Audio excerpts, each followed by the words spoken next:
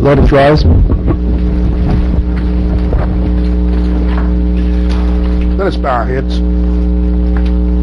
Lord, we thank you for bringing us to this appointed place. We thank you for our county and all of the blessings you continue to give to us. We pray for your continued blessings of wisdom and guidance. We pray also that you keep us with the mind set to always do what is right and fair. What is in your name we pray. Amen. Amen. Pledge. I pledge allegiance to the flag of the United States of America and to the republic for which it stands, one nation, under God, indivisible, with liberty and justice for all. Thank you.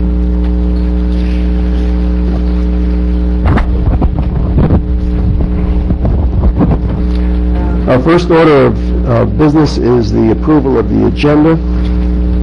Are there any additions? Chairman, staff recommends a request for either pulling of item number 9 from consent at the appropriate time. Thank you. There's a request from the staff to pull item number 9 from the consent agenda. Mr. Chairman, I request to pull item 24 under my county attorney items. I'll be bringing that back at a later date. Additionally, under county attorney, I have a statement from Commissioner Stewart to read. Commissioner Stewart is out of the country in the Galapagos Islands for this meeting. He's not here and has asked me to read it. Additionally, he has asked for its consideration to defer items 21B and C until he can, till the next meeting when he'll be back. Thank you. Item 24 is being requested to be pulled by the county attorney, and there's also going to be a reading of a statement from Commissioner Stewart, who is absent, and also there was the additional request concerning item 21B and C.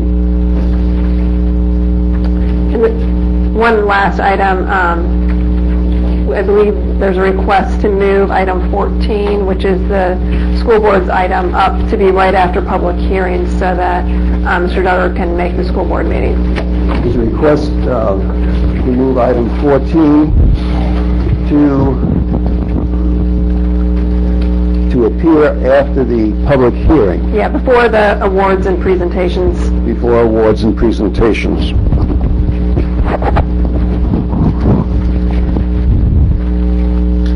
I am also going to ask that items 10 and 7 be pulled from the consent agenda.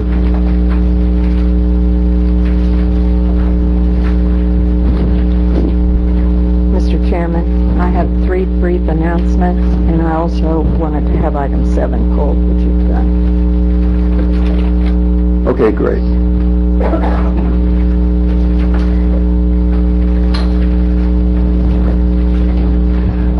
One discussion item later tonight. I don't know if we need to note it, but yeah. Commissioner Brock notes that he'll be bringing an item to the discussion at the end of the meeting, and Commissioner Arts similarly has items of discussion.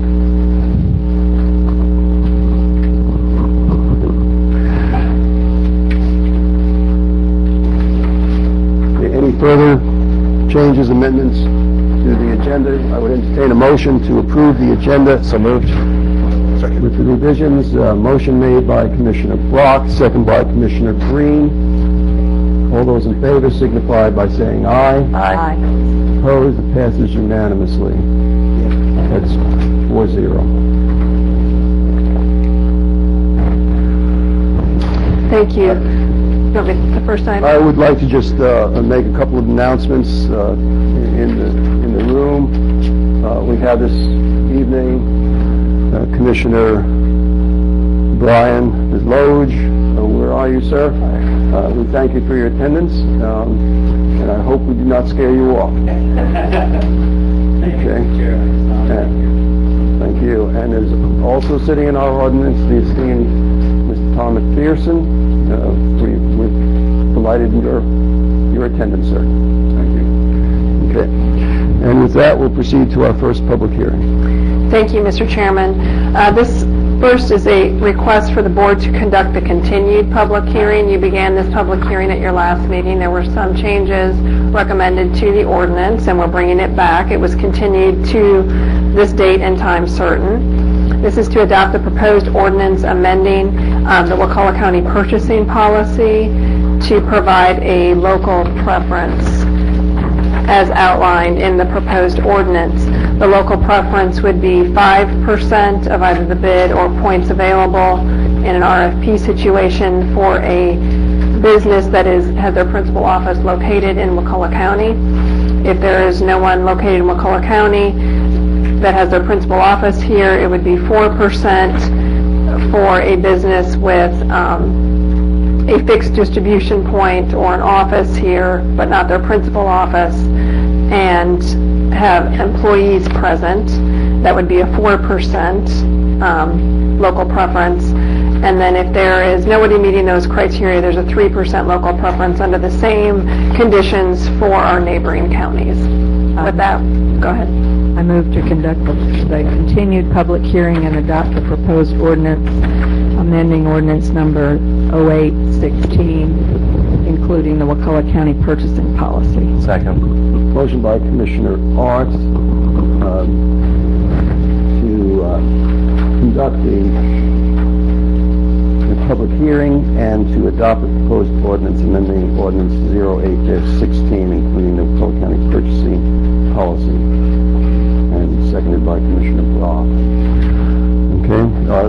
So I'd like to mention to the folks in the audience, if you would like to speak on this or other agenda items, please remember to fill out a speaker's card to my right. Ms. Welch has those cards, and you will be given 3 minutes to speak to the issue. We ask that you try to accommodate those rules. Are there any citizens to speak on this issue? There are none. Any further board discussion? Just that I think it's much improved. I like the stepped approach. I think it's easier to read and understand, so thank you. And I'd like to thank Commissioner Arts for making those improvements, or advocating those improvements, and I think they really improved the ordinance and its intent. Okay? No further discussion. We'll proceed to call the motion. All those in favor signify by saying aye. Aye. Aye. Opposed? It passes 4-0. Item 14.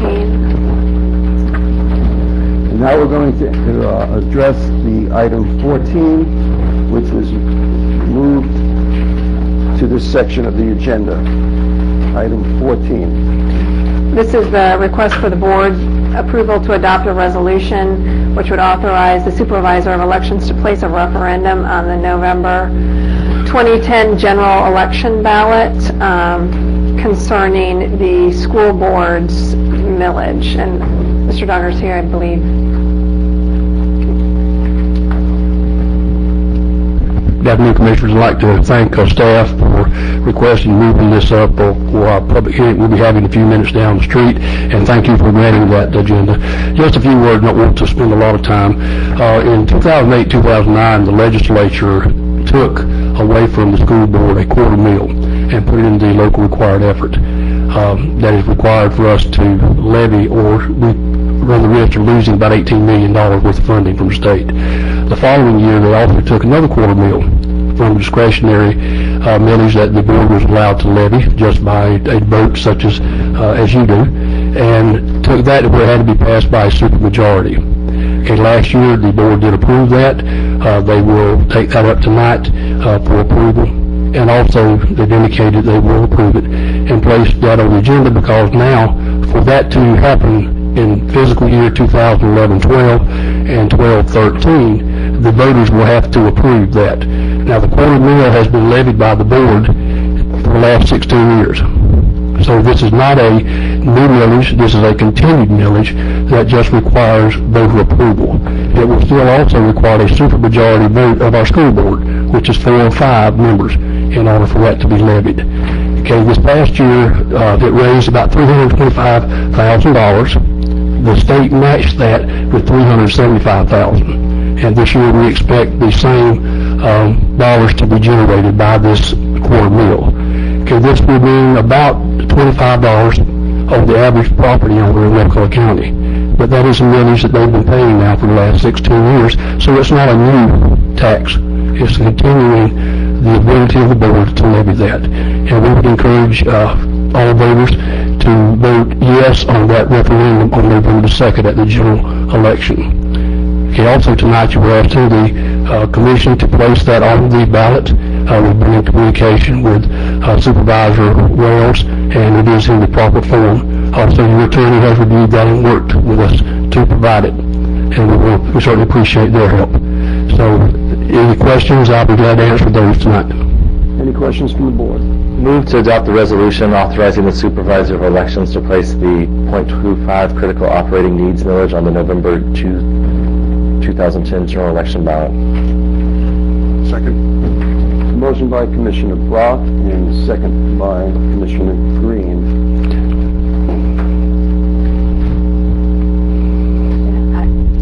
I think it's good that you emphasize that this is continuing a tax people have already been paying, but I know we're getting a lot of pressure to reduce millage rates, so I just encourage you, the school board, to also do everything you can to, contain costs.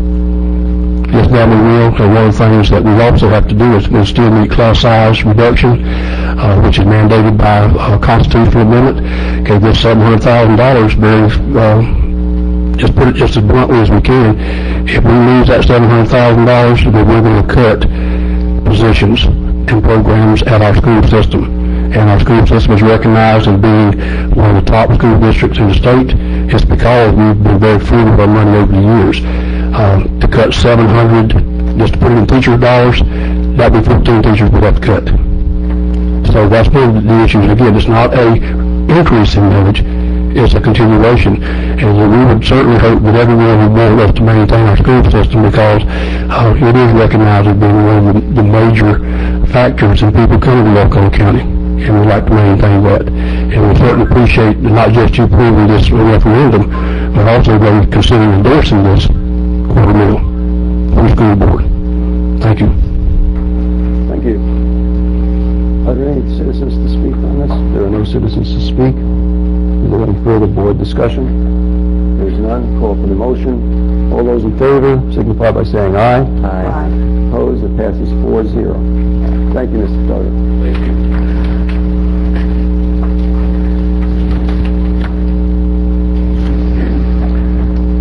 We're now going to enter the section of the meeting dealing with awards and presentations. Our first is from Emergency Management, Mr. Scott Nelson. Good afternoon, Chairman, Commissioners. Hopefully this may be the last briefing. As you can see, I've only got 2 slides. The first slide is our last briefing dated July 19th. There was a considerable amount of oil that was right at the point that they capped the Deepwater Horizon well. Next slide shows you where we were at yesterday. 136 miles from Panama City, but that is a light sheen. Basically, the cap is maintains its integrity for the couple of weeks now. As we move forward, hopefully tonight or in the morning, they will be putting a permanent cap on the well and rendering it, fixing the well permanently. But as we move forward, last Thursday, the state began statewide removing boom from the water. It's being moved, taken to Gulf County, cleaned and prepared for redeployment if necessary, but there's no indication that we will need to redeploy boom for the current amount of product we're seeing. So we've not been impacted locally directly by sheen or by oil or tar balls. The closest impact was tar balls in Gulf County and then further on in Bay and as you move westward. So this is good news for the county.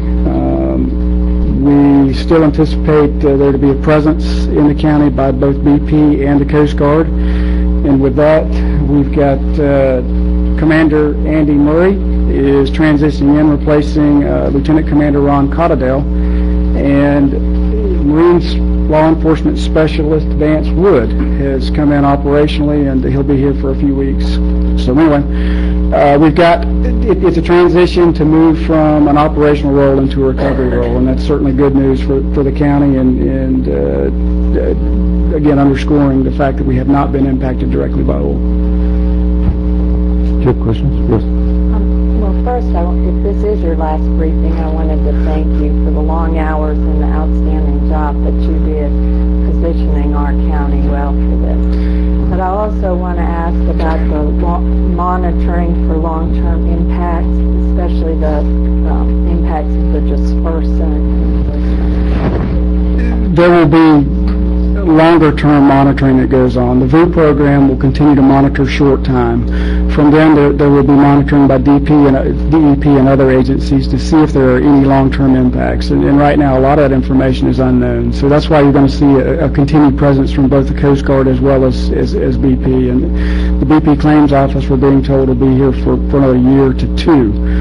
And again, those impacts are not well understood and well known, and certainly they will likely not be as devastating here as they have been closer to the well site, but many unknowns with what some of the cleanup efforts have caused. And one of the reasons we wanted boom out was because there's a potential risk there as well from anchor drag and those kind of things. So we certainly are told that DEP will hold BP responsible even for damage to the environment here with any anchor drag that occurred. So that's going to be a long process. It's going to involve more the state and federal agencies than the locals, but we'll certainly have a piece in it. So thank you. Further comments?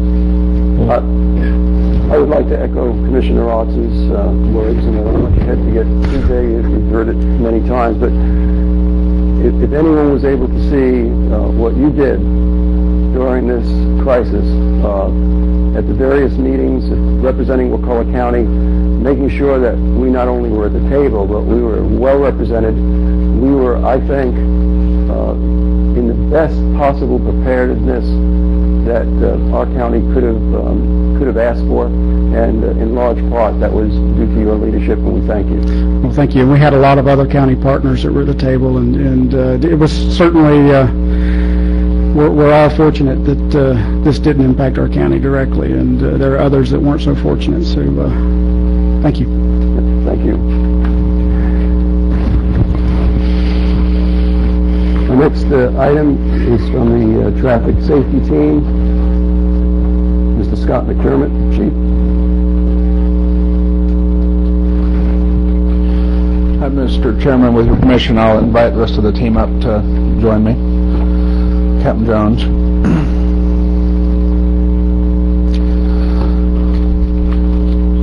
This is a presentation that's being done by our county's community traffic safety team. Captain Jones is the chairman of our committee, and we'd like to invite the rest of the members of the committee and Sergeant Helms to come join us.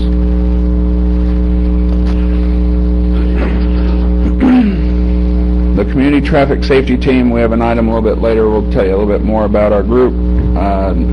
Sergeant Helms has been an outstanding member of our group, and the team got together and chose to award Sergeant Helms with our Member of the Year award. On behalf of the CTS team, I'd like to present Sergeant Mike Helms with this certificate of appreciation.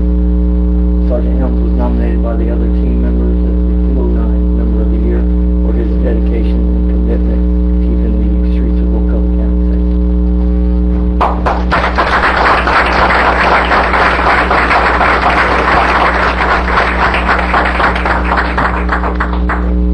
Thank you very much.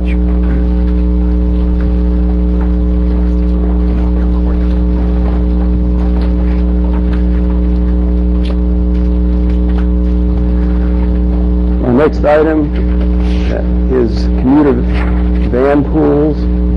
Mr. Tom McPherson and Jeff Horton, Commuter Services of North Florida. Mr. Chairman, distinguished commissioners, I appreciate the opportunity to appear before you this evening.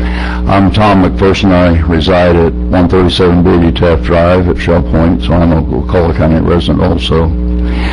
But I'm here as a chairman of Commuter Services in North Florida, and it's an organization that represents Wakulla County and the 8 surrounding counties around Leon County. We promote teleworking, van pooling, bicycling, alternate means of transportation. And the reason we're here this evening is Commissioner Arts had heard of our activities and invited us here for an informational-only briefing with Mr. Horton, the staff director, who will conduct after my very brief remarks. We've been in existence for about 14 years. We're funded by Florida DOT. We're housed at FSU with a staff of 5. And we've been fairly successful in promoting telecommuting and van pooling and carpooling.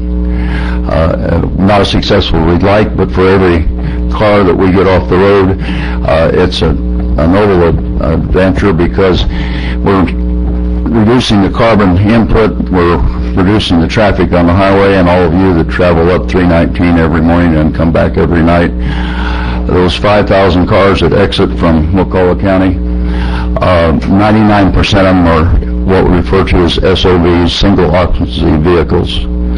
And we think that we have a plan that will allow a number of residents to join in van pooling. We're not here asking for any money, just for information only.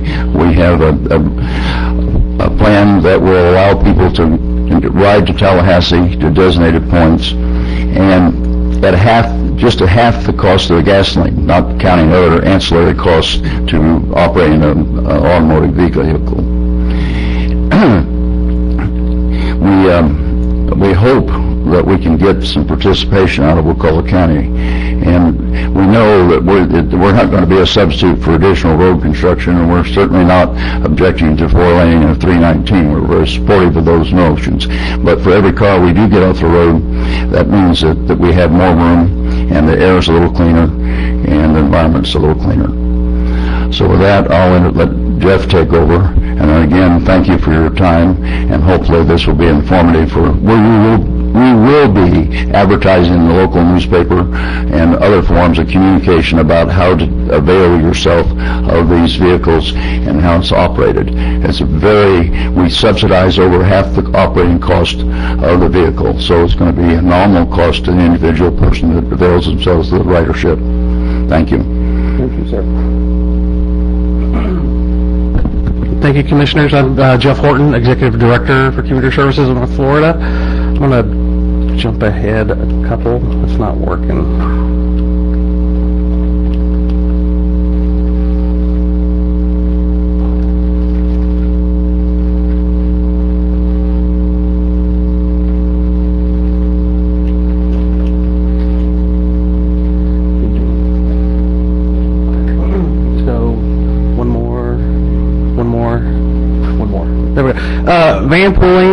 Van pooling basics for commuter groups in and around our region. It's a low-cost option for commuting groups of between 7 and 14 individuals. Right now there are approximately 15 commuter van pools that operate throughout this region. It is most appropriate for long-distance commutes, and we're looking at a 20-plus mile threshold for commuter van pools to be really successful. They are financially self-supporting. That's one thing that's critical about this, and Tom mentioned that we're not looking for any type of infusion of money in this situation because most commuter van pools are financially self-sufficient, and they typically take numerous forms. What we're going to talk about specifically, next, are public and private leases, which is typically the model that's used throughout the country and throughout the state of Florida, and that means vehicles that are leased through a private company. Sometimes they're leased through a public transit system, a commuter assistance agency like ourselves, and The options are somewhat limited. If you go to the next slide, Jessica.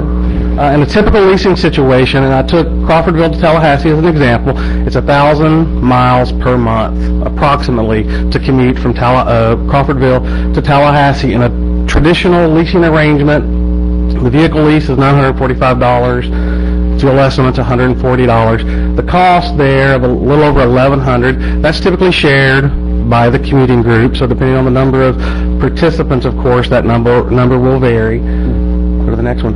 Through this Rural Van Pool Subsidy Program, Florida Department of Transportation took some ARA funds and through an agreement with VPSI, which is Van Pool Services Incorporated, they're a national van pool leasing company, entered into an agreement to reduce the leasing cost by 60%.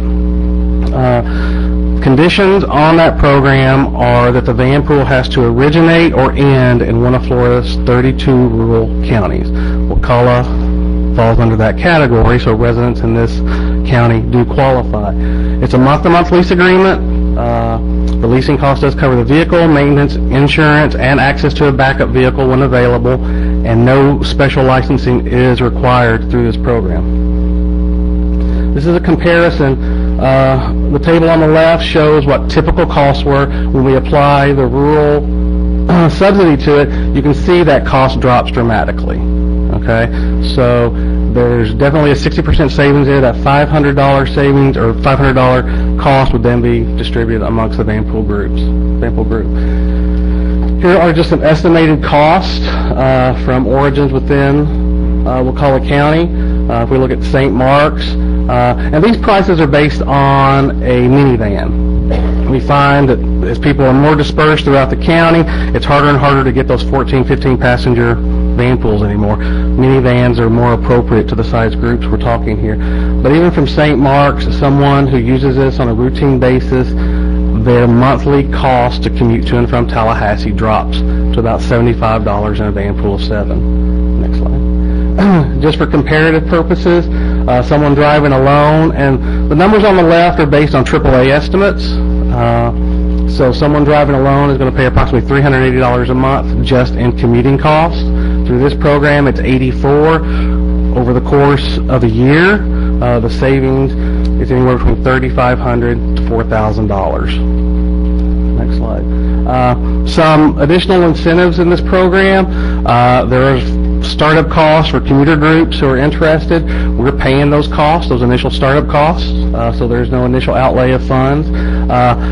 Mr. McPherson mentioned our Guaranteed Ride Home program. The Guaranteed Ride Home program is set up so that if you use a commute alternative such as carpooling or van pooling, which is what we're talking about in Wakulla County, in Tallahassee it involves transit, biking, and walking at least 3 days per week. You register through this program. If for some reason a child gets sick, there's a medical emergency, a family emergency, you have to get home, we will actually pay for a taxi cab to take you home and we'll pay the cost. So it's a little insurance. For state of Florida employees participating in this program, they would actually qualify for preferential parking at their work site. And there is a small allowance for personal mileage for individuals who agree to drive these vehicles.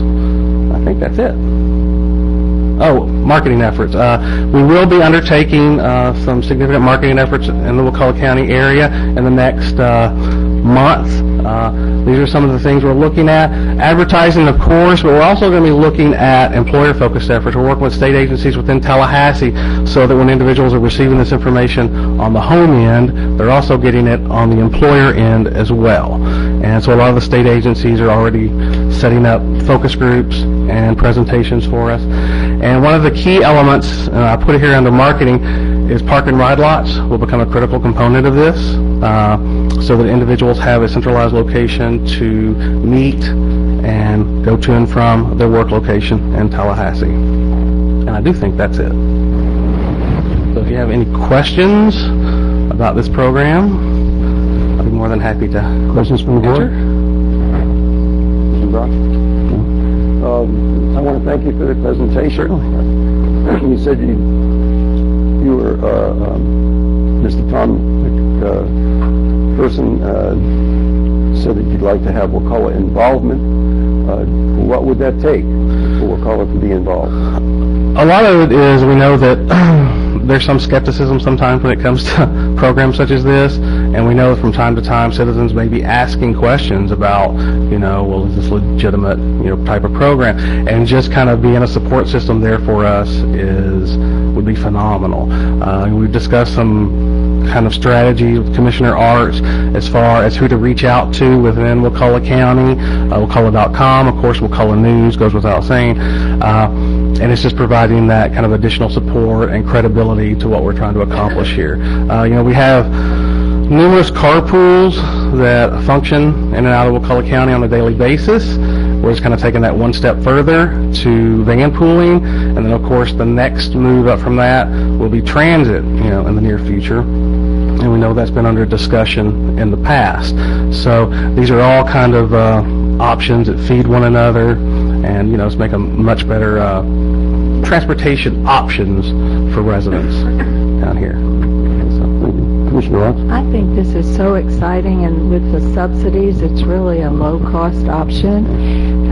So I hope we can put something on the county website about this. And for everybody who's here or listening, if you're commuting to Tallahassee and you can get 5, 6, 7 co-workers to share a van with you, you can even just try it for a month for free. Right. I just think it's wonderful, so everybody needs to make sure that the word gets out, and you can call, for more information, you can call 1-888-454-RIDE, or go online at www.commuterservices.org. Thank you. You're welcome. You can follow us on Facebook, too. I just have to throw that out there. So thank you, Commissioner. Thank you. And, appreciate it. Interesting, the name Tom McPherson is familiar to a lot of people, and the environmental activities stemming back and then culminating with an effort to save our manatees. But here we're in another area of, again, with the environment. Although it's nice to save $3,000 some odd dollars a month, a year rather, that's money that doesn't have to go into your fuel tank, but it also reduces the pollution, and we thank you for your efforts. We're now going to ask Ms. Bonnie Holub to announce an update regarding the BoCc's contribution to Wakulla County regarding the oil spill disaster. Thank you, Commissioners. Bonnie Holub, and I'm here tonight in the role of the Director of the Tallahassee Community College Wakulla Center. First of all, I'd like to thank each of the Commissioners and staff for what you do for Wakulla County. You are appreciated. Maybe not by all the people all the time, not the same people all the time, but each of you is appreciated. Thank you. What I'd like to announce tonight, really, if those of you have not heard it before, is that Tallahassee Community College Board of Trustees earmarked $50,000 for the benefit of the residents of Wakulla County to help mitigate the effects of the oil spill on our economy and on our workforce. And for those that you don't know, we have 2 members on the Board of Trustees at TCC, Allison DeFore and Frank Messersmith. So TCC is dedicated to Wakulla County, or has a great interest in Wakulla County, or benefits us, wants to benefit us. We were given this money's been earmarked, and then to decide what to do with it, we had a listening meeting at the TCC Wakulla Center, because short of handing people cash, what do you do with a quantity of money to serve a broad range of people? And so it wasn't easy just to come up with how to spend that for the most benefit. So what we did, we had a listening meeting, and there were several interest at the meeting, hopefully across the board for Wakulla County. We had the Fishermen's Association represented, tourism, local businesses, environmental interests, Workforce Plus, the Board of Education, the school district, and we just brainstormed what would help the residents through this money. Well, then, after we brainstorm, a group of TCC Workforce Development Team got together, filtered through the ideas, because some of the ideas were not within the mission of the TCC Wakulla Center.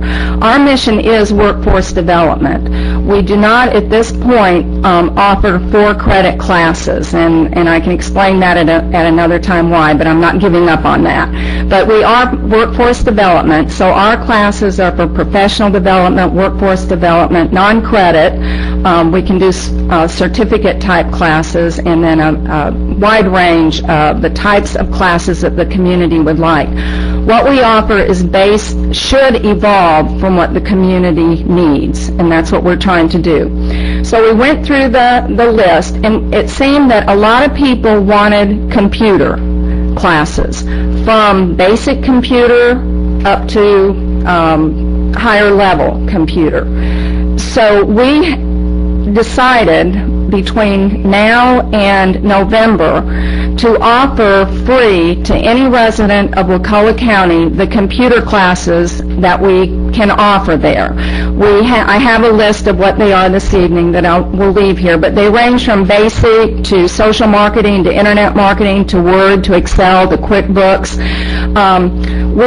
When we were trying to decide who is affected by the oil spill in our county, really, in our small community, everyone's affected in some way. It all ripples back to all of us. So there is no way we could deny access to these free classes to any resident in this county. So we are offering that. We are offering solar thermal, a course on solar thermal installation on how to get your hot water through solar panels. We are going to offer the Ambassador Program, customer service. We are offering scholarships for the Green Guide Program. For those of you who are familiar with that, if you're not, call the office and we'll explain it to you. We met with school district administrators the other day. We will put money and time into GED classes if needed in this community, because what we want to make sure anyone in this community that would like to achieve a GED that has not been able to, that they can do it at no cost. And we met with school representatives the other day, and that can happen. We are also trying to work on a career center that would be housed at the adult education facility in this county, so people can go and get tested, and we're just working on that, but we're hoping to get that set up. We started the classes last week. They will run through November. We will advertise them in the paper. We will adjust according to what the community needs. I didn't want to advertise. I've got them planned out through November, but I only am putting it in stone for a month at a time, because if we don't get response on some of the classes, then we need to offer something else. And I would like to ask the community to call the office if you have ideas of what might be helpful for us to offer there free to our residents. We want to provide to the community what the community needs to make sure everyone in our community has an opportunity to be successful in the workforce. And if you have any questions, I'd be glad to try and answer them. Or with that, I'm finished. Commissioner Otts? I think it's wonderful that TCC is doing this. I guess one question is, everything's offered at your center? There's not going to be like outreach to Panacea or any way to bring people in who might be having... I won't say no to that. I mean, I am open to try to do what the community needs. I know, like the customer service, the Ambassador Program, I will take that to businesses rather than having them have to be there in the center if they want their workforce trained on site or something. So I'm open to that. It just, we'll go as far as we can with it, and hopefully we can achieve what's needed. Anything else? Thank you very much. You're welcome. And I will leave this initial schedule of classes somewhere. Jessica, Okay. thank you very much. Wonderful.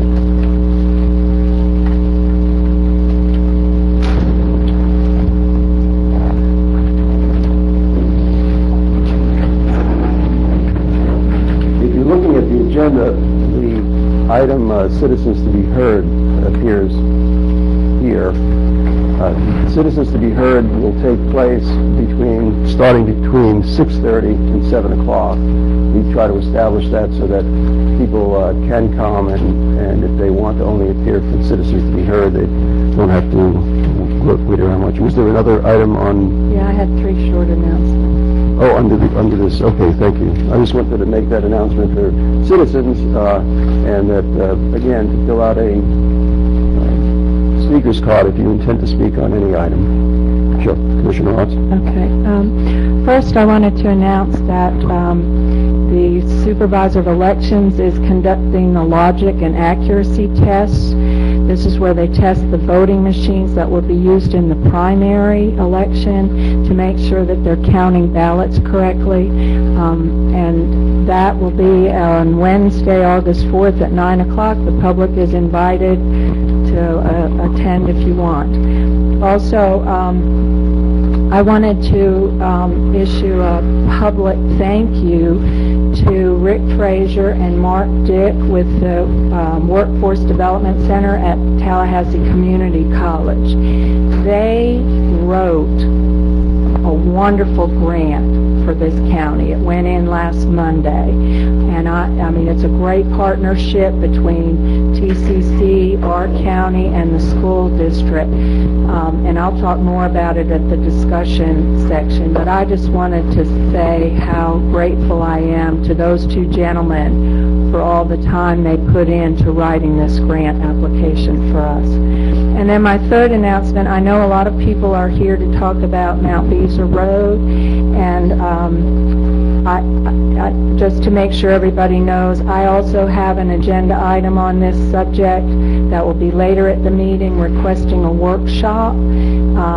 And there is a handout with some information about what's been going on and the proposal for the workshop. So you have basically you can have up to 3 opportunities to speak. You can speak during citizens to be heard between 6:30 and 7 if you want. You can speak on the workshop item later this evening, and or you can come to the public workshop if this board approves having one, which they do usually as courtesies to other commissioners. So anyway, I just wanted to let everybody know that, and Jessica or out in the lobby are copies of that agenda item. Thank you. Thank you. We're on to the consent agenda at this time. We had 3 items that were requested to be pulled, 7, 9, and 10. I'd entertain a motion to approve the consent agenda minus those 3 items. So moved. Motion by Commissioner Brock. Second. Second by Commissioner Green. All those in favor signify by saying aye. Aye. It passes 4-0.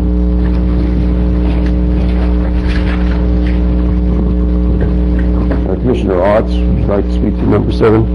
Just that I need to recuse myself for a possible conflict of interest on this. My family owns property on Dog Island, which is the beneficiary of this donation. So. Okay. And you've taken the opportunity to fill out the appropriate form. Thank you, Commissioner Arts. My reason for pulling it was different from yours. Actually, I had my question answered this afternoon, but this is a piece of equipment that was originally intended to go on the bidding list of surplus equipment for the county. It was determined that it was requested by the special taxing district that they received that piece of equipment. It was estimated that that piece of equipment may have brought in $200 to $300 on on the market as far as the bidding. We don't know that for sure, but this is going to be, if the board so approves, transferred to the special taxing district in Dog Island. Okay. Any speakers to speak to this issue? There are none. Call for the motion. No further discussion. Call for the motion. All those in favor? We don't have a motion. I don't think there's actually been a motion. So I'm sorry, Commissioner Otts, I would assume that's not a motion on your part. I'll move to approve to waive Section 13.2 of the purchasing policy and approve the donated W.E. Grace Earth Compactor to the Dog Island Conservation District. Okay, great. And the only other person that can make a second is Commissioner Green. Thank you, Commissioner Green. And with that, we can now take a vote. All those in favor signify by saying aye. Aye. Aye. So it passes 3-0. With one abstention.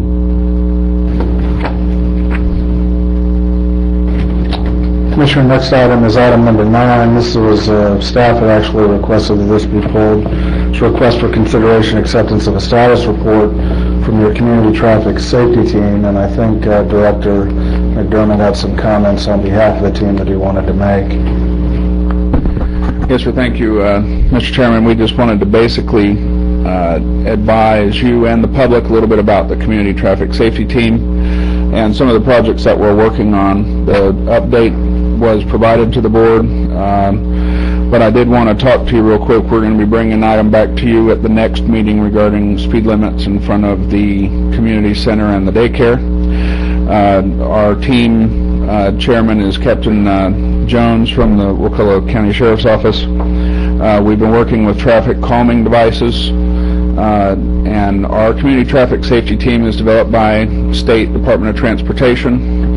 Each county has a community traffic safety team that's developed within the DOT region. The members on the team include Mr. Pell, Brent Pell from Public Works, Greg Taylor from and Stan Rudd from the Florida Department of Transportation, Billy Jones with the Sheriff's Department, Keith Backmar from the Sheriff's Department as well, Scott Nelson, Trooper from FHP, Brian, Jeff Britton from Preble Wish, myself, Marge, Kenner, who I'm going to ask to come up and talk real quick about a project that's going on in Panacea, Commissioner Stewart, and Marge Law.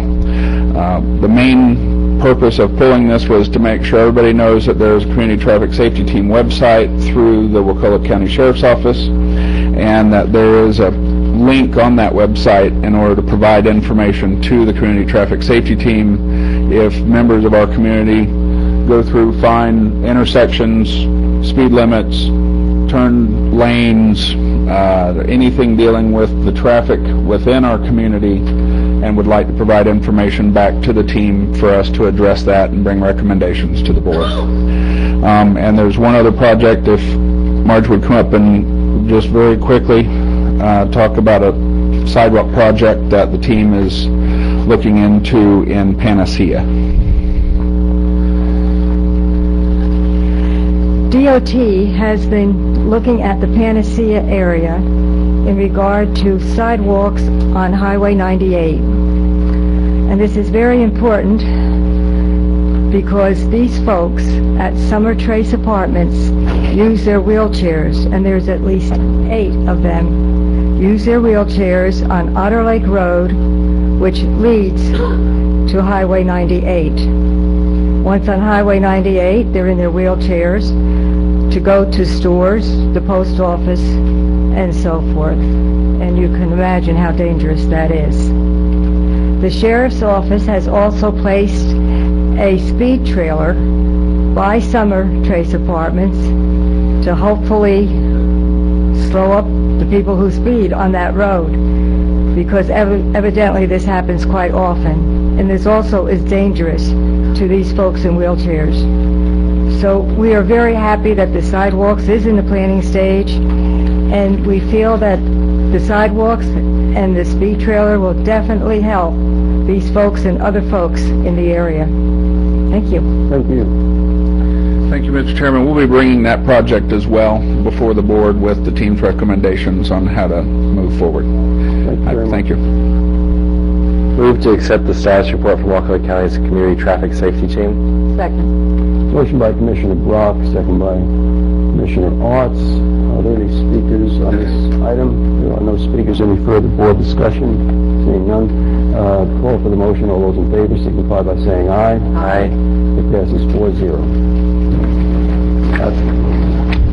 Item 10 is an item that asks to set two public hearing dates on the tentative and final budget adoption millage rate, September 7th, 2010, September 20th, 2010. I just pulled this item to just call board's attention to the tentative budget. If you've looked it over, as described by the cover letter, does not include the use of furloughs, and the rebalancing, for the most part, is done by an additional reserve fund. And so in our effort to tighten our belts, we again are pointing to reserves, and just wanted to call the board's attention to that. So are there any speakers to speak on this issue? Hearing none. We have a motion to approve this item.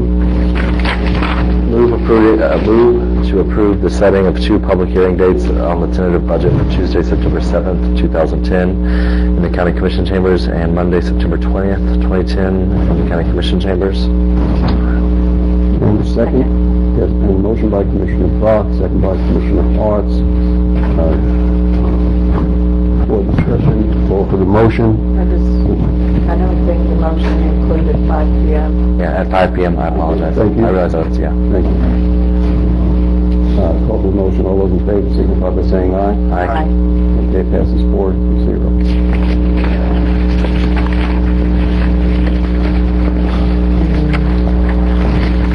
We're now into planning and zoning.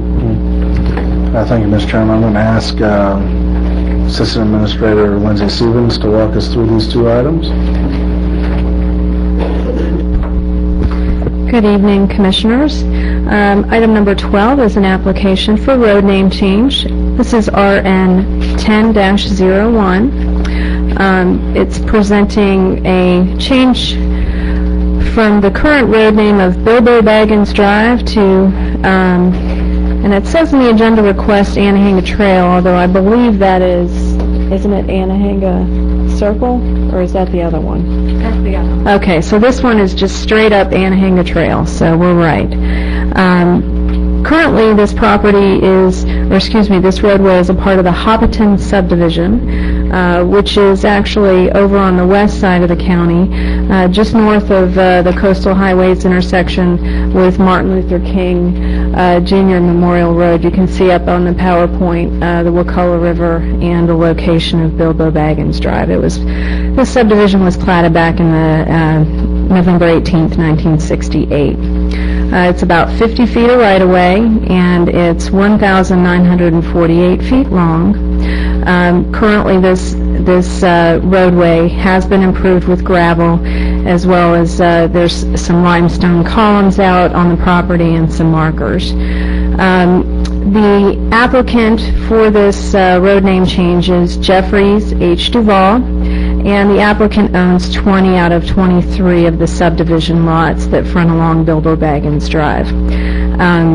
The applicant has noted that this is part of the road name change request, that this road name is a popular book and movie character, and that this road sign frequently is stolen, and therefore that's the purpose of the road name change request this evening.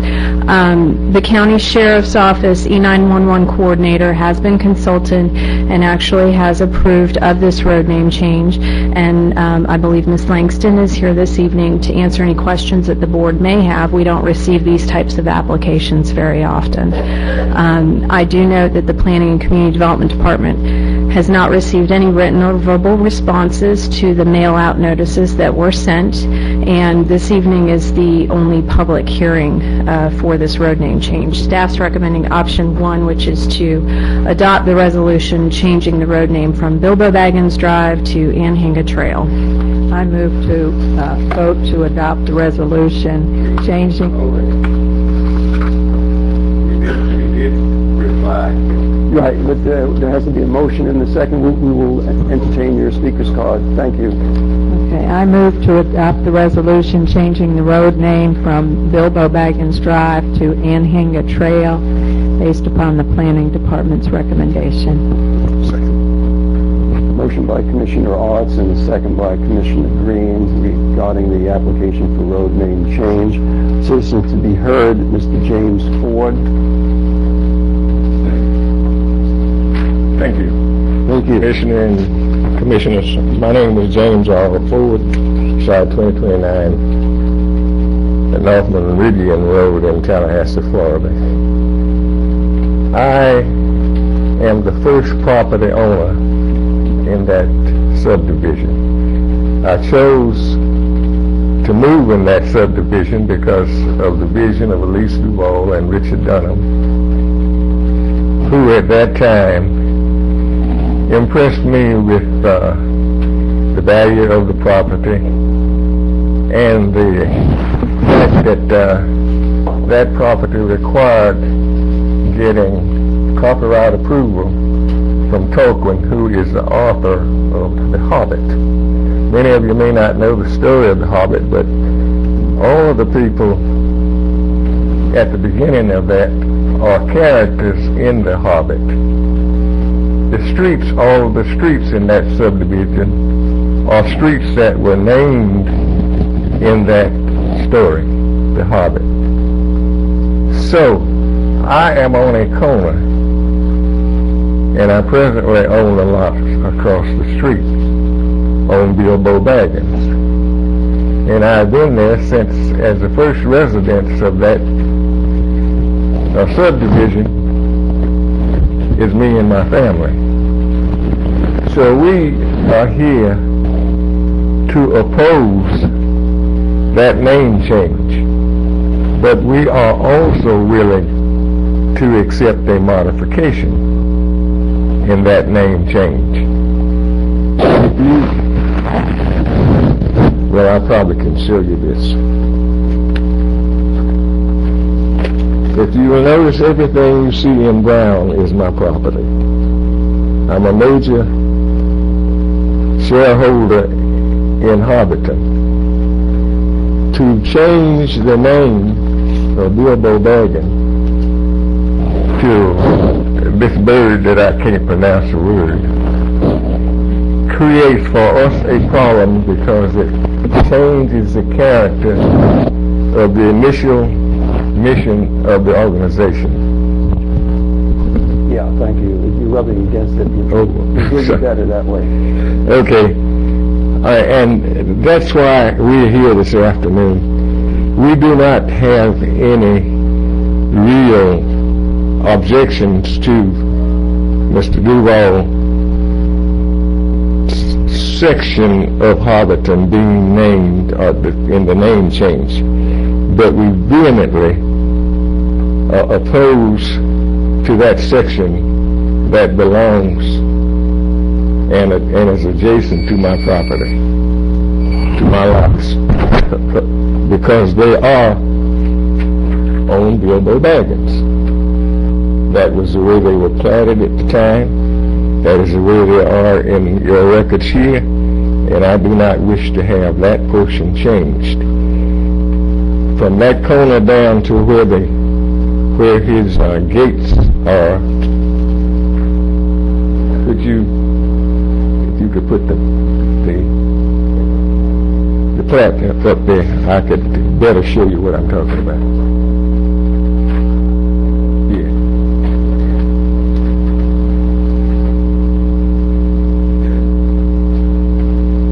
So right here, back to there. not being changed. From here to here, we will compromise on. Where's and then you own the lots along the other road, West March Road? Lots 11, but you can't see. Lots 11 and 12A. Lots 11 and 12A. And the lot 1B. This is big.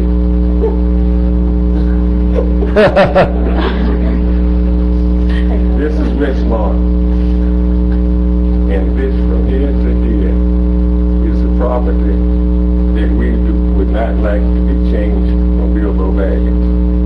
From here, we will, while we are in opposition to it because it changes the character of the neighborhood, we will be willing to accept that compromise, and I hope the board would consider that.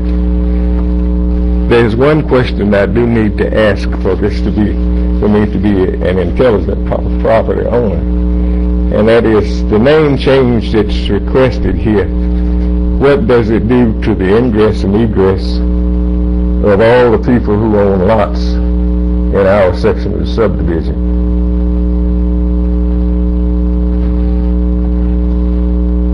These are things that have never been answered.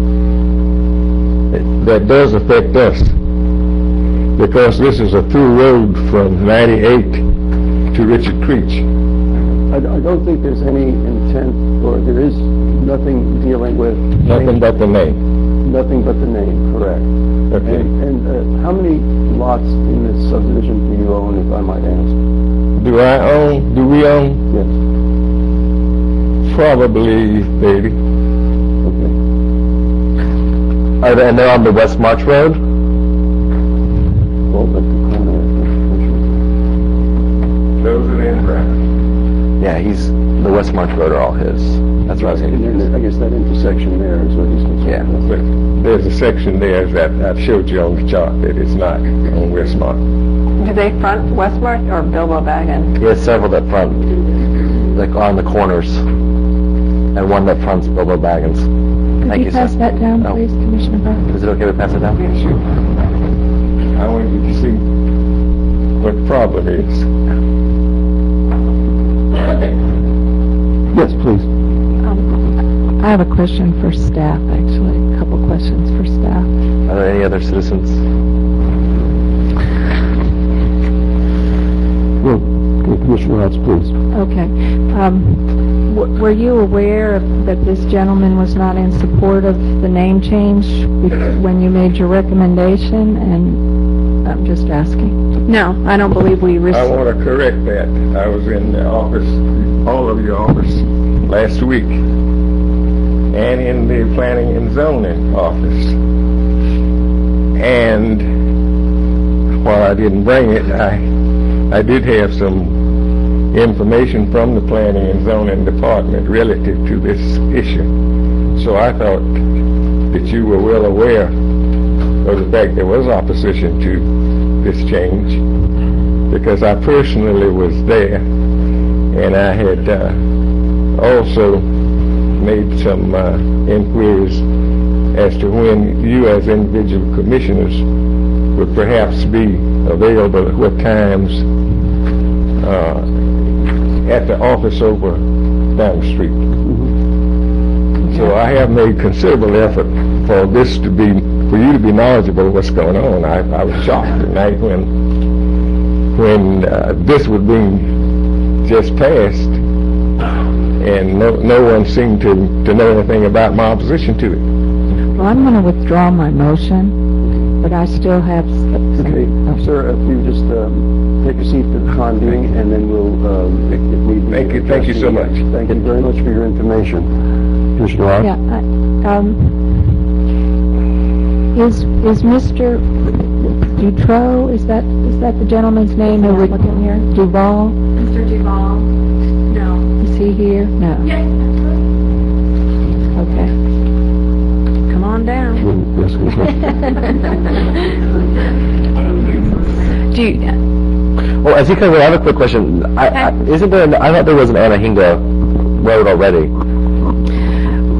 we have one in a different part of the county. It's a different name. Right. Where is it? I heard you say Anahinga. Where's Anahinga Circle? It's up on the, it's north, up 319. Okay. Okay. And it's Pond, right? Anahinga Pond? Correct. And E911, you're not necessarily disqualified, my understanding, and again, Ms. Langston is, the reviewing entity, if you will, for our road names in the county to make sure that you don't have confusing names. Of course, when somebody calls 911, you want to make sure you're going to the right Anahinga. Is it Circle? Is it Boulevard? What is it? They want to make sure it's clear enough so they're not sending, Sheriff's Department or emergency out to the wrong place. And so before this item has moved before the board, we have received E911 approval.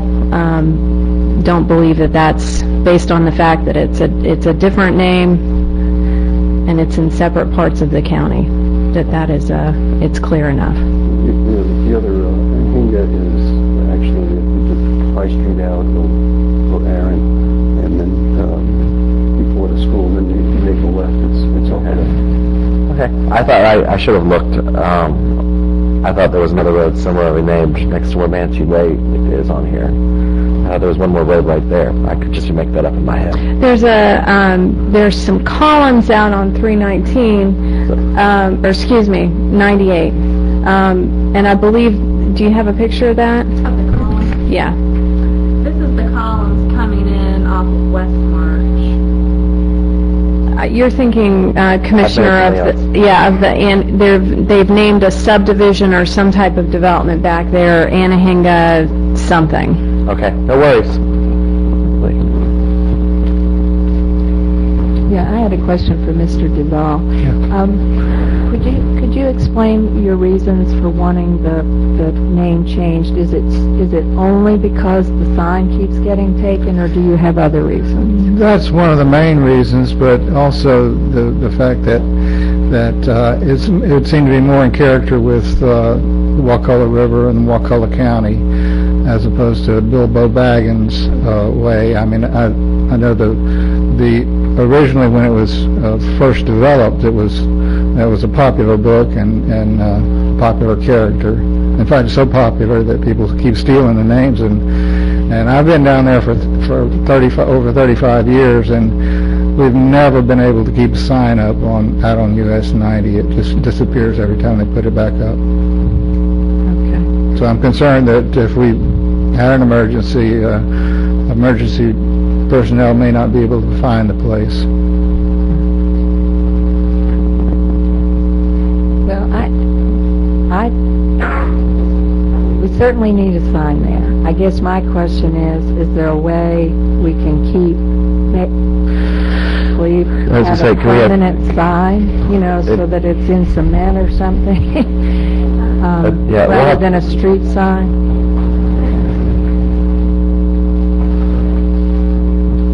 Thank you, sir.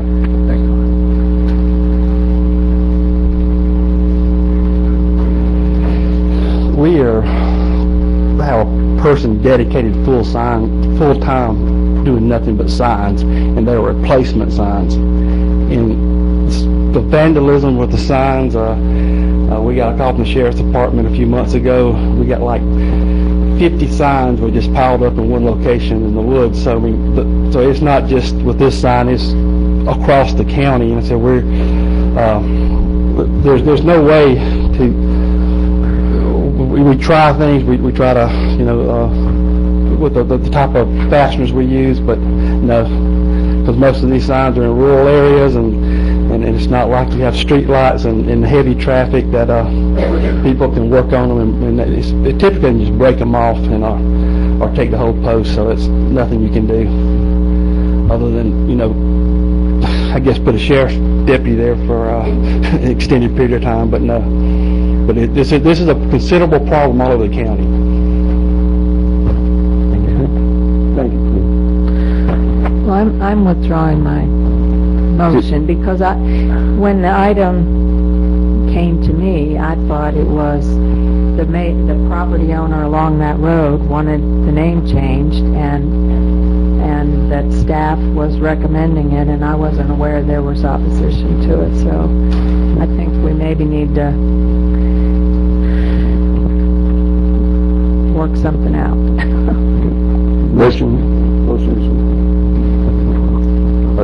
I was going to have another question for the gentleman who spoke first. I didn't catch his name. Mr. Duval. No, second, the first gentleman. The first person is Mr. Ford. Mr. Ford, you said that...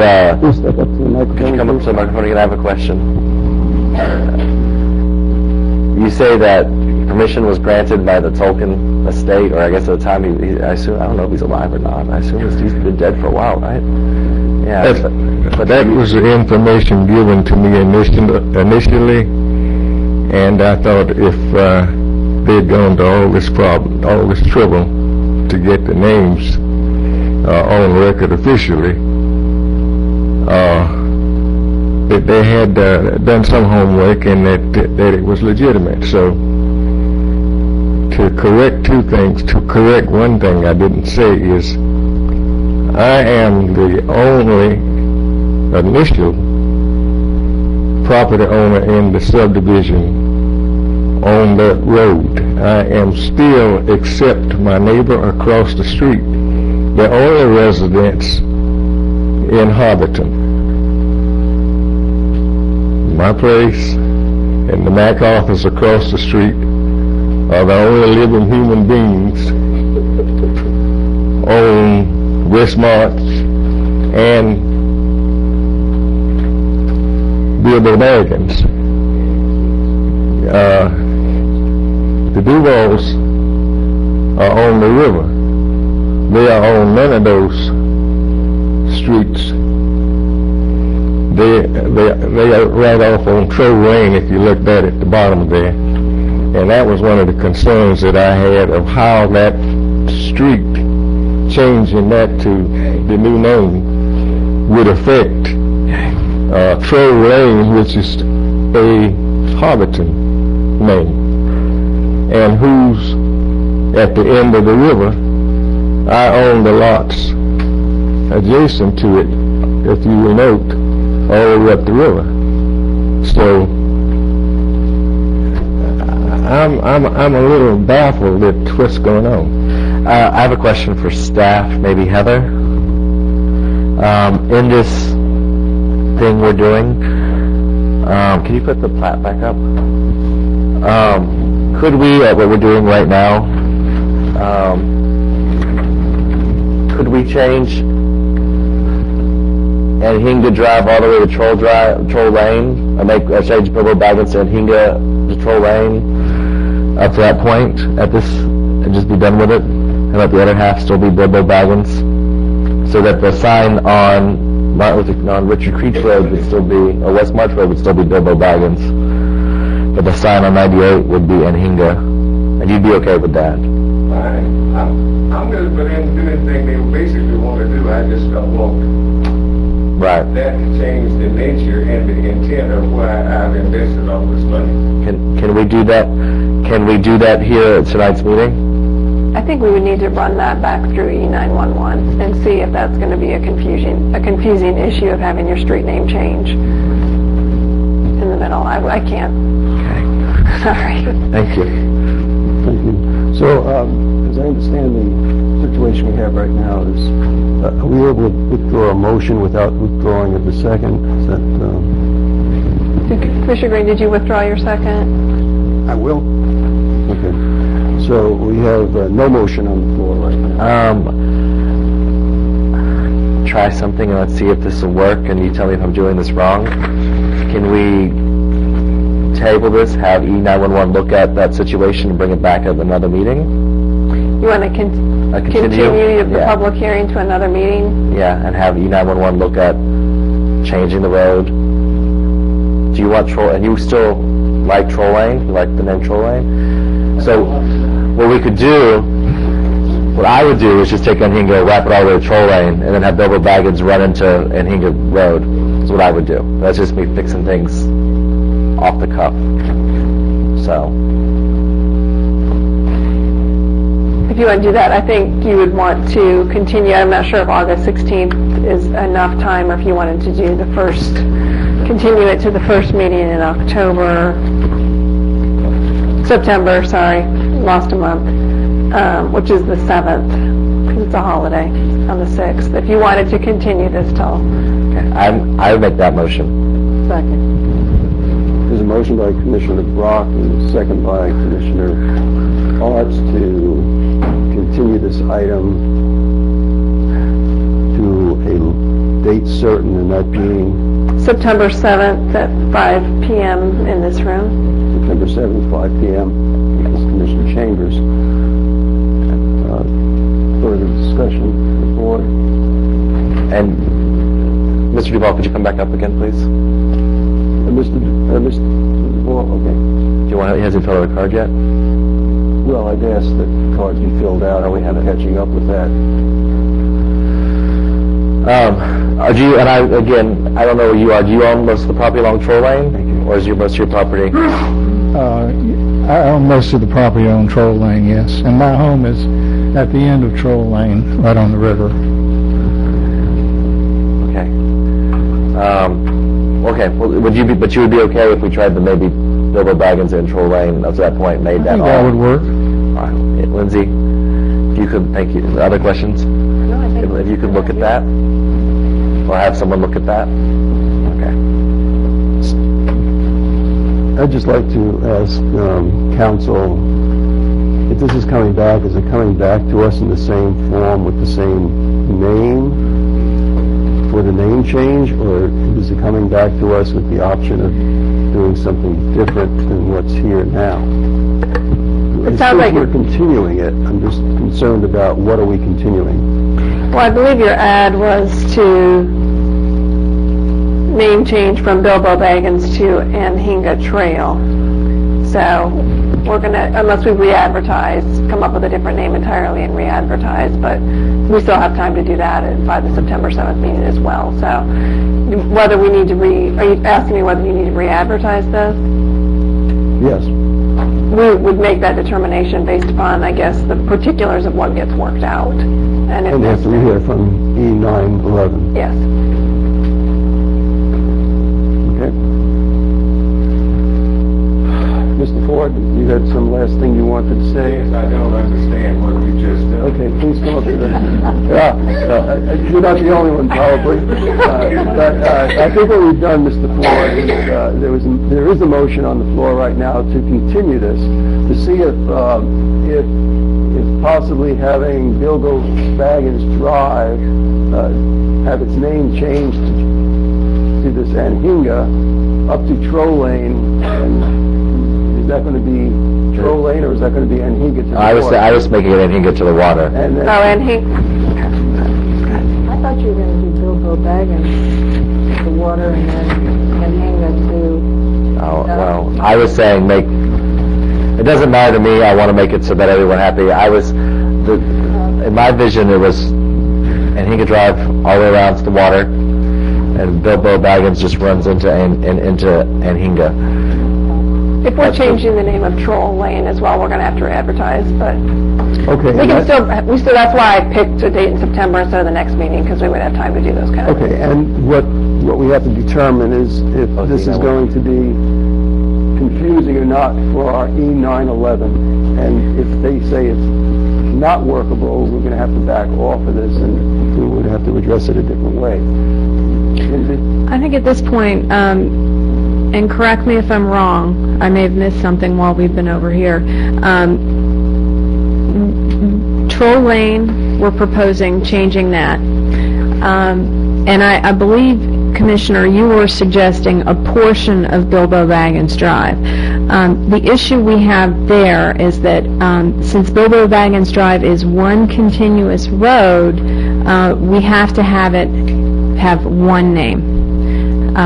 It would it would be too confusing to change it, to change Bilbo Baggins Drive from 98 to what is now called Troll Lane, and then allow it to remain Bilbo Baggins from that point forward up to West March. So we would either need to change the entire length of Bilbo Baggins Drive to a different name or keep it the same. Okay, and what I'm hearing from Mr. Ford, he is opposed to that last section of Bilbo Baggins being changed. If we're causing this much confusion right now with propositions, think about what this is going to mean with anyone responding to this road. So I don't really know what we're continuing here. Yeah, that's the situation. So what I foresaw that, which is why I was saying if you could make Anhinga to Troll, we can't. Okay, never mind. Now I was trying to make it one road. we can change Troll. Well, I was trying to make. And the other issue, Commissioner Brock, I think that we're hearing from staff is that this is not an issue that concerns itself just with the disappearance of signs at that one intersection, but this is a county-wide issue. We have all of these signs being taken. Okay. This is not, this is not necessarily changing the name is going to solve the taking of the sign. So, but there is a motion and a second to continue. Would you like to speak on 911, E911? Yes, I'm Pam Langston, the 911 coordinator. When this was first proposed to me, or requested of me, Mr. Duvall was going to change both Bilbo Baggins and the Troll. And I asked him at that time, was anybody living and on those roads that it would affect their addresses? Because people who've already had their addresses established don't like to have to change their address unless it's, no other way around it.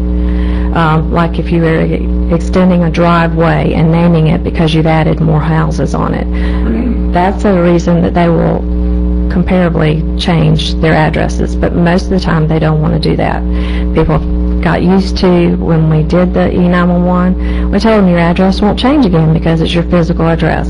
So it does cause problems when you change the road name. As I said, Mr. Duvall first sent this to me as changing Troll and Bilbo Baggins. Now, it was more because of the development that he had bought the property through there, and that he wanted to change the road names to fit more of what the development was going to be, or the Anhinga and the river. The road signs being stolen, that's a problem we have throughout the whole county. And way back when we transferred the road signs over to the Road and Bridge Department from my office, we did a study, and there are many roads that are stolen more often than the Bilbo Baggins. Love Street, High Drive, and several others, just to name off the top of my head. The road names that were proposed to me in the beginning, out of a long list that he did give me, there were 4 that I gave approval for, and later he came back and said that if it was okay, he would like to go with the Anhinga if he kept it separate. I said, if you make it totally different from the Anhinga Pond, then that would be okay, but I had apprehension about it. And then it became just the Bilbo Baggins that he wanted to change and not the Troll. And looking at the plat now, I see that the Troll is more of where his property is instead of the Bilbo Baggins.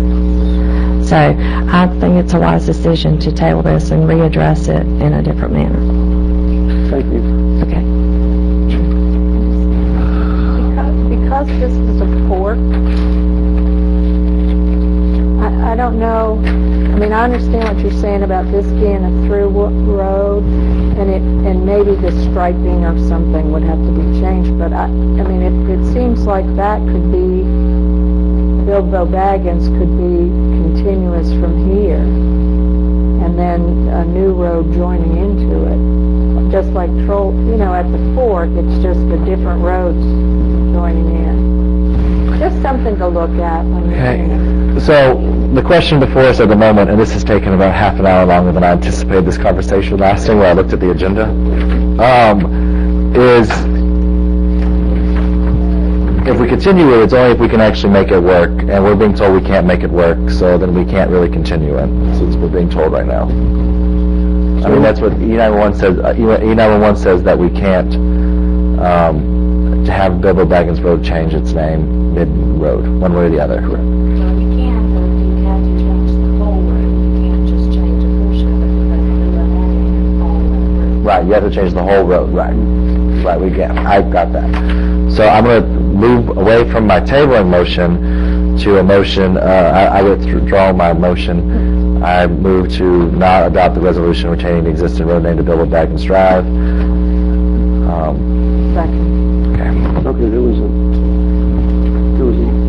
was there a second to your motion? I think Lynn was the original second. Okay, so you withdraw the second, okay, and so now we're clear, and then there's the new motion to... Not approve the name change. Vote not to approve the name change. Any further board discussion? And nerds everywhere can unite. Okay, here, call for the motion. All those in favor of not adopting the resolution retaining the existing road name of Bilbo Baggins Drive,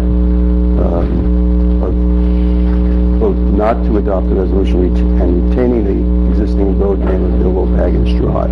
All those in favor signify by saying aye. Aye. It passes 4-0. Okay, Commissioners, item 13 is an application for change of zoning. It's R10-03. Christopher Heron is the owner of the property, and actually Wakulla County is the agent. The Commission will remember they've heard this item back on June 7th, 2010. The Board voted unanimously to allow this family to place a home on the subject property pending a change of zoning application to return the easternmost 2 acres of the original, of the property to the original ag zoning.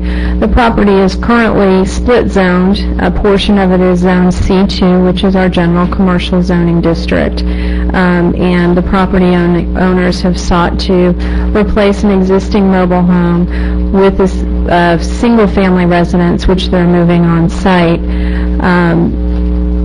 The mobile home is located in the C2 portion of the property, and C2 zoning does not allow for single-family residences or mobile homes to be located on site unless they're connected to a business, and therefore moving a single-family residence on site would not comply with the existing zoning district. Currently, the property is designated Rural 2 on our future land use map, and the proposed ag zoning district is consistent with that land use designation. Staff is recommending that the board select option 1, which is to approve the change of zoning application. I would note that the Wakulla County Planning Commission did hear this item and unanimously voted back on July the 12th to recommend approval of this application. Okay, before we go any further, okay, this is a quasi-judicial proceeding, and this is item number 13 on the agenda, so I'm going to call for a motion relating to item 13, and we'll take it one step at a time. I move to conduct the second of 2 public hearings and vote to adopt the proposed ordinance amending the official zoning atlas, amending the zoning district from C2 general commercial to agriculture based upon the Planning Commission's recommendations and the findings of fact and conclusions of law made by the board and any evidence submitted at the hearing hereon. Second. Motion by Commissioner Ard, second by Commissioner Brock. We've already heard from staff, but to verify, were the required notices provided? Yes, sir. This item was advertised for this public hearing in the Wakulla News on June 24th, 2010. County Attorney? Yes, this is a quasi-judicial matter, so we have our required ex parte disclosures. Each commission member needs to disclose any contact you may have received from interested parties, if they're representatives, any lobbyists, or anyone else concerning this application. Commissioner Art? I haven't had any additional communication since the previous item, other than to speak with staff. Commissioner Green? I've had no contact. Chairman Kessler? I've had no additional contact. Commissioner Braun, thank you. That being said, anyone who is going to be speaking to this matter, please raise your right hand. Do you swear or affirm to tell the truth, the whole truth, and nothing but the truth? I do. Thank you. That's all. I think if there's any questions, we can go on. Does the board have any questions for staff or the applicant? Okay, hearing none. Any citizens to speak on this issue? None. So we will move the motion. All those in favor signify by saying aye. Aye. Opposed? It passes 4-0. We are going to enter, at this point, citizens to be heard.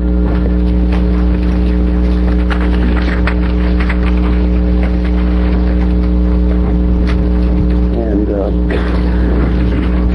to ensure fairness and encourage participation, citizens who would like to speak, we ask you to fill out a citizen participation card. Limit your time to 3 minutes. And you will get a buzzer when that goes off, or a light, or both, and address your comments to the chair. W.D. Lansford.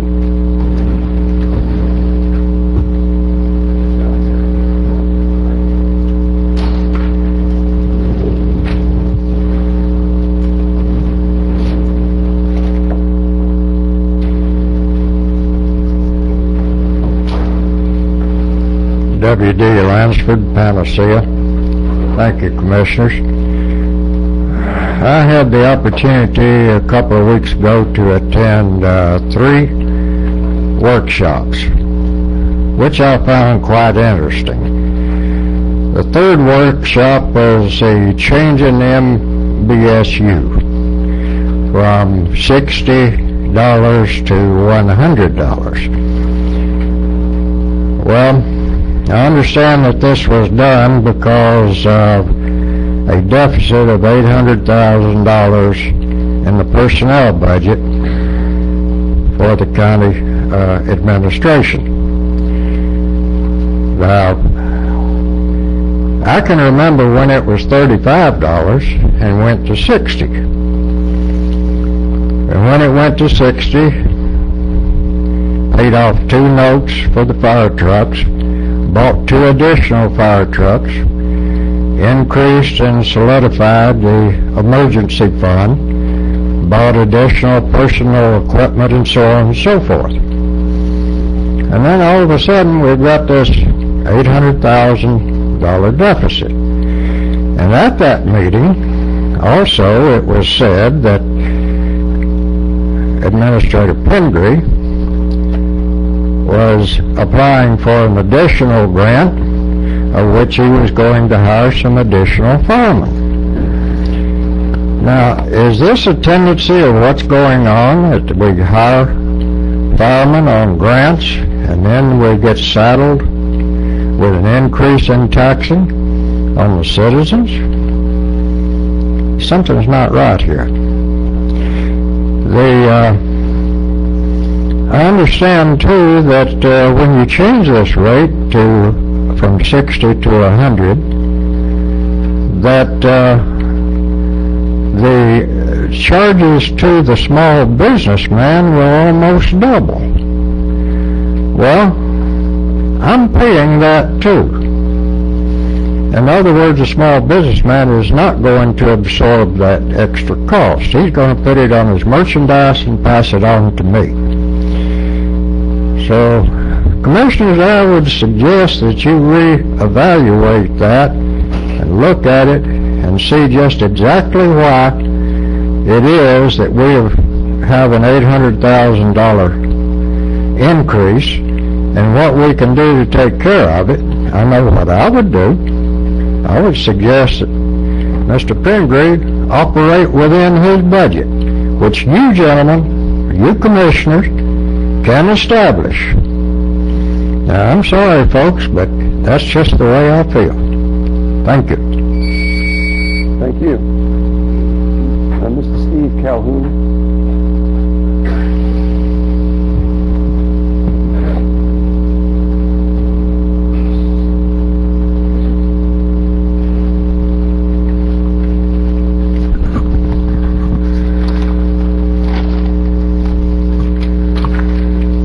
I'm Stephen Calhoun, 211 Bettywood Circle. Ladies and gentlemen, you are leading this county and the people that reside here down a path of financial destruction. Meeting after meeting, you make a veiled and weak attempt at changing our course, all the while leaving your foot on the gas. For years now, you have willingly spent more than we had, all the while depleting our reserves to its limits. Now in the attempt at fixing the overspending, you want us to pay for your mistakes. You have voiced your approval to raise our taxes. Raising the taxes will accomplish several things, but pulling this county out of the financial pits, it will not. The two things it will accomplish is driving businesses out of Wakulla County. The second thing it'll do, it will keep families and new businesses from moving here. No one will move their family or businesses to an area with high taxes. That's why families and businesses are fleeing California and New York. If you want our county to grow, to make it the ultimate destination for businesses and families, and this is not done with higher taxes or overspending. We have seen you all spend a great deal of time discussing how you do not want to cut a single job within your administration. Well, that's fine. Show us a plan to increase the tax base rather than a tax burden. We choose to stay here. We choose to work here. We don't want to see our businesses and our families suffer and die because of overtaxation. I believe that the people of this county would like you to bring new businesses and people to the county. This county needs to create a business-friendly economic environment. You have been voted in to lead this county, so therefore please lead us in the correct direction. Thank you. Thank you. Pam Portwood.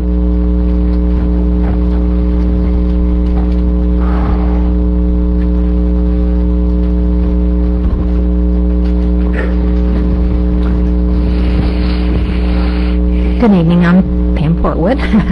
I'm here speaking as a citizen, just a citizen to be heard, and I just want to use this time to be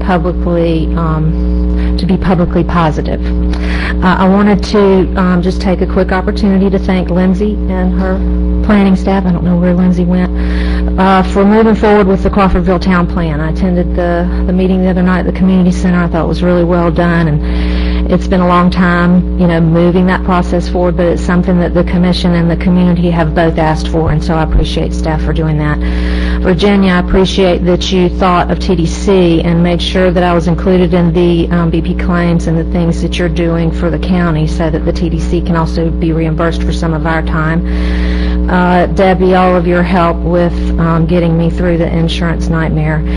Jessica for pulling together these notebooks every week and then following up with an agenda item that kind of summarizes things for staff and makes it easy for us to understand what we do next.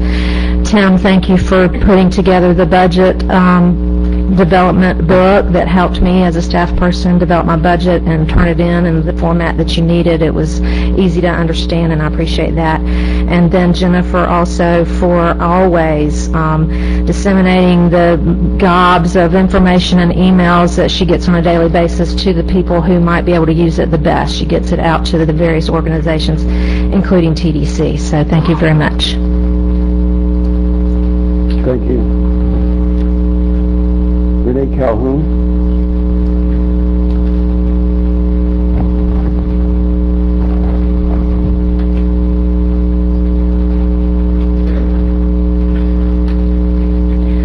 My name is Renee Calhoun. I live at 211 Bettywood Circle.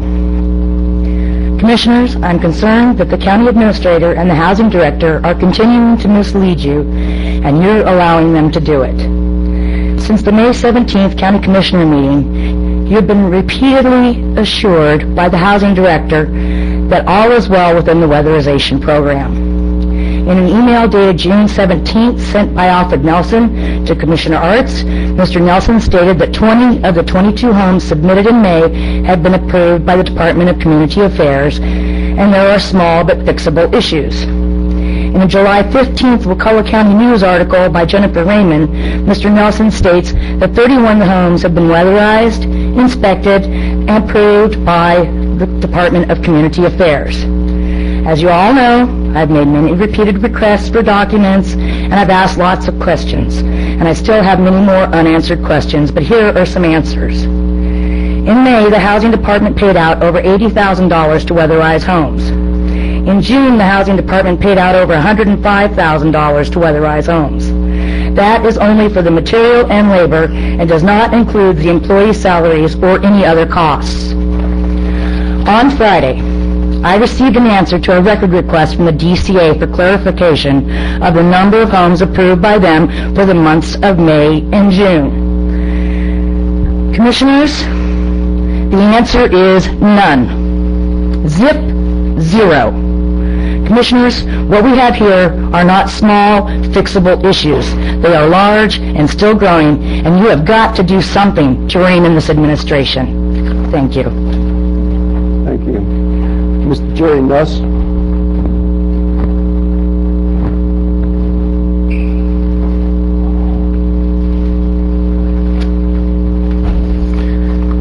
Commissioners, I appreciate the opportunity to speak before you tonight. My name's Jerry Nuss. I reside at 3112 Fieldstone Lane, Tallahassee.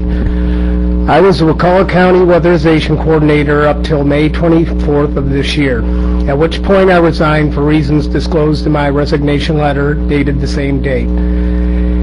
At a recent televised Board of Wakulla County Commissioners meeting, several very serious accusations were made about me by the Housing Director. During that meeting, he charged that I had sabotaged the weatherization program by deleting all the files, along with several other allegations. I find it absolutely ridiculous that I must be here tonight to clear my name. However, I'm here before you to flatly state that I did absolutely nothing to sabotage the weatherization program. I am guilty of nothing more than being a conscientious employee who worked in excess of 40 hours a week to get the struggling weatherization program out of the hole it had been allowed to fall into. As a matter of fact, the true facts of my employment situation will soon come to light. I actually took steps to ensure that all client file information was backed up and preserved in case the hard drive on the computer I used while employed with the county failed. I find it disturbing that these allegations were made without so much as a simple telephone call to me to ask where the needed information was located. The evidence I have will vindicate me of all accusations made in this matter. I am in the process of retaining counsel to begin clearing my good name. Thank you. Thank you. Mr. Steve Foltz.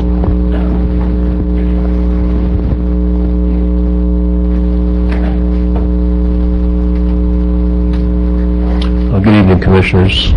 My name is Steve Foltz, 35 Montecoupa Circle. I have a PowerPoint presentation I'd like to show.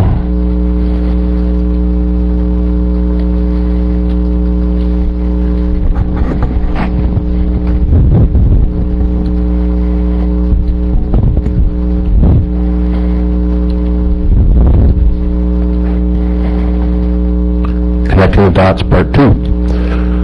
In Sunday's Democrat, there was a story that ran yesterday's actually called Wakulla Official Under Fire Over Land Deal. I would suggest that anybody that hasn't read that article maybe take the time to do that. The senior reporter that did this did a great deal of research on it. There was a Franklin County lot that the administrator purchased near the coast in April of 2005 for $190,000 at the very height of the real estate market. Hurricane Dennis hits, real estate prices plummet through 2005, through 2006, and through 2007. An adjacent lot, virtually identical to this lot, sells for $59,900 in 2009. The property appraiser lists the value of that property at $45,000. What does a vendor to the Wakulla County pay for Ben's lot in 2008? $185,000. Why would Ben receive such a high price in a devastated market? Is a question that I have. It's a concern that I have. Maybe it was just he found a lucky buyer. I don't know. Maybe he was lucky and found a good buyer. I don't know. After Ben's house sale became public, why didn't he willfully disclose this transaction? There's an email exchange. This is from Chairman Kessler to Mr. Perry. Ben, for the record, have you had or do you have other business transactions with vendors doing business with the county? Thank you, Howard. The response is, you are fully disappointing, Howard, unprofessional and mean. Stop, please, with your attacks. They are ridiculous. This is your administrator talking to the chairman via email. The chairman's response has been, my question stands. He didn't answer the question. This is back June 27th. This price was paid by a principal of Inspired Technologies who also sold Ben his home. Here's another exchange from Kessler to Pingree. Ben, on June 27th, 2010, I sent you an email and have not as of yet received your answer. Again, I would like you to respond to my question. Have you or anyone in your immediate family done business with the county vendors over the last 3 years? Mr. Chairman, I have no business relationship with any vendor of this county, nor does my family. I thought I'd answered this question before a number of times. So in summary, the administrator himself signs the first no-bid contract with Inspired just 7 days on the job, and apparently no BoCc approval for that contract. The administrator convinces BoCc to give second no-bid contract to Inspired in 2008. The administrator convinces BoCc to give third no-bid contract to Inspired in 2009. Inspired receives orders for well over $120,000 in hardware, software, and wiring which appear to not comply with Wakulla County purchasing policies.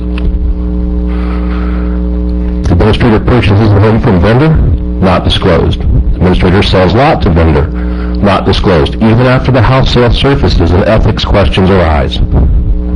Selling price of the lot appears to be far in excess of the fair market value at the time of the sale. I'll stop. Can you wrap this up? Thank you. Mr. Chairman. Mr. Chairman. Mr. Chairman. Wrong. Wrong, Mr. Foltz. Wrong. I'll be happy to address this later. I've addressed this with each of you. And these are ridiculous attacks, sir. They're defamatory in nature. And if you file your ethics complaint, I'll be happy to defend myself. Okay, No. please.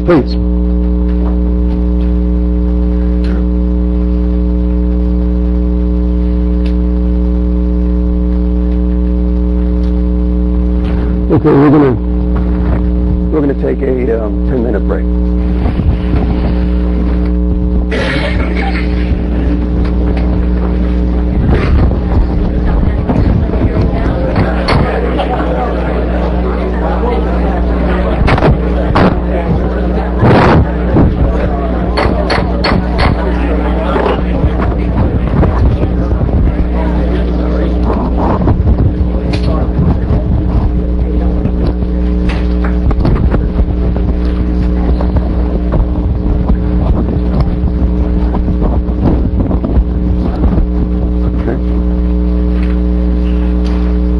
We're resuming the meeting, and we're now on item 15, I believe. Sorry, Mr. Chairman. That was all of the citizens. Yes, that's why I took the break then. All right. Item number 15, Commissioners, is request ratification of board discussion. Jeez, I guess I've got the bad one today.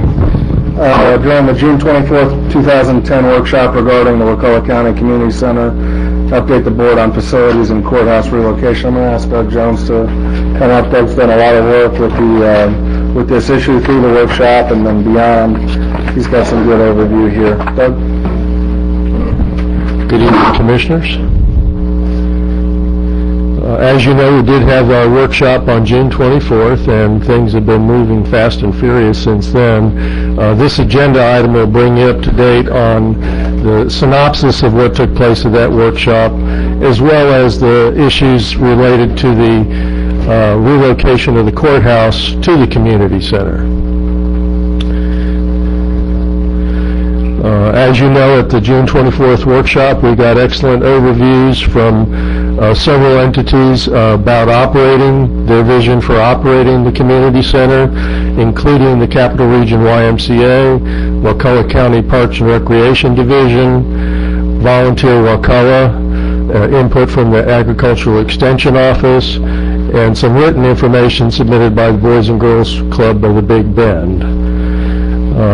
Our proposal as one of our items to approve tonight is to let us go forward with an RFP from these organizations that'll provide specific details on operations and finances, including utilities, equipment and supplies, telecommunications, maintenance of facilities and grounds, and also what programs and services can be provided in the existing facilities, and how those will be funded and at what cost they will be to the citizenry, including how the facility will be staffed. We will ask that those proposals be submitted by October 1st for consideration. The courthouse has said that their occupancy of the facility should be about 5 months, which will, if all things go according to schedule, be about January 1st. So the October 1st date will give us time to negotiate with whatever facility is chosen to operate the community center and move forward. In addition to their proposals on the specifics, I'm hoping that they will also give us their vision for the future and how each organization might work with or partner with any other organization that's interested in operating the facility.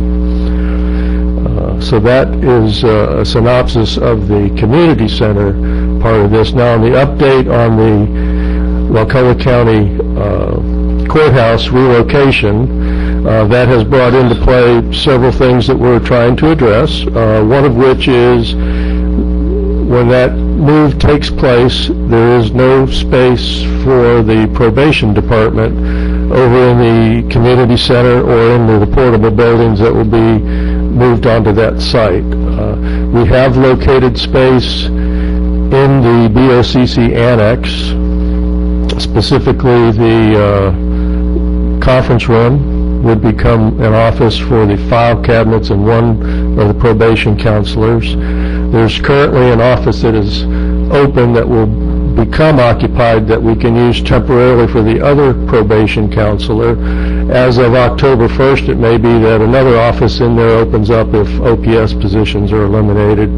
That would give us another option for that probation counselor to meet with clients. And then the receptionist will move into the area that's immediately outside of the Veterans Services Office, where our Workforce Plus personnel contract actually expired July 1st, and that area is currently open.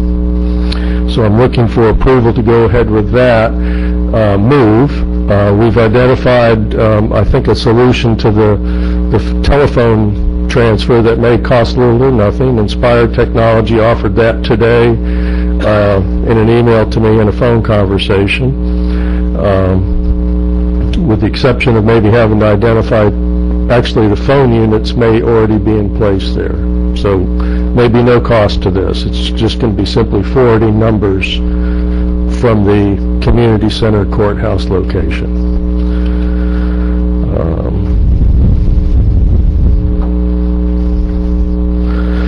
One of the other items that I've asked the board to consider is the authorization to develop a master site plan for the 22-acre community site based on survey results. This would be in the form of an RFP put out. We would like to get bids back on how much it would cost to develop the site plan, and if any entity can provide that information to us at little or no cost, obviously the price we're looking for. So, and we've had some overtures from various landscape architects and civil engineers to help us with the site plan. So I hope that will become a reality.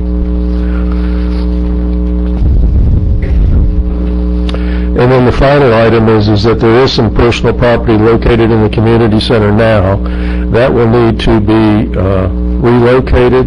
We're looking at specific pieces of furniture, trying to find homes for them in other office places. There are some cribs and high chairs left over from the daycare center in there that I was hoping to have inventory numbers to provide you with a list that could be approved for donation to a not-for-profit organization. I know that the Wakulla Pregnancy Center has put out a call for donations of those items. We do have some of those items that I think will not be used, and rather than storing them someplace, we could immediately dispose of them to the Wakulla Pregnancy Center. And then Scott Jackson at the Agricultural Extension Office has offered his space for any additional items that need to be stored. So, do you have any questions? Commissioner Brock? I do have a question on the RFP and the authorization of the master site plan. Yes. Okay, the development of the master site plan, is that free? How does that happen?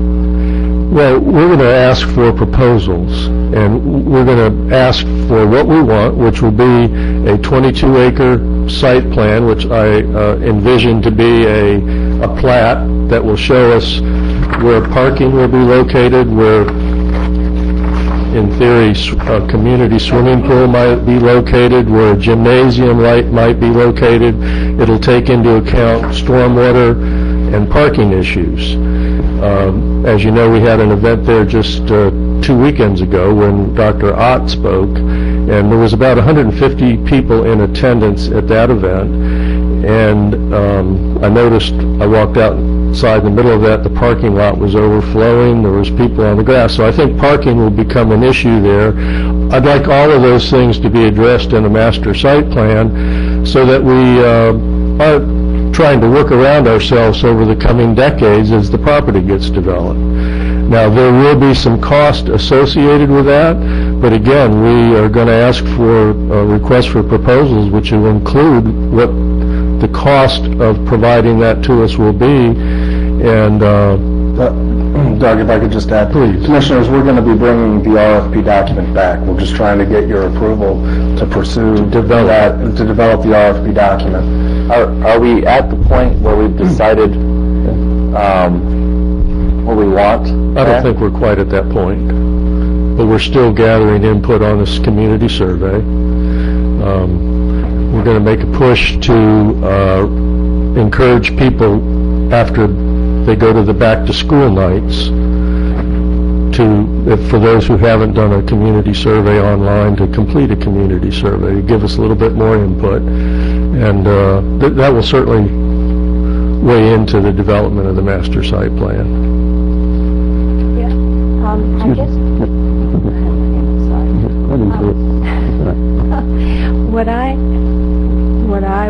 Maybe the terminology is a little bit confusing, because I think what we probably want initially is a conceptual plan that people respond well to visual things, and that can continue to be part of the process of citizen input and review.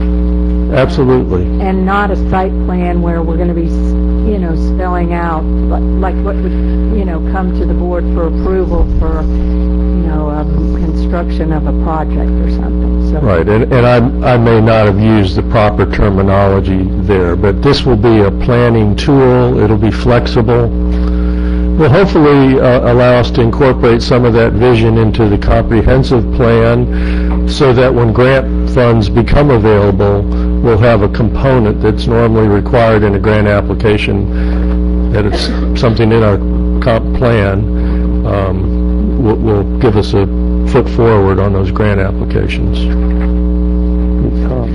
Question for Mr. Pingree. On this item, specifically number 2 that we're dealing with right now on the master site plan. First of all, we're hearing that we don't have all our input yet. And then we're also hearing about an RFP. Right. So what I'm concerned about is what would be, if this was approved, what is the price estimate of approving that second item? It would be staff time at this point. What we're trying to get is just some board direction to have Doug Jones work with Lindsay Stevens and other planning people and Parks and Recreation, and even frankly some of the people that are going to be responding to potentially manage the operation there. To see what potential future site uses could be, what are some of the limitations that we know are on site at that point, access, ingress, egress, etc. So we have a good RFP document. We'll bring that RFP document back to the board, and then as Mr. Jones said, there will be, in the responses, there will be cost provided by those who would want to do the work to perform the site plan for us. Thank you. It's not really very often that I think we might be moving a couple steps too fast. Because I think the request for specific proposals for operation is going to be probably not taking place till next spring/summer, when we'll actually be implementing it, and try to figure out what we're going to actually put there. I think we might want to have one more workshop where we actually discuss what we want to have before we make that next step. I absolutely think that after those proposals are returned to us by the entities that are interested in operating it, that a workshop will be scheduled. Okay, so it'll be sometime between October and January. The clerk does optimistically anticipate he'll be out on January 1st. Following that, there are some facility issues which also will be addressed in a future agenda item. One, sprinklering of the sanctuary building. I know I need to come up with a better term for that since that's not a sanctuary any longer, but the large meeting room, the meeting hall, will need to be sprinklered.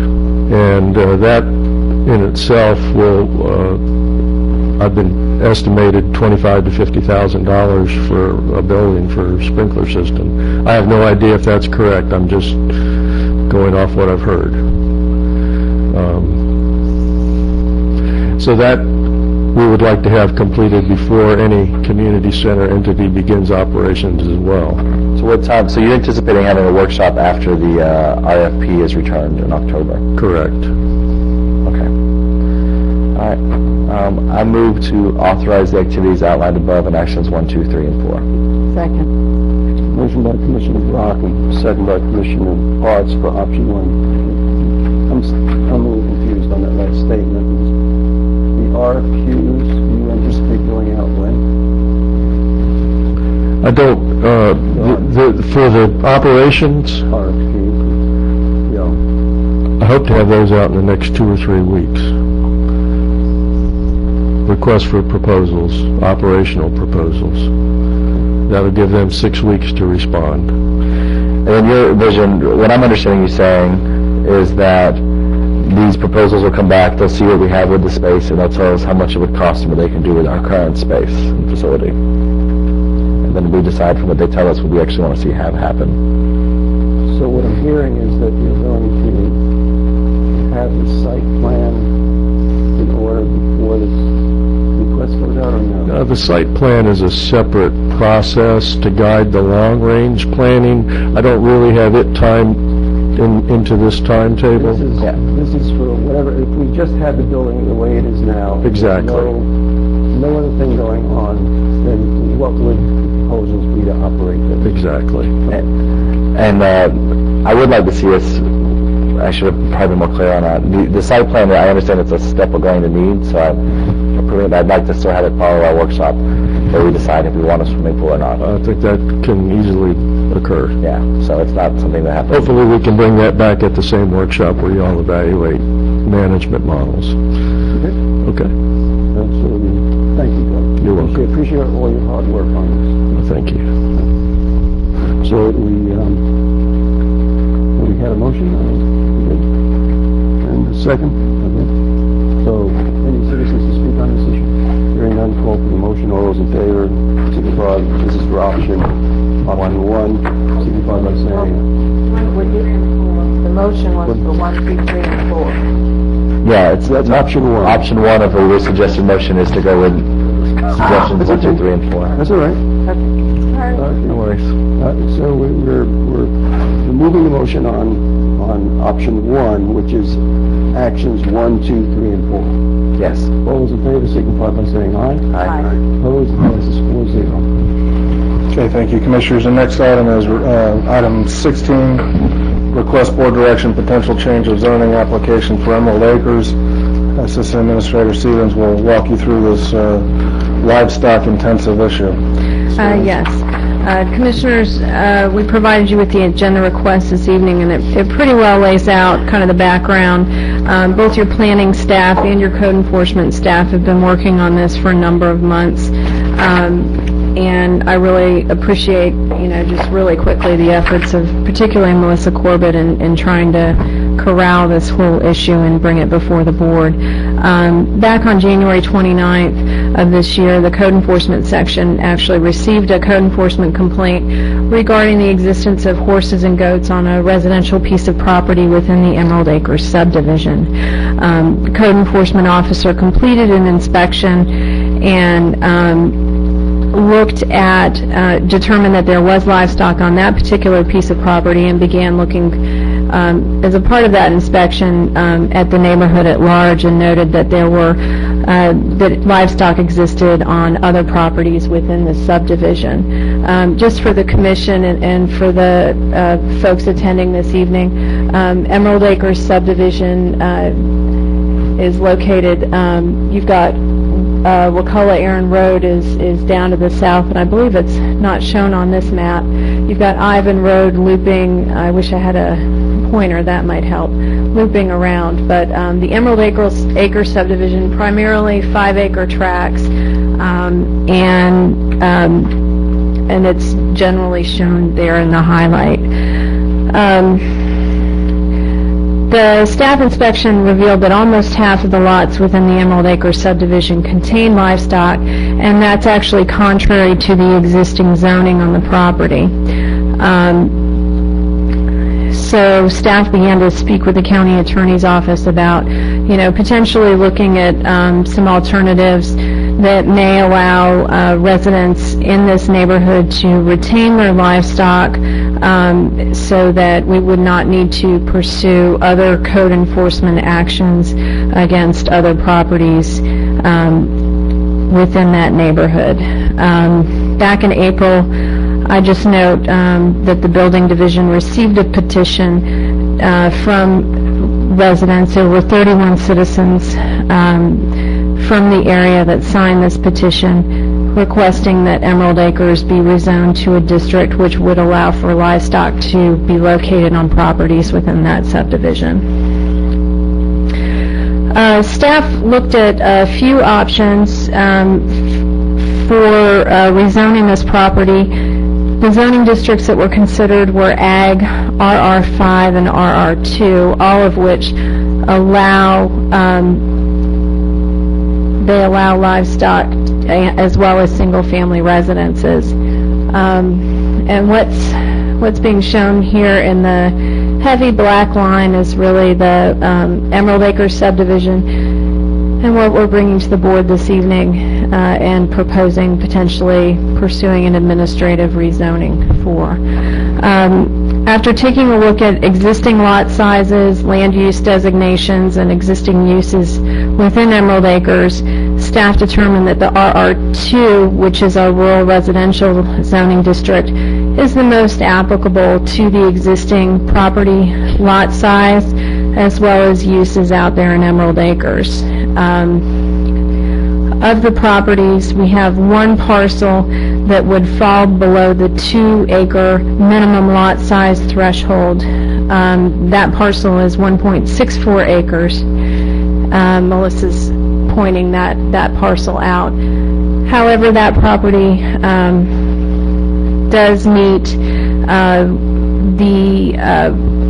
the variance allowances, the board would be able to grant a variance, a size variance for that lot under our code, should the board decide it appropriate to pursue a rezoning of the entire community. Planning staff and code enforcement staff, as well as the county attorney's office, held a community meeting with property owners within the Emerald Acres subdivision, as well as folks that live in the neighborhoods surrounding, back on June 14th, 2010. And staff presented their research and discussed the possibility of rezoning this neighborhood to RR2 at that meeting. A number of citizens did fill out comment cards and spoke at that meeting. And based upon the results of that neighborhood meeting, as well as the petition that was received earlier, it appears generally that the majority of the citizens within the Emerald Acres subdivision favor a change in zoning for this subdivision to allow for livestock. We set forth some pros and cons of potential administrative rezoning at the bottom of page 3 of your agenda request. On the positive end, it would allow this neighborhood and the existing uses to conform to our zoning code and allow for livestock.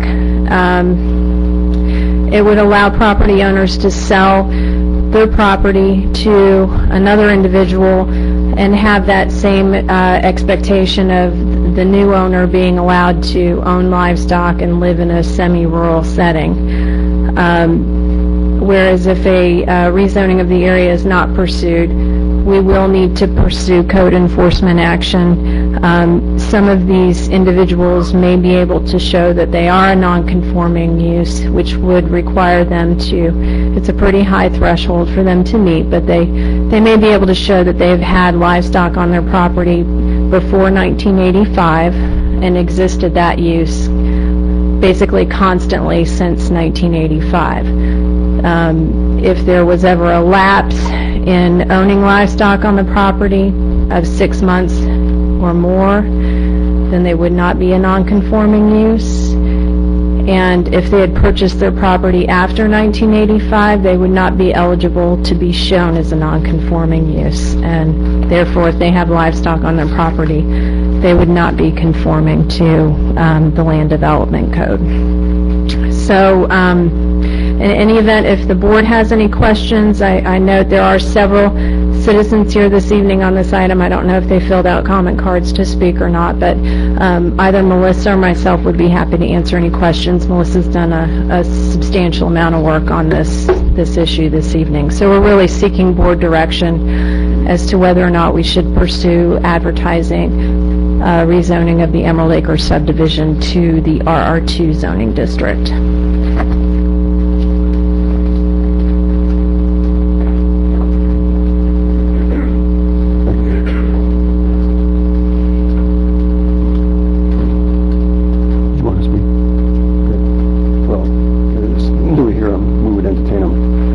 At this point?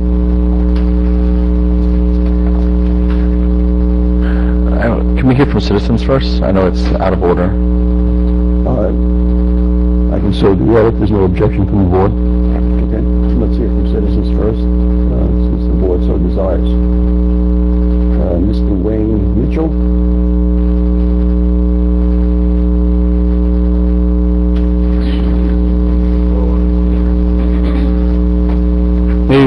My name's Wayne Mitchell. I reside at 29 Kristen Lane. My property backs up to Emerald Acres. My concern with the change of the zoning from RR1 to RR2 is the animals. Right now they got the livestock. It's my understanding from the meeting back in June 14th during the planning and zoning, there was a resident that lives in Emerald Acres that has a deed that shows he's already allowed to have livestock with the RR1 that was issued by Wakulla County. I'm sorry, but I think it ought to be left that way. RR2 ain't gonna do nothing. It's just gonna cause a problem. We're gonna have nuisance animals. Right now with R1, the animals get out of control or just too much. At least we can call and ask for help and assistance. R2, they're going to do me no good. The other thing with changing from R1 to R2 is property value is going to drop with it. I mean, what am I going to do with mine? Next thing I know, you go to R2, I'm in R1, they're going to help my property value a bit if somebody next door decides to raise a bunch of coon dogs, hound dogs, or hogs. I mean, it's going to smell real neat in my house. I'm going to better give it away. It's my understanding, too, that by going with the R2 is required that you got to have 3 acres to a home site. A lot of those properties that are out there are not a total of 5 acres. And some of them have got 2, some have got 8, maybe even 3. So they don't even meet the R2 requirements. So why not leave them at R1? Leave all the tax things, because otherwise you're going to be doing a whole bunch of paperwork. It's going to be unnecessary. And all you got to do is just write an amendment with it that'll allow the livestock in at an appropriate number. You know, appropriate number means not 5 horses on 5 acres. You know, and if they keep their animals up, keep it where it's clean, and they're not a nuisance to the neighbors. If it becomes a nuisance, let them work it out. They can move around or do something with their animals, but there's no need in having too many animals on 5 acres. You know, you get a bunch of donkeys out there, Lord only knows what else. And Lord, I've heard donkeys bleat in the middle of the night, bring you out of your bed, trust me. But that's my biggest concern. It's changing from R1 to R2. It's going to be my value of my properties down the road. And should you request to change to R2, I'd like it in writing that my property will not lose its value. Please, have a good evening. Thank you, Mr. Alan Reese.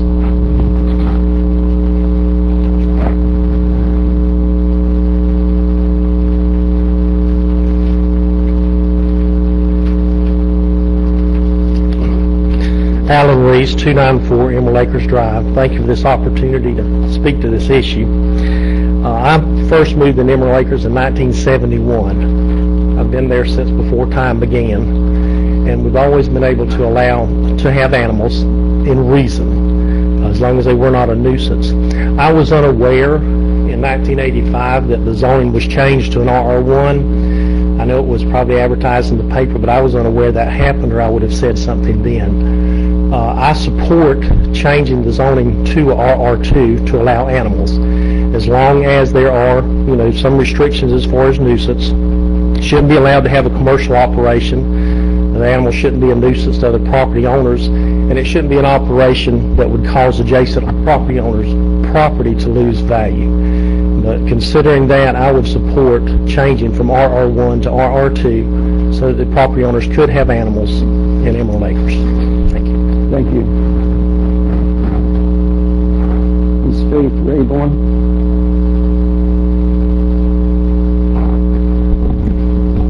I have livestock and I am not giving them up. Getting rid of my animals is like getting rid of one of my family members. If you had a son or a daughter, would you just give them away? That's what it feels like to me, because my animals are part of my family. Thank you.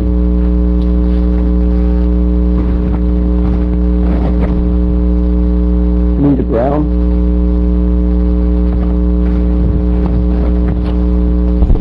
Yes, I'm Anita Brown, 254 Emerald Acres Drive, and Faith that just spoke is 262 Emerald Acres Drive. We're family. My family purchased that property, and we've been there for approximately 38 years now. The original warranty deed, when we purchased that property, states clearly that it allows us to have livestock. We're just not able to have a commercial business with it. We originally selected that area because at that time there was very few home sites out there. It was a wooded area, a dirt road, and one of the main reasons we selected it was to have animals. We have had animals off and on through the years. In 1985, when supposedly there was a change, none of us was aware of it. Out of the original families that were back there, we received no type of notification from the county. We got told at the last meeting that they actually had something in the paper. Well, not everybody looks at the paper and all the fine print, and we should have received any kind of notification before the zoning was changed.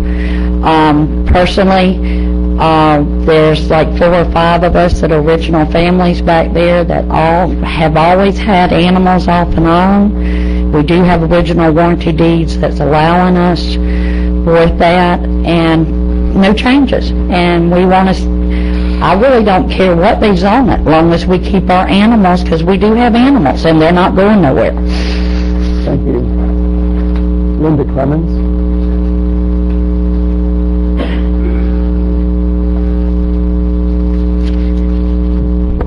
Good evening. My name is Linda Clemens, and I live at 189 Emerald Acres Drive. And I've lived there since 1983. We're not the original owners, but we moved there before the 1985 zoning.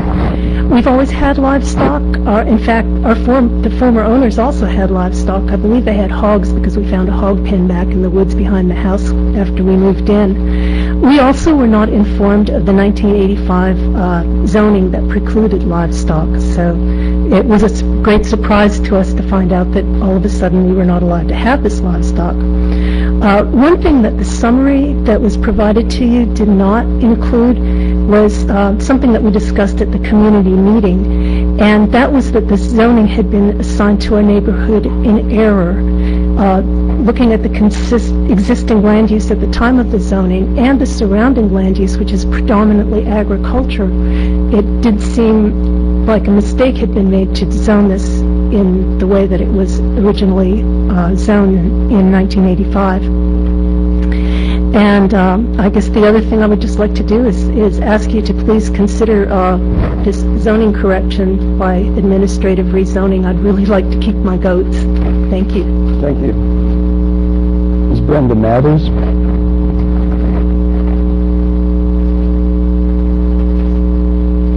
Hi, I'm Brenda Mathers, and I live at 43 Christian Lane. And for 7 months, I have been dealing with the commissioners with the planning and zoning. I've met with most of them, and I have presented summaries to each and every one about the problem that started.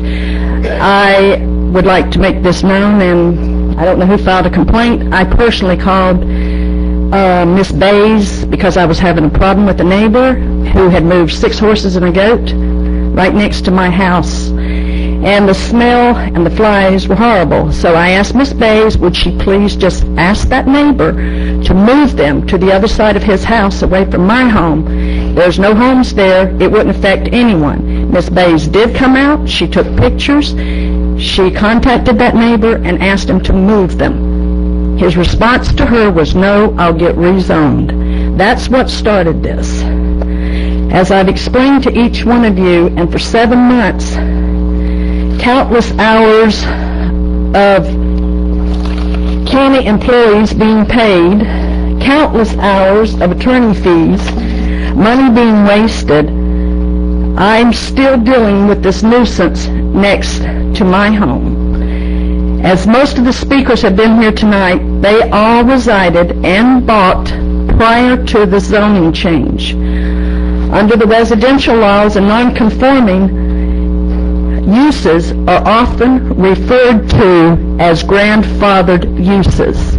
Those people who bought their properties prior to 85 would not be affected by the R1 if it stays that way. They are grandfathered in. The only affected people would be anyone who purchased after 85.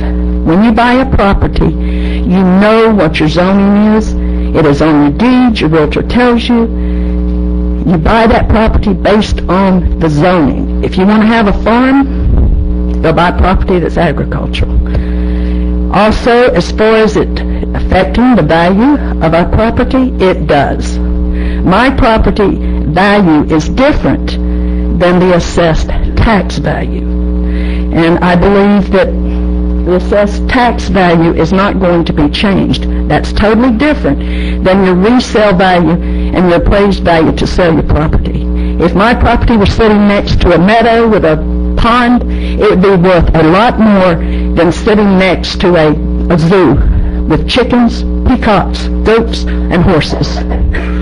So I had suggested, before all this started, way back, leave it as it is. No money would have to be spent as we've wasted for months. On RR1 would protect every homeowner who has animals in Emerald Acres right now by being grandfathered in. They would not be affected. Thank you. Thank you. Mr. Richard Hicks.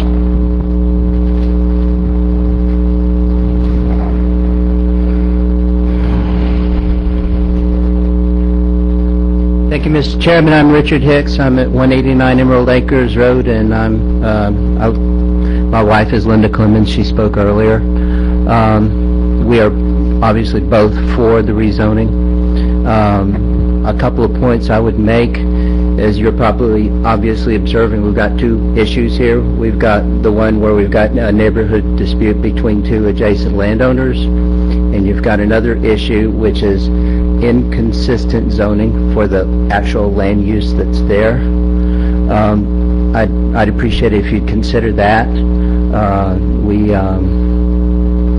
We'd like to keep things the way we thought we had it until this all stirred up.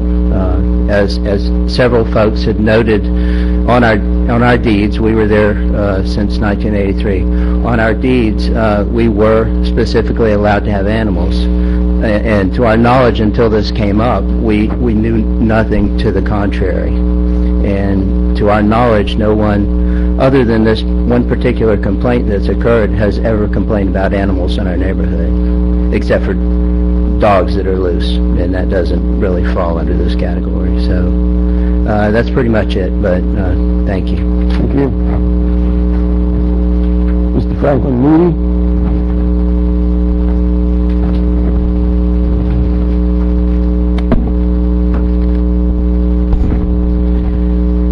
I would like to thank the county commissioners, staff, and also the concerned citizens for the opportunity to speak before you for rezoning Emerald Acres. I am Franklin Moody. I live at 278 Emerald Acres in Wakulla County since 1971. I was one of the first ones there with the group that's there. Lived there almost 40 years. I've never had any problem with any of the neighbors in Emerald Acres. I did not know at the time the new changes that were made in 1985, the new zoning code. I did not feel like it was properly notified of these changes. The original deed, they had land uses written in the deed. The original deed specified land use as only 2 dwellings, livestock permitted, but no commercial use, and no offensive odors. At this time I moved here, there was only like 3 or 4 zoning levels in our community. It was residential, agricultural, commercial, and business. Looking at the land use written in the deed, it should have been changed to R2 when the zoning was implemented in 1985. All the residents in Emerald Acres would like it to be changed back to the original land deed use, which is indicated by the R2 zoning. I have the original land deed right here if anyone wants to see it. It tells exactly, the use of that property. And since then, we've had people come in from the city and from all around that's kind of specify that we change our attitude and what we've been doing for all these years. And I don't agree with that. I've been living there for a long time. I'd like to see it stay just like it was when I bought it. And the same land use be the same. Thank you. Thank you. That is all the citizens to speak on this issue.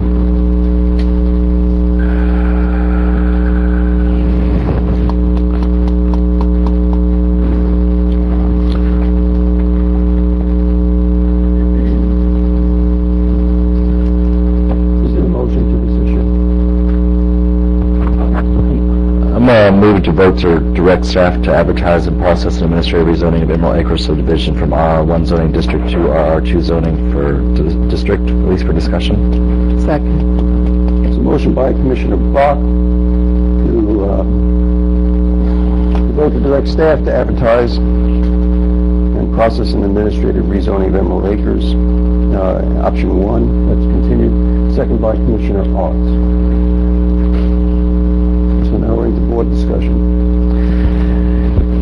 This is a frustrating situation, because I actually think both sides make a valid point. I think you were more than likely rezoned wrong. You probably should have been RR2. I think this matters. You bought your home how recently? In the last...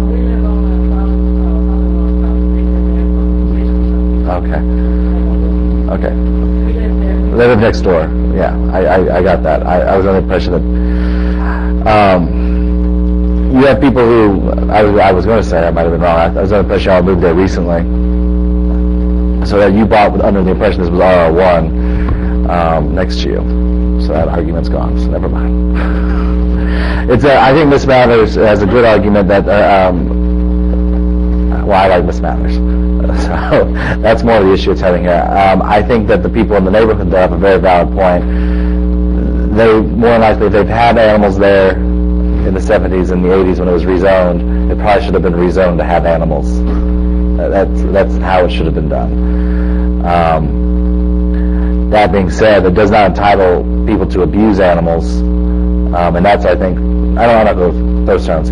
That people should still be treating their animals well. And there are people, Ms. Mathers has stated that there were five horses and 6 horses on a tiny piece of property on one of these 5-acre lots. And just because you're RR2 doesn't mean you can start overcrowding your animals into too small of a space. And that might be another issue to look at, that we might be able to try and make the situation better. I don't know. Commissioner Arts?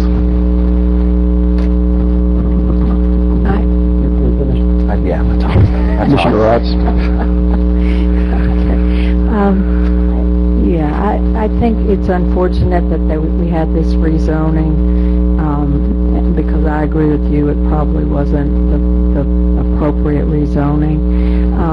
And I heard when I talked with Ms. Mathers about the grandfathering issue.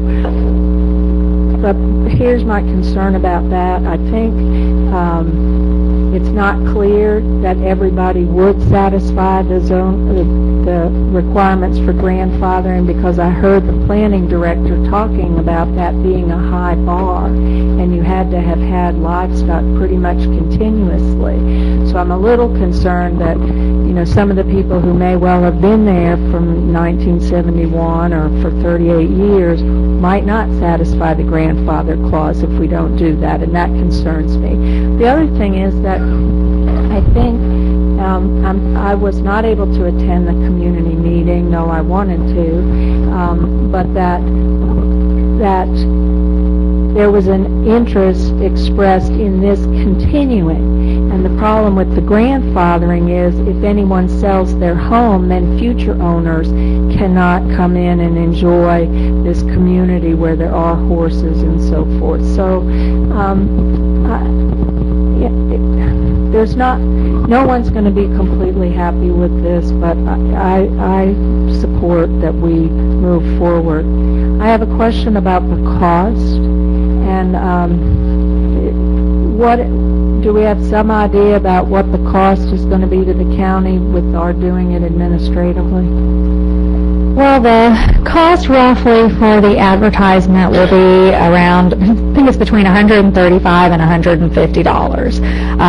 That one we can quantify pretty easily. The other costs associated with it are more subjective, which I apologize. I don't have a dollar estimate prepared at this time, but they would be staff's time in preparing the file, sending out certified mail notices. Each certified mail notice costs around $5 to go out to every property owner, and for a change in zoning from a residential district to another kind of residential district has to go out to all the property owners within 500 feet of the subdivision. And if it's contested, what happens? sorry, as far as it's, Because you're going to notify everyone around it, right? Yes, So yes, you have we- a neighbor, but you will say, I don't want this to happen. What happens Right. next?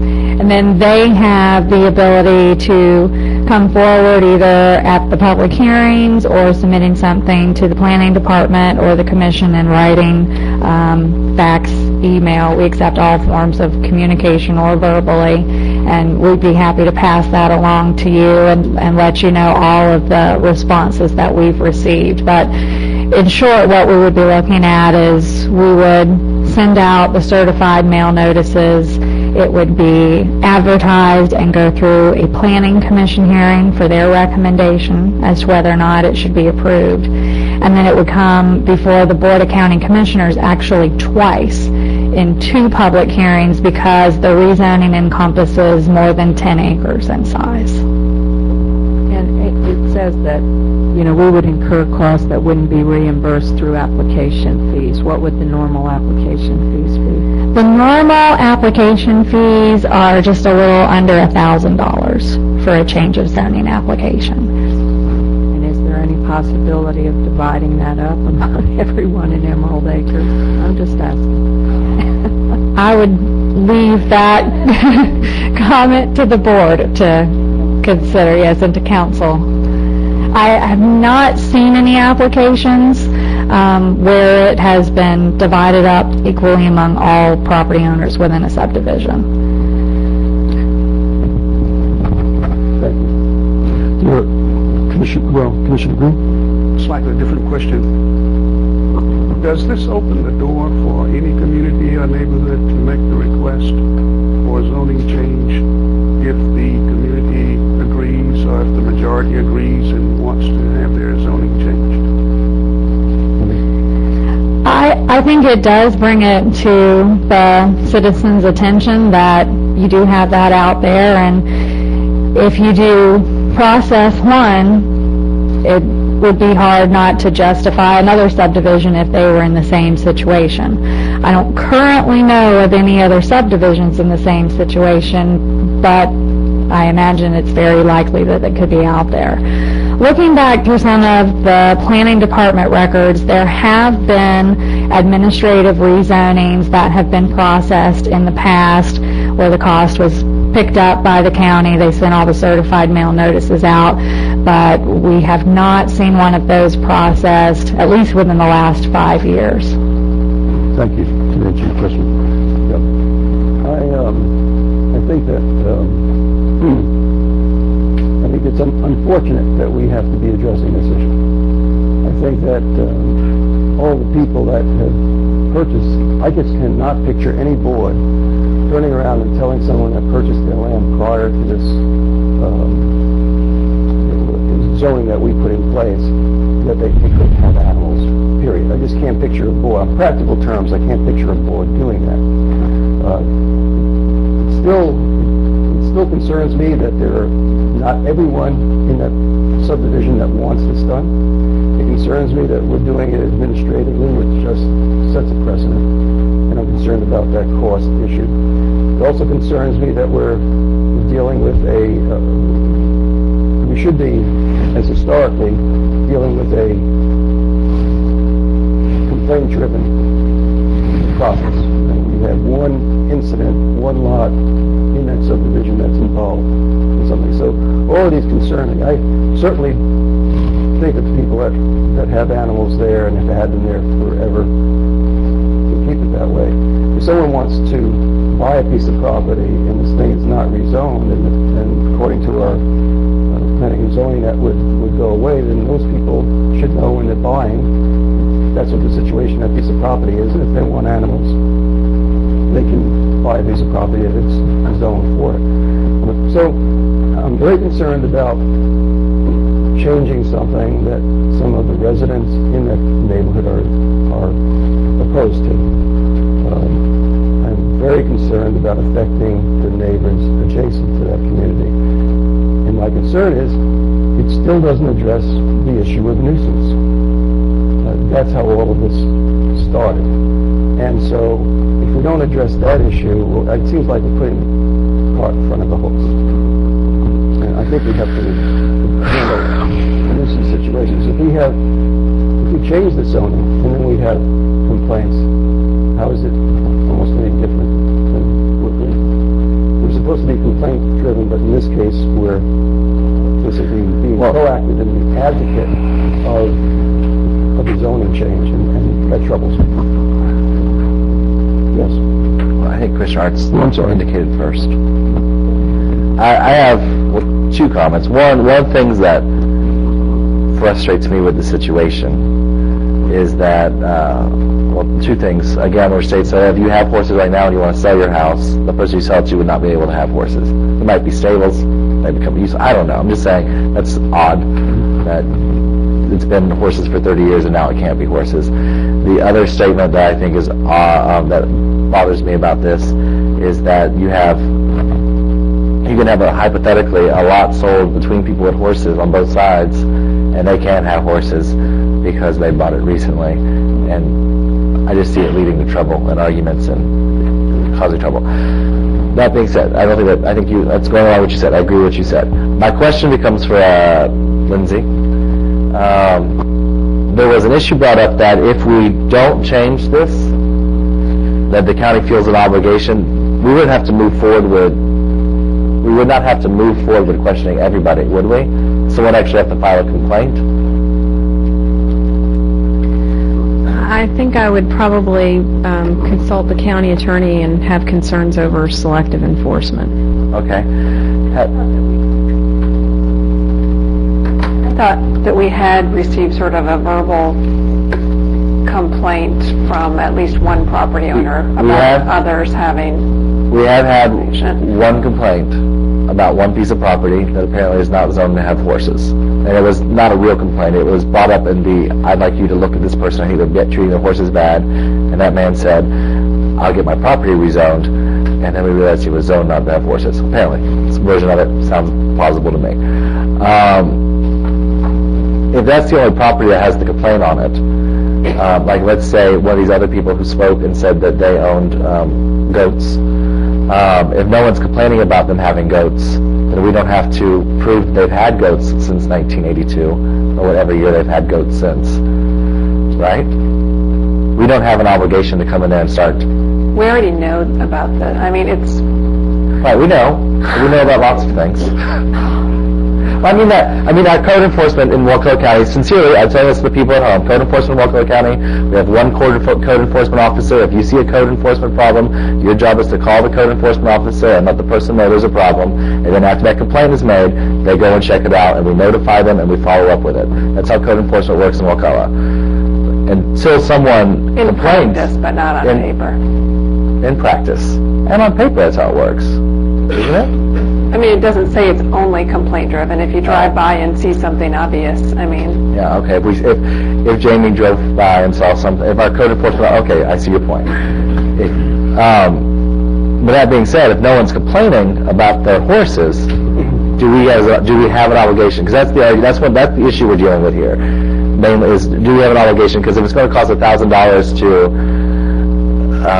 administratively rezone this where it probably should be administratively rezoned, which I'll say, or we're going to have to spend $1,000 on each property arguing and background checking and having them get attorneys and come in and argue with us about, and some people say, well, I want to have horses, my neighbor has horses, and they're rezoning, and we just lose a lot of staff time and energy, or we could just wait till someone complains. So that's the question I'm asking you. I mean, I guess you could wait till somebody complains. I wouldn't recommend that. I mean, we've worked closely with planning staff all along on this process because of the large number of property owners out there who could potentially, and I'm not saying they can't show their non-conforming use, but who could potentially have to be brought through the trouble of having to show that they're a non-conforming use. And I think we'd like to avoid that by recommending an administrative rezoning. And how would someone prove that they've owned goats since 1982? That's the neighbor.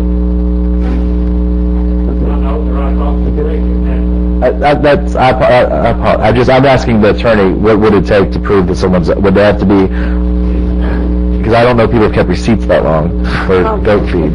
Probably not. I mean, I'm sure people could sign affidavits. They could get adjoining property owners to provide affidavits. Anyone who's purchased after that date is out of the running. And I do believe there were a couple that had purchased their property after the 1985, so they would be out. And you just further, as the non-conforming uses expire, they would then become a neighborhood where you couldn't have any livestock. So that's really the ultimate question. Do you want to have a neighborhood where you can have animals or not? Surrounded by neighborhoods that can, because it's agriculture, and rural, and RR5. We looked at the whole zoning map with Lindsay, and it wouldn't be unusual to have RR2 here. It's sort of a... You have it down by Melissa. Yeah. We looked pretty closely at this. We're concerned about spot zoning and whether or not this was compatible with neighboring land uses. And with the ag zoning and the RR5 and RR2 would be a consistent use. They all are allowed to have livestock. Ag, RR5, and RR2. But just to further answer your question, if code enforcement is pursued against one property owner, I can almost predict that all of those issues would become issues in the very near future, as soon as that property owner was before code enforcement. Commissioner Rotz. Yeah, I agree. I don't think we can just pretend we don't know there's livestock there now,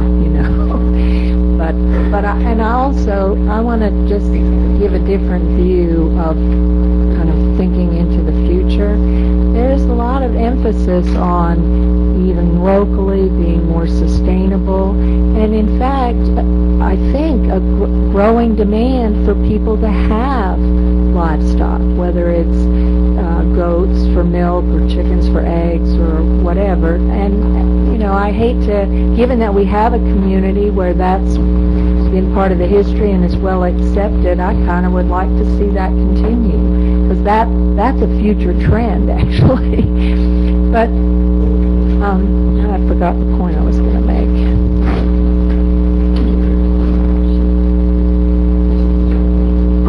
If you remember it, we'll come back to you. Okay, so, Well, this will, do you have more? I have some stupid analogy to say, but, I was just going to say that moving forward, what we're doing right now, this will come up before the board twice more and planning and zoning once. So there'll be opportunities for citizens if you have strong objections in the neighborhood to come forward. If you have strong objections from outside the neighborhood, to continue to speak with us. Commissioner Rotz. Yes, thank you.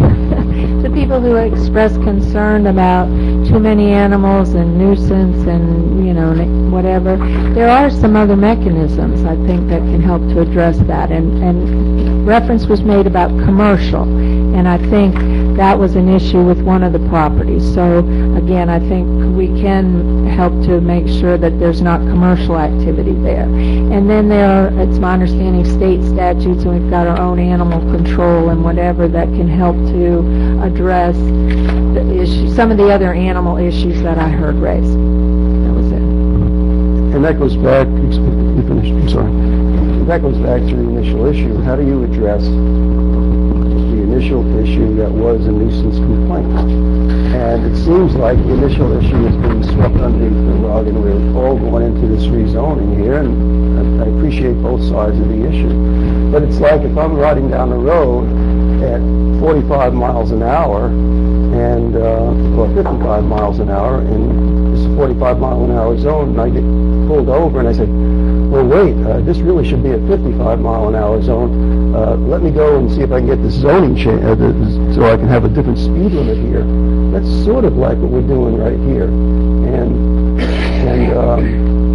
that's, what concerns me is, how do we handle the nuisance? I'm totally for everyone keeping their animals, and however that's done, whether it's done with buffers or whatever. I don't know how you do the nuisance up against somebody that doesn't want their that nuisance there. And that was a complaint, or maybe it wasn't a complaint. There are public and private nuisance laws, obviously. Private nuisance laws would be something the property owner would need to pursue. You have a public nuisance statute in your animal control. The issue there is, the county judge here has been pretty clear that it takes a pretty high threshold to show that there's a public nuisance.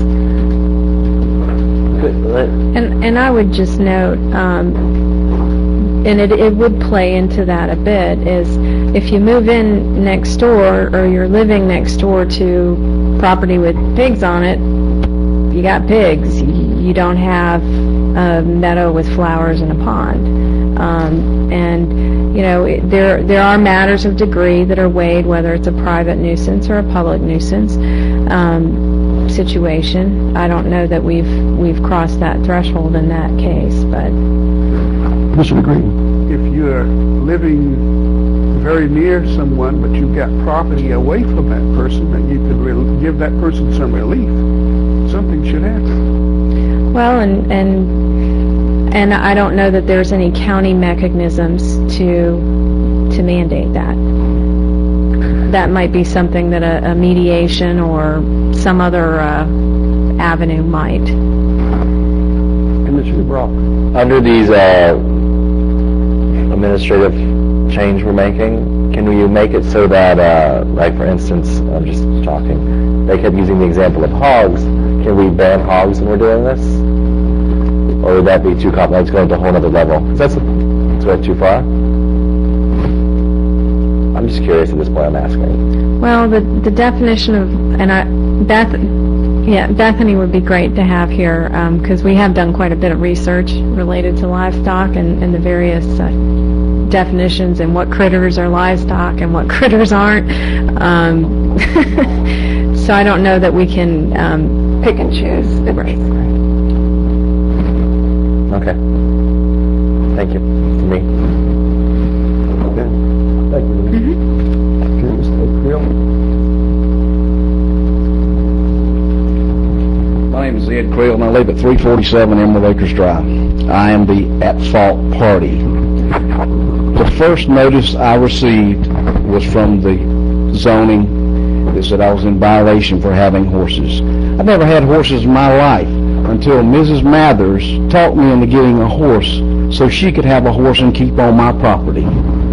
So that is the reason that I got having horses. Mrs. Mathers didn't have anywhere to keep her horses, so she said, I'll get 2 horses, you can have one, and we can keep them on your place.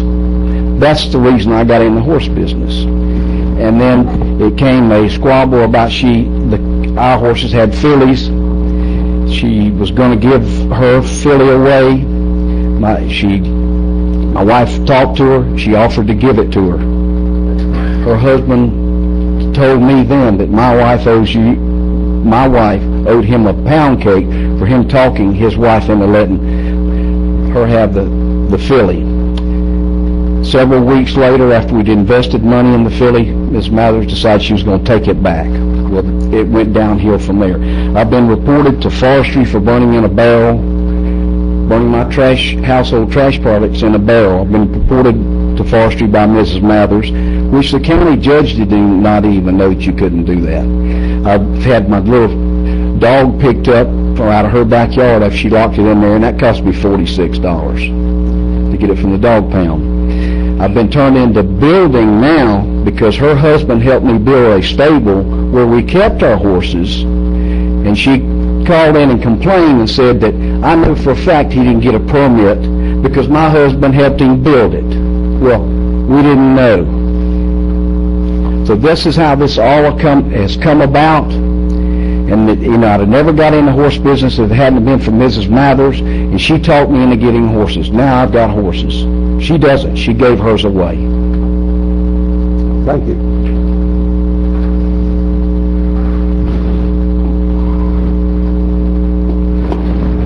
Okay, there's no other citizens to speak. And is there any further board discussion? Okay.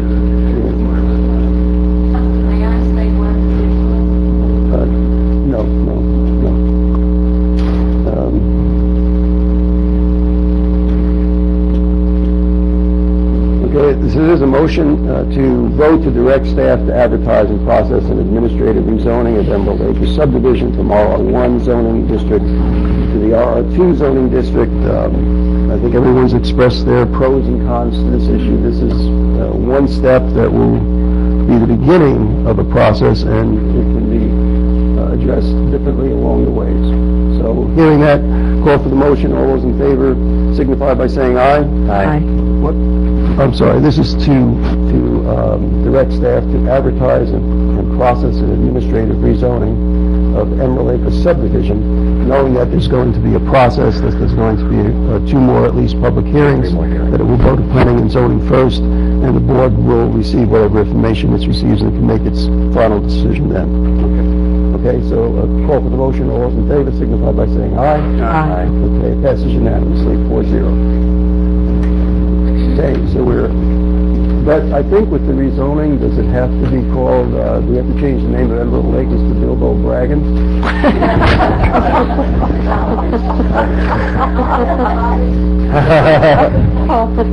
Okay, well, that was easy. The water cans. We're on to number 17. Mr. Chairman, this is the request for board approval of the initial assessment resolution. Let's take 1 minute to allow the room to settle.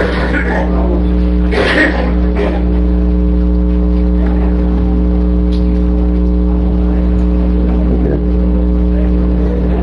All right, we'll ask the people to settle down, please, and we're beginning our next item so that the speaker can be heard.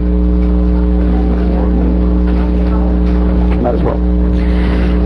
Thank you, Mr. Chairman. This is to request board approval of the initial assessment resolution for fire protection services. This is your Fire Protection Municipal Service Benefit Unit, or MSBU. This initial assessment resolution sets your preliminary assessment rates, adopts a method of apportionment, establishes the public hearing, which is the September 9th date we previously discussed, and directs the required statutory notice of that hearing, which is a published notice and an personalized individual parcel by parcel first-class mail notice to every property owner. This resolution, we had a workshop on this, I guess it was just last week, where you were presented the report. If you have any additional questions on that report or the method of apportionment, Sandy Melhorejo from Government Services Group is here again, and we'd be happy to address your questions. This resolution right now includes the assessment rates at the $100 rate per dwelling unit rate schedule. For non-residential, that rate schedule would be 9 cents per square foot, and for agricultural and vacant property, it's 23 cents per acre at that $100. Obviously, if you all decide to change the rate schedule, you can do so from the floor tonight, and we can substitute it out. Once again, this is just your maximum. This rate schedule is your ceiling, and you can go below that at your September 9th public hearing, but you cannot go above it once the notices go out. So that said, if you have any additional questions, staff is happy to address them.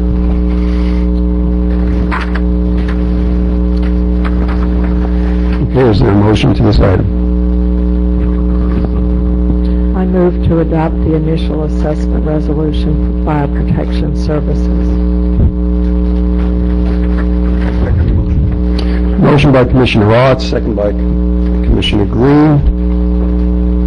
We have citizens to be heard. If you want to speak to this item, please make sure you fill out a citizens to be heard card and submit it now. Let's start with Ms. Kimberly Moore.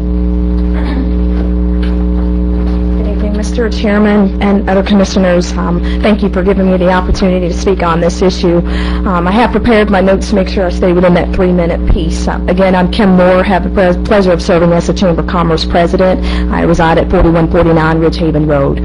I am compelled to come before you to offer comments both on behalf of the businesses as well as local residents. It is understood that if the wrong decision is made tonight, it will add yet another blow to our local economy and community.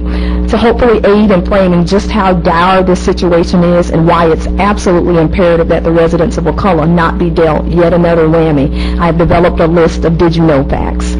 Did you know that since 2006, the construction industry for Wakulla County has gone from 526 individuals employed to 116 documented workers in the industry? Did you know the housing foreclosure rate for Wakulla County for the month of June 2010 was 66 compared to 25 a year ago? That represents a 164% increase from the prior year.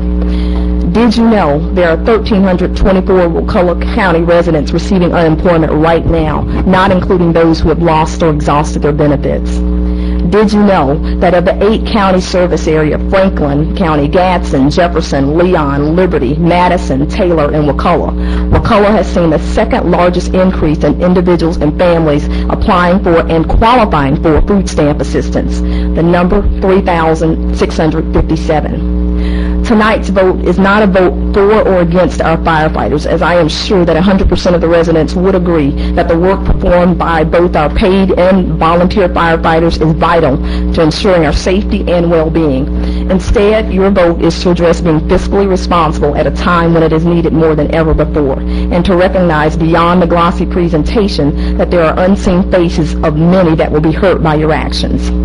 Note, I understand that the lack of applying an increase in taxes cannot be a long-term endeavor. In closure, I implore each one of you to not approve the draft ordinance presented and to maintain the current MSBU. If you do, this will afford the county an opportunity to address without negative impact the current operation costs as confirmed. Additionally, that you table the study and cast a vote for the people of Wakulla County who have placed their trust in each one of you to make the right decision. Thank you. Thank you, and you're under the limit. Please. All right, I know you're going to keep on doing it, especially if I say this, but let's try not to express that. Chief Russell. Chief Russell.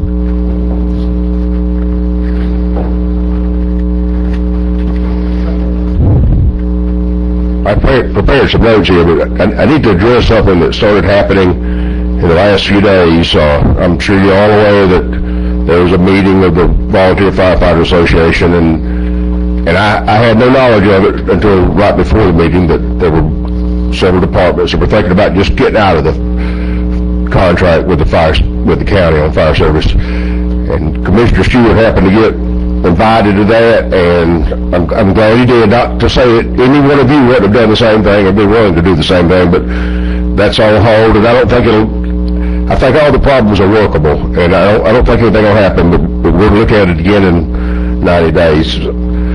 And now today I've started receiving phone calls that somebody's passing the word that the volunteers are wanting to get rid of the paid people. The volunteers do not want to get rid of the paid people. I've been told that I came to you commissioners and asked you to get rid of the paid people. If I did that, just say, yeah, he did that. Nobody's done that. Nobody wants to get rid of the paid. We can't get rid of the paid people. They're way too important. We can't go back. I had to get that said, okay? Okay, and now I'm lost. All the volunteers at the Wakulla meeting agreed that we don't want to raise the taxes on people. This isn't the time to raise people's taxes, no matter what. We don't want to raise the taxes. We don't want to absorb the fire salaries into our MSBU, but if that's the only way, we'll do it. I mean, if we have to do it, we'll give up the chance to buy something new or have something new, but we don't want the MSBU to go up, especially for our businesses. I heard 2 more businesses today that are getting ready to close the doors. There's a lot of businesses that have closed the doors already. The volunteers care enough about this county that we'll give up some things that we want to hold these taxes lower for a little bit longer. We know that one day they've got to go up, but to hold them lower for a little bit longer. I don't know at what level the decision was made to turn in the budget that this study was based on. But I was told the other day there was a negotiating tool. You win $1 million, so you ask for $3 million and see how it goes. Well, it wasn't the way it should have been negotiated. The way budgets should work and the way I knew of things working is You identified a need, a benefit to the citizens. You worked up how much it would cost, and then you went to the city manager and you talked to him and see if that could be done, and if he thought or she thought so, and then it went on to the commission. You didn't come up with a $3 million budget and then say, okay, we'll take $1 million, or whatever, $1.5 million. You're talking about going from from $65 to $100 tonight, and we just doubled a couple of years ago, and 50% again, but it just doesn't make sense. Now, moving these salaries, I do want to say this, that will continue to put a wedge between the paid people and the volunteers, because the paid guys work a lot of overtime. I didn't say they steal a lot of overtime, I said they work a lot of overtime. They teach classes to us, they do a lot of things on their overtime. And the volunteers will also start looking at, that overtime pay is taken away from a nozzle I could have bought, or a hose I could have bought, or something. So there'll be something of a wedge driven by the fact that these salaries are moving, but we still move the salaries, and you need to just don't raise people's taxes. I saw the other day that the commission candidates, when they were interviewed, they said that they thought that MSBU should go to buy stuff and they shouldn't go to salaries. I thought that was strange that everybody thinks it, but just a few. You directed your staff to cut the budget, and they came up with, they took this money, they got $500,000 from the sheriff, and the things are still going up. It's to no benefit. The last thing I want to say is this, that if you pass this tonight, please do not pass it saying that you're doing it to help people get better fire service. Their fire service won't improve one iota by this happening. Now, the fire service improved back when you hired those paid people. That improved the fire service. And when we can afford to hire more paid people, that will improve.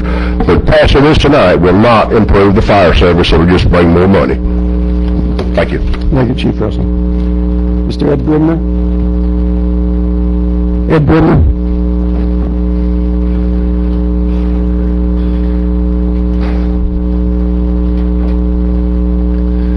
Thank you, Chairman. I just want to take a few minutes and let you guys know how much I appreciate you guys letting folks speak on this. I've sat up there and I know what you're going through and the hard decisions you're making. But I would also like to say that this is another example of the Board of County Commissioners growing government at the expense of the private citizens out here.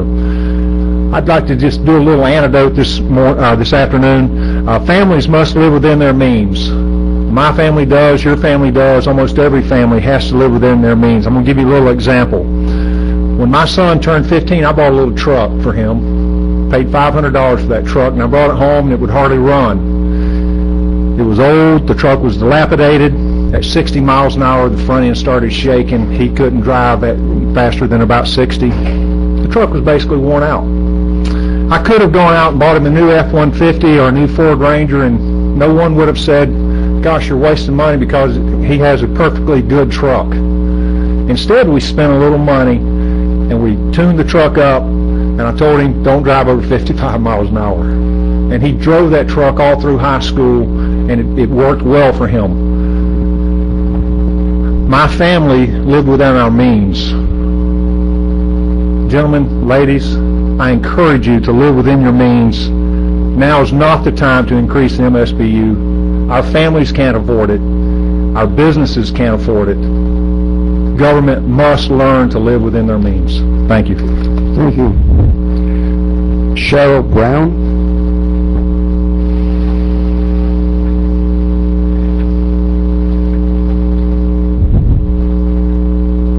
Hi, I'm Cheryl Brown, 132 Little Creek Drive. I'm a lifetime resident of Wakulla County, also a business owner in the county. And I'm asking you, please, to not vote for this MSBU increase. The businesses and the residents can't afford it. I know that we're having a struggle trying to keep our employees, and they're dependent on us for their living. And if we keep having increases in taxes and that sort of thing, we won't be able to. So I'm asking that you look within your fire department and look at the waste and things that you could cut down on that would save a lot of money.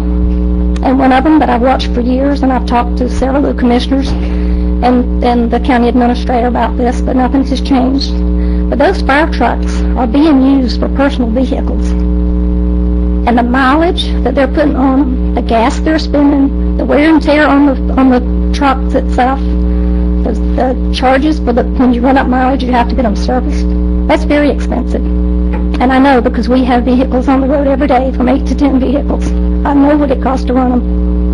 And it's not nearly as much as those great big fire trucks. And if you go to any of the restaurants in town, breakfast time, lunchtime, dinner time, you'll see from 1 to 4 emergency vehicles sitting there. You see them at the grocery store, you see them at the hardware store or the drug store, and even at the girlfriend's house. Yes, I've seen that too. So look at cutting some of that waste before you raise our taxes, please. Thank you very much. Chief Brazier?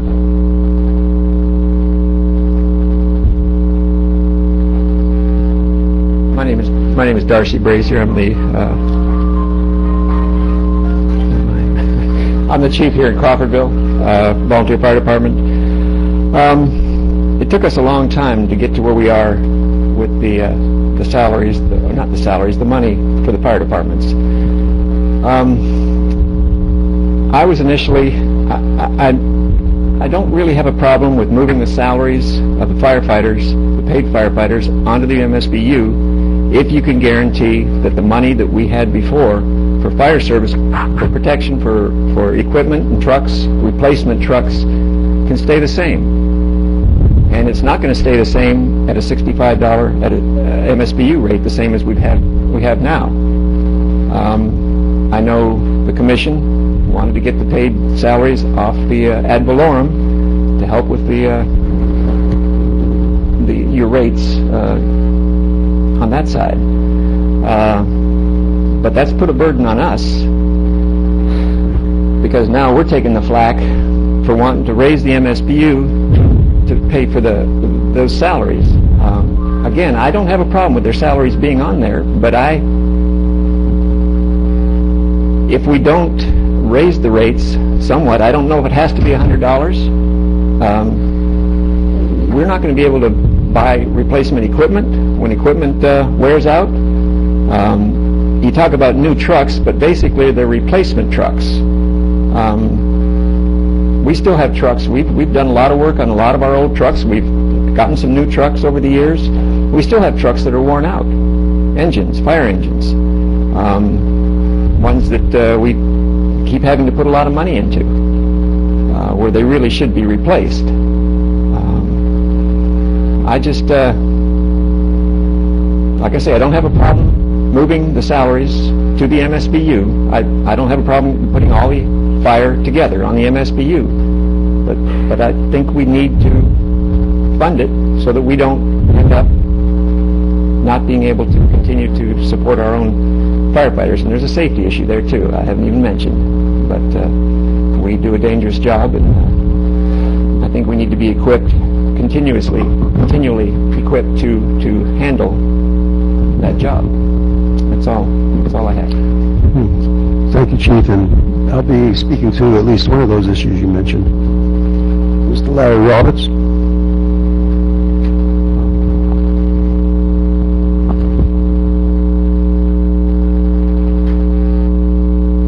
Commissioners, Larry Roberts of Sopchoppy. I can remember when the millage rate was 10 mils. It's much lower than 10 mils right now. And over this period of time, I have advocated alternative means of taxation. I've been to meetings, and you've all heard me talk before. But in order to pursue these alternative means of taxation, I think the property taxes should be going down. And they're not going down anymore. And millage rate's going up, and the taxes that you collect are going up. We have a plan here to raise both the MSBU and the property taxes, and we shouldn't do that.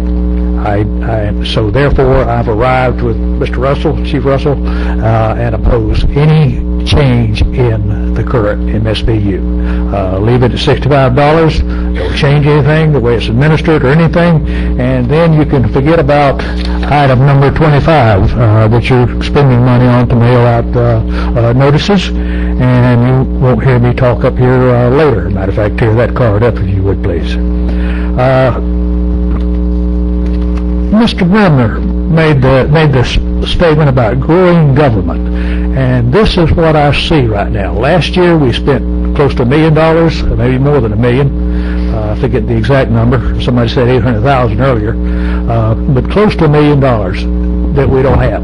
Spent more than we took in. I see this happening again this year. And until we get our budget under control, please don't raise any taxes at all. Thank you. Thank you, Mr. Roberts. John Schuff. I don't agree with Larry very often, but I do tonight. At the workshop we had last week, I believe Scott pointed out that it seemed like that the fire department was pretty well funded. Everything was paid for. Ralph Thomas has got some very interesting numbers to share with us later, but I just like to recommend that y'all vote against. Thank you very much. Mr. Steve Foltz.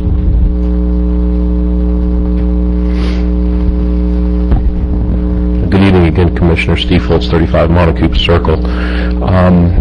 In my small mind, this is all about fiscal irresponsibility, is the way I see this. I clearly recall the public safety director, mentioned that last year we bought a brand new truck, we bought a used aerial truck, we paid off all the debt, and we still had cash forward in the MSBU. So I guess, in my mind, if it worked last year and we had cash forward, why doesn't it work this year? That's an interesting question. As the volunteers, I can tell you that I know Chief Love personally. He's my chief, along with Chief Russell. And I think throughout the volunteers, we are extremely frugal. We know how to squeeze a dollar. We know how to stretch a dollar. That's why there's cash forward in this MSBU fund. And now, because of the fiscal irresponsibility, we're being asked to give up that money. I ask you not only to leave the MSBU alone at 65 and not reapportion, because that is going to significantly impact businesses, but I'm asking you to leave the salaries in the ad valorem. I think that's what's fair. I don't see moving those salaries. That's just my personal opinion. I know some others say, well, we'd be willing to give that up. If we had fiscal responsibility, I too would be willing to give that up. But when I see the furloughs that were offered, it made me proud. I said, you know what? That's what Wakulla County needs to do. I saw the workshop, I was there. We're going to do furloughs. Yes, that's what we need. We need to tighten our belt. As soon as we got money from the sheriff, we loosened our belt back up and said, in the budget letter says, the cover letter from Mr. Bruni says there's going to be no furloughs. Good news. Well, I can't run my business. I can't run my business or my household that way. I mean, we're spending it. As soon as it comes in, it goes right out the door. We need to build a reserve. We need to have that cash forward like the volunteers did. And I think that once these salaries go over to the MSBU, that MSBU will be just like the rest of the budget areas. That's my concern. Thank you very much. Thank you. Mr. Ralph Thomas.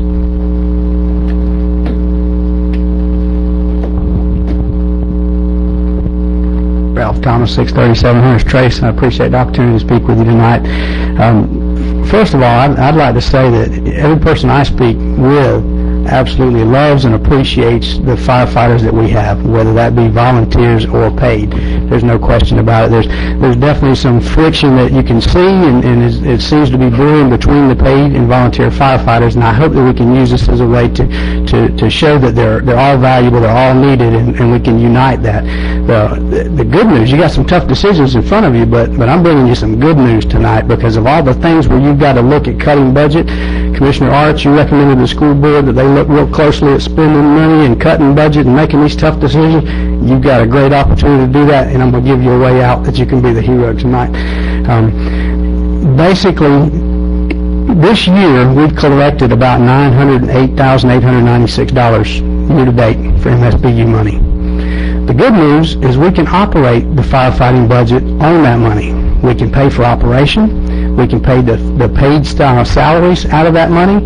We can avoid dipping into the reserves that we have, and I believe they're close to $1 million that we have in reserves right now. So we can do those things without raising the taxes, without raising the MSBU, without raising the ad valorem. In addition to those things, we will even add a little bit of money into the reserves for next year. So we're not even depleting what we have.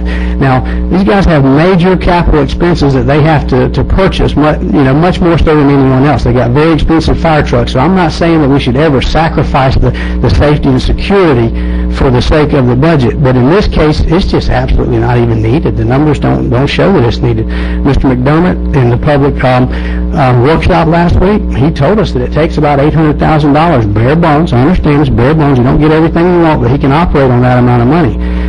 It touched my heart when he spoke to Chief Love, and he let him know we've retired debt, we're debt free, we've bought new equipment, and we just went through a major fire incident here, and these guys showed up, and they did a fantastic job, and they're to be commended for that. And so they can absolutely work within the budget that they have, and I don't think they have to do that forever, but as long as we've got $1 million in reserves, why do we need to build a bigger reserve? We're in good shape with that. There's a few places where I can show you can even save some money tonight. It's brought up one time, and if we can avoid the mail out and the postage, you're going to save $32,000. That's given. There's also another expense, and there may be more. The more you dig, you find more things. The tax collector's office, it's going to cost her about $30,000 for the first year to implement this new MSBU budget. There's a document right there from her contractor, and it says the final amount is to be determined based on the final specifications provided by GSG. So $30,000 and then $12,000 to $14,000 a year thereafter to create that MSBU tax roll. So another savings. So $32,000 in postage saved, $30,000 the first year, $12,000 to $14,000 going forward. You can save the money. You can achieve what you're trying to do without putting any additional burden on the taxpayers, without sacrificing public safety. So I recommend that you table the entire study, leave the MSBU alone, leave the ad valorem alone in regards to the firefighting. Thank you. Thank you, Mr. Chief Wright.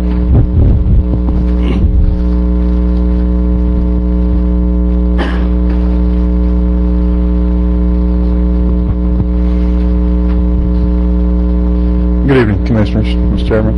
Thomas Wright, 68 Head Valley Lane. A lot of great points made tonight. The fire department does not need the extra money at this time. Current funding can sustain us, and we can keep buying equipment. And I'd just like to ask the association would that no MSBU raise, we'll leave the salaries where they are. That's what the association voted on in May. And that's all I got to say. Thank you. Thank you, Chief. I would like to ask staff a question regarding the reserves. Where do we stand with the reserves? How much do we have in reserves? Do you have that figure, sir?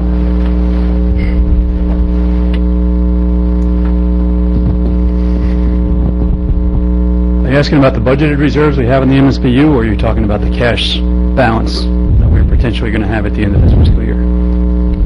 I'm talking about if we have an emergency situation for our county and we have to respond and provide emergency services, hurricane, cleanup, how much money, those kind of reserves do we have? Currently this year we have $192,000 budgeted in the MSBU as a reserve, expendable reserve. We anticipate having about $900,000 in a cash forward at the end of this fiscal year in unspent funds. So, does that answer your question, or? Those are MSBU reserves. That's not the same reserve.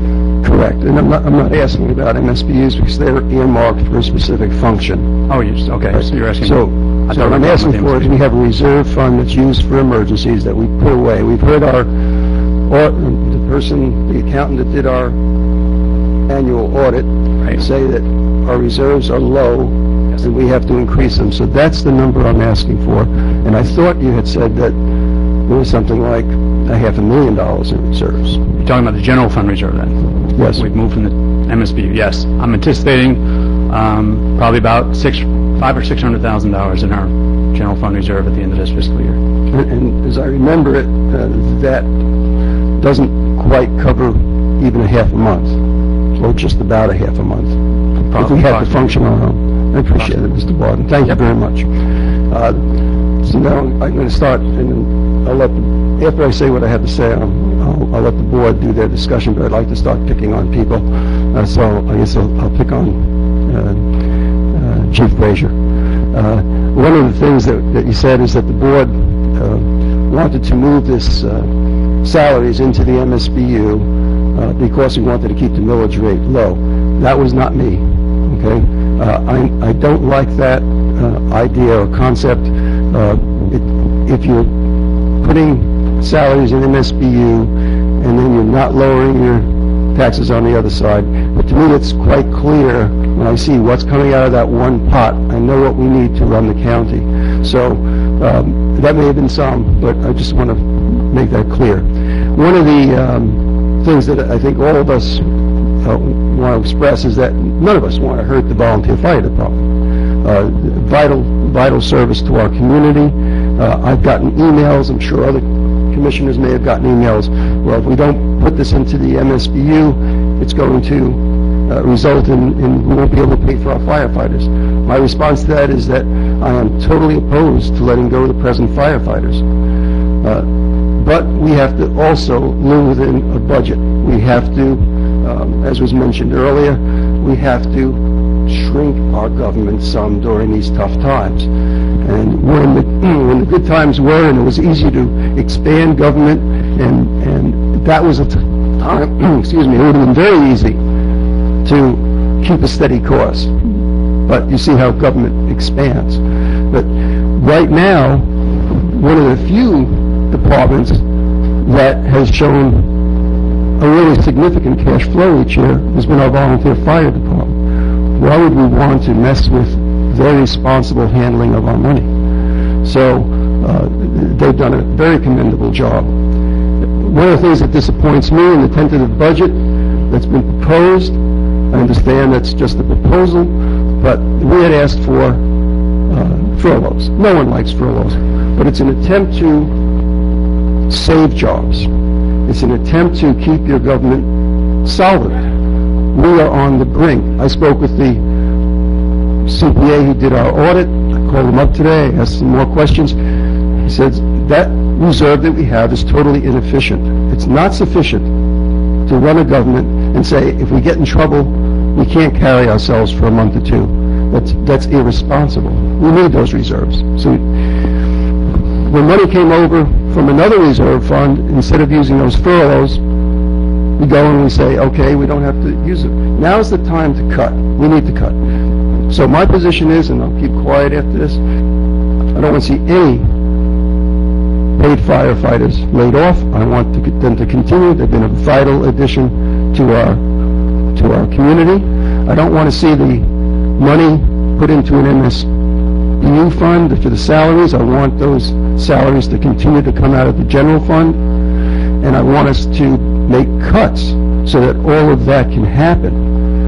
And with that, I'll let board discuss. Do you have thoughts on the actual MSBU proposed? I'm not, in any shape, okay, I guess I didn't make myself clear after all that. In no way, shape, or form am I voting for this thing. This thing for me is if you keep it at $65, then all we're going to do is spend, I think it's, the exact number is $35,345 for a mailing. I'm totally opposed to that, okay? And, you know, it doesn't work. So I am totally against changing the formula that we have now. I'm totally against putting a new equation in place to shift things around. It works the way we've been working. What doesn't work for some people is that we have to learn to live within our means, and that means taking some sacrifice. And the commissioners were willing to take that cut along with the other employees of the county. Of course, those deputies, the paid firefighters, they're not expected to be in that mix. But, health benefits would continue to occur. The bottom line is we have to learn to live within our means, and until we start cutting, we're not showing responsible government. That's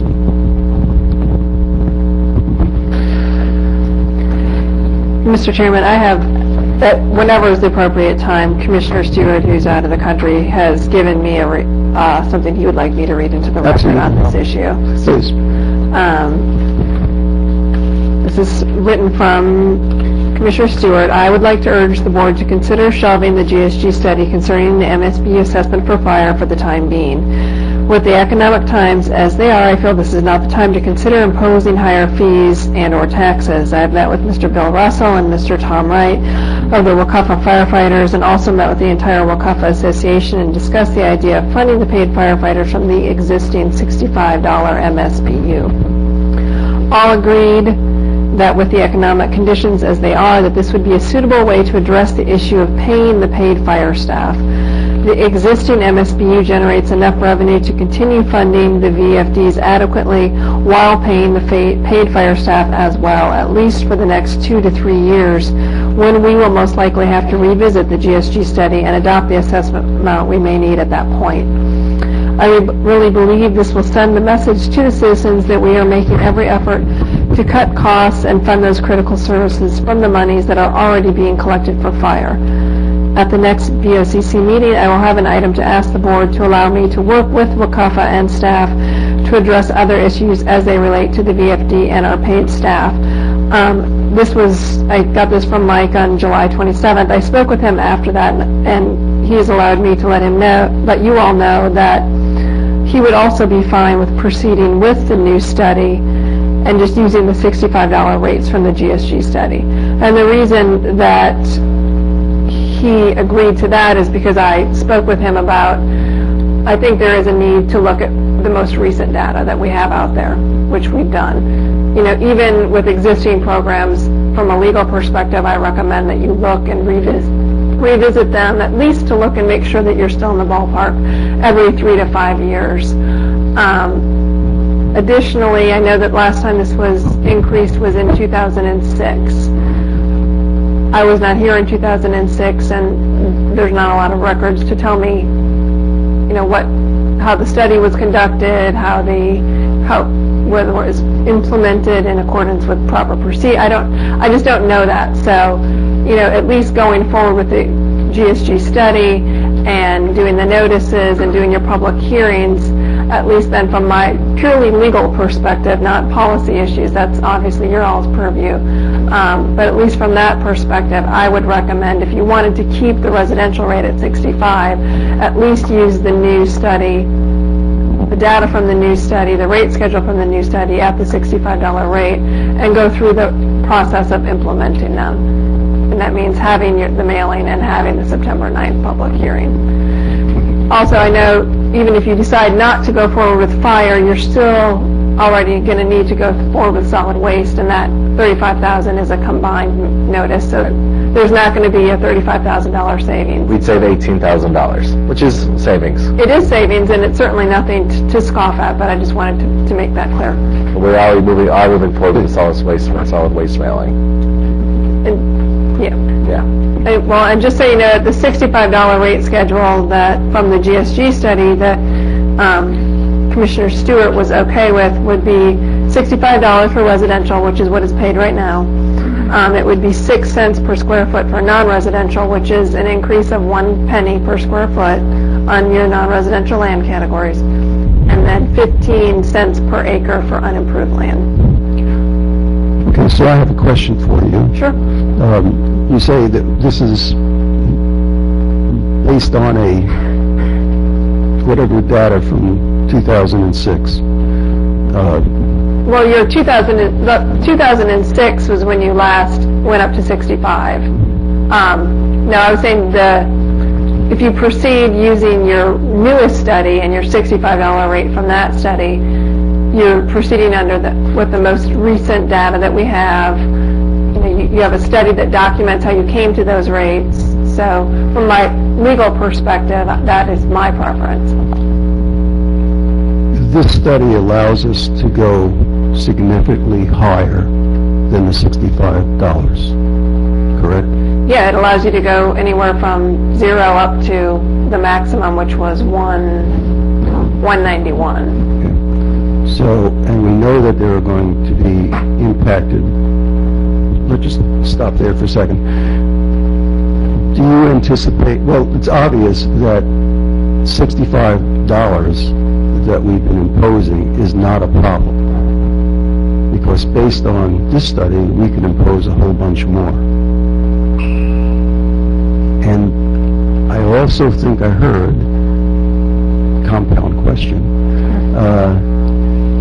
that if we didn't do anything and we left it alone, we can continue that $65. The only thing this study actually allows us to do is to have a basis for which to raise the MSBU. Well, actually, if you look at the $65 rate schedule, if you kept your residential at $65 under your most recent study, the most recent data, the non-residential should be 6 cents per square foot, not 5. So while it may have been perfectly acceptable in '06, you now have new data that shows you that maybe the proportions between rate categories should be a little bit different. And I guess what I'm asking is that if we don't move any place and just leave it alone, we're not in the problem of leaving that current situation in place. I mean, that would require me to foresee the future and see if anybody challenges you on the $65 that's in place now. So that's a difficult question to answer. I got you. Additional commission input? I have a couple opinions I'll touch on briefly on this conversation. One of which is I enjoyed in the conversations that have happened how we've touched base on several different issues, one being furloughs. I'd like to say that I'm excited that we have found a way not to have to decrease our staff's income over the next year. They've gone several years without a raise, or several years they had a minimal cost of living COL, 1%, which would be, yeah. I apologize. Thank you, Steve. They've gone very long without having. And before that, what was the negative cost of living the year before that? Okay. That's good. Thanks. 3, 3, and 3. Well, this last time it was just 1% increase in cost of living. I don't like having to cut people's salary. I don't like the concept of furloughs. I think that there's times if we can avoid doing that, we should move forward with doing that. You can cut jobs.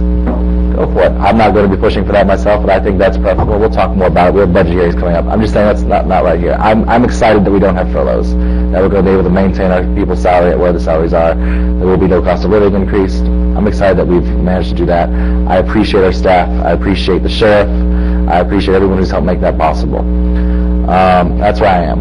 And I've been that way. I mean, even when we talked about furloughs in the past, I was not jumping on board like let's have everybody only work a 2-day week and only pay them a 2-day-a-week salary. That wasn't the bandwagon I was on. I just want to put that out there now. So we're looking at this. So if we don't do anything, but at this point, I've gone back and forth on this. I was in favor of the MSBU, but I admit I had done some math wrong. I've got my phone out. So all those people at home watching, it also doubles as a calculator. I've kept it in my pocket up until this point. I do have it out now. I've been calculating over here. It's a tricky situation. By not doing this, we'll save $18,000. By not doing this, our attorney thinks we open ourselves up to some liability issues. Maybe. She went, yeah, maybe. She thinks that one way or the other we should go on this current study. Because the new data, it's always good to go with current and new data. Yeah, yes, definitely. Yeah.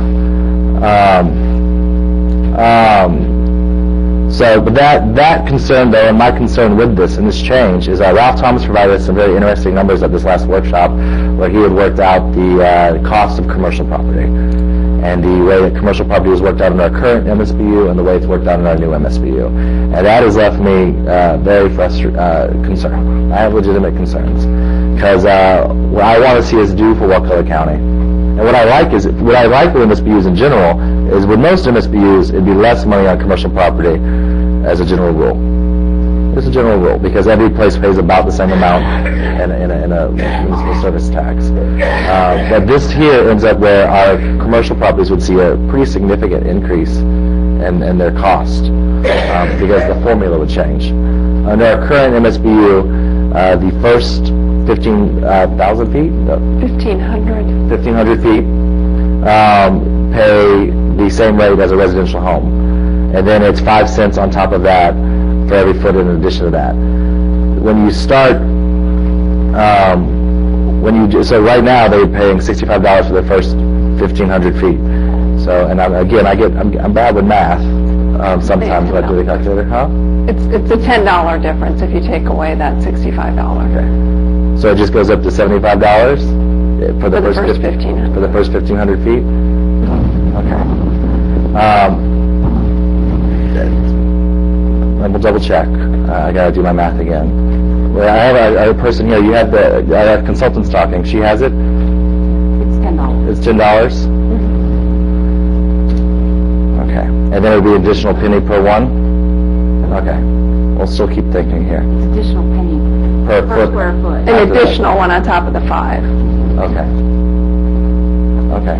So it'd be $10 plus a penny per square foot would be the increase. There's certainly, nobody's making light of that. That's certainly an issue to consider. Okay. That's why I'm still weighing this issue. I have mixed emotions about it. There's a part of me that would like to see us go to the legal to get the most current numbers done. But at the same time, I'm not at this point supporting raising it beyond the $65 that we are currently going with. So this moves, as just the summary, this moves into this new equation. If this moves into the new equation, then there will be an increase to our businesses. Yes. Unless you set the rate below 65 so that the commercial rate stays at 5.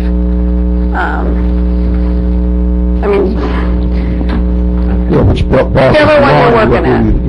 Why would we want to do that? Commissioner Arthur.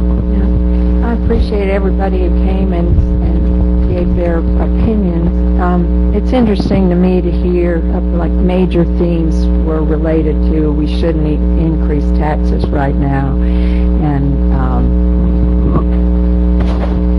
government's expanding and those kind of things, and I can certainly see why people have those interpretations of it. For me, I go back to when Ralph Thomas and John Shaw spoke at length about the unfairness of our ad valorem tax system. And so I've been looking for ways to rely less on ad valorem taxes and move into other, alternative ways of collecting the money we need to operate that's more fair. That's where I'm coming from on this. And so I have some other things, but first I would like to have our consultant talk a little bit about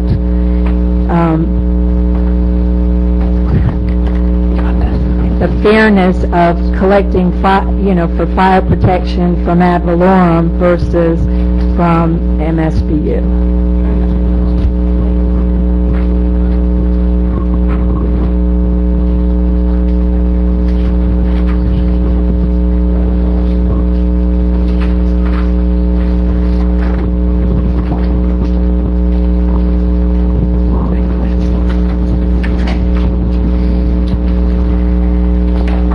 Thank you. Sandy Margareta with Government Services Group. it was my understanding before the meeting that there was concerns about why use assessments. Well, obviously, you know, you already have an MSBU to fund your fire services. Assessments are a cost-effective and financially stable means of funding fire services and their facilities. It's benefit-based, it's not value-based. Your ad valorem taxes are based on the value of the property, not based on the value of the service that's received by your fire department. The assessment is based on the value of services. It's a tax equity tool. Similarly situated properties will pay the same, so it makes it more equitable. You have revenue diversification, which is what you were talking about. It's a dedicated revenue source, so you can't say, oh, the Sheriff's Department needs money, we've got some extra money in the MSBU, let's shift it over here. You can't. And that might be one of the reasons why you have such a good reserve, because you have this dedicated funding that shouldn't be shifted.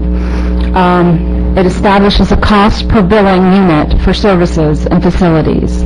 So you know how much residential properties cost you for this fire service that you're providing, and you know how much non-residential services cost you. So you have that. It's an annual decision. You can increase or decrease. It's a decision that you make every year. So if times are bad, you can. Not usually do we see them decrease, but you can. And it's pledgeable for debt without referendum. And those are the reasons why assessment programs are good. Anything else? Okay. Anyway, for me, that's why I think we need to fund our fire protection out of the MSBU and not out of ad valorem.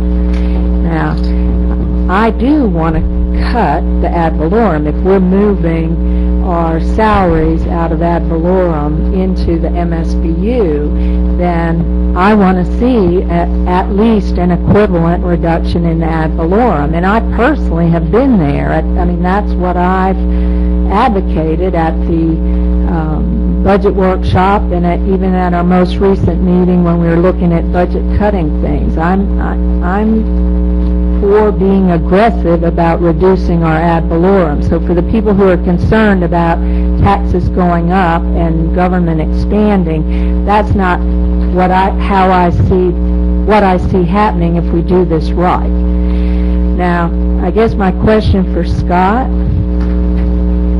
if I understood Mike Stewart's suggestion, he was saying that we could put the salaries in with MSBU, and not go up to 100, but stay at 65 for residential using the new study, and you could manage that. You could run the department at that level. Is that correct? That is correct, for a short amount of time. It's not sustainable forever, but yes, we can. Apparatus have not been replaced systematically. We have trucks that are very old. Now, do we need to buy a new truck next year? No, that can wait. But we can fund salaries out of the MSBU, but it is not sustainable because right now, nor has there been, we're trying to work up to a system that is based on business models, like a depreciation schedule. We have 30 apparatus. That's a lot of fire apparatus. Those have to be replaced systematically or we get where we are now. We have cash forwards, but we don't replace apparatus.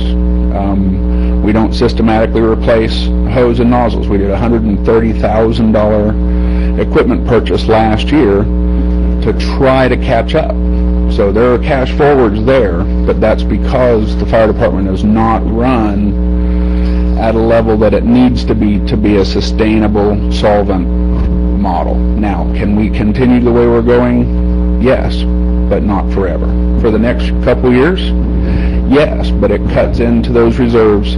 It cuts into the CIP projects that we have scheduled, and it is a bad time. I agree with every single point that it is bad. It's bad at my house. It's bad at everybody's spot. So, yes, it's sustainable for a short period of time, but not as an ongoing solvent going concern is the term. But I think, given the economy right now, I guess Given the I would economy, lean, I'm- I would lean toward, instead of, we had said 100 as the max that we would consider, but I think if we can set 65 as the max and plan on that, 65 for residential as the max, and plan on moving forward in the next couple years on that And just kind of a knowing tight that we budget. can't sustain that rate forever and remain a going concern and be solvent. But for next year, yes, due to our diligence and the diligence of the folks before me, that those cash forwards are there to do so, but they won't be there for Well, very long. and I hope it won't just be all cash forwards. I hope you'll be really looking hard Oh, at ways absolutely. to cut. And I hope we'll also be tracking very carefully to see that the volunteer fire are getting, their fair share of the kinds of supplies and so forth that they've come to expect from the MSBU. They're going to take some reduction, but, let's it track is. it and make sure it's proportional. I just want to make sure that our staff, the paid staff, and the volunteers, this is a shared responsibility. This is a shared burden, and it's not going to be funded at what people have come to expect, and that's what you had said. The funding, if we don't raise the MSPU, we stay at the rate we're at, they're not going to have access to the equipment at which they expect. But as long as everybody understands and shares that burden and knows that we're going to be tight, is it doable?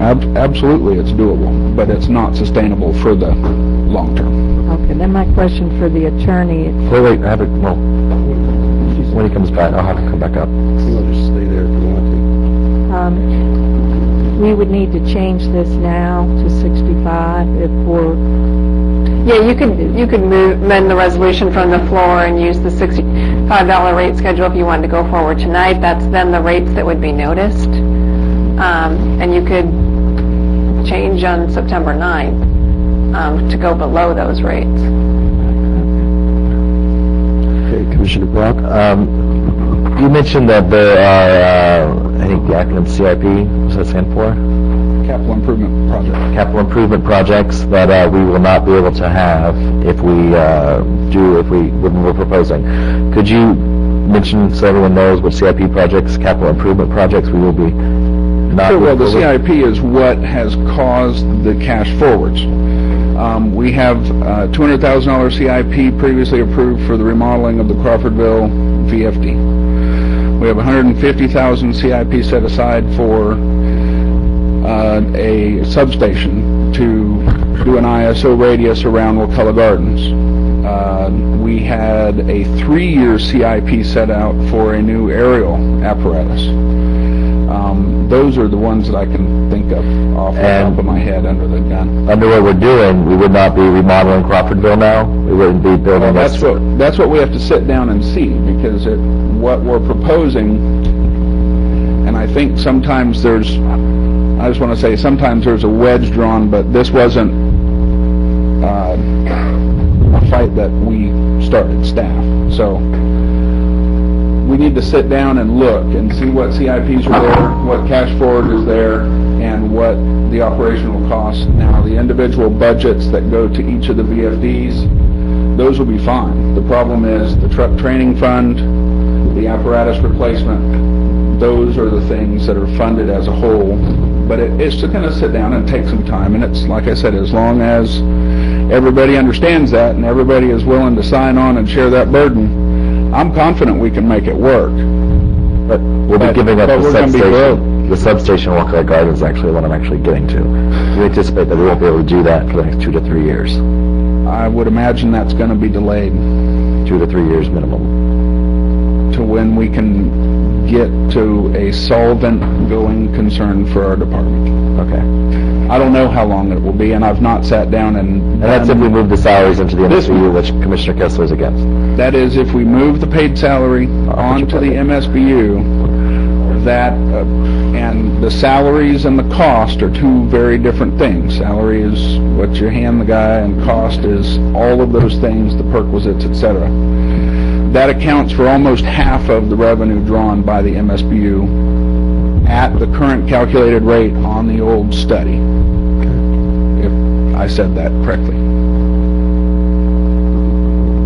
Just one comment. Right now, we don't have the the paid staff salaries in the budget. Correct. Right.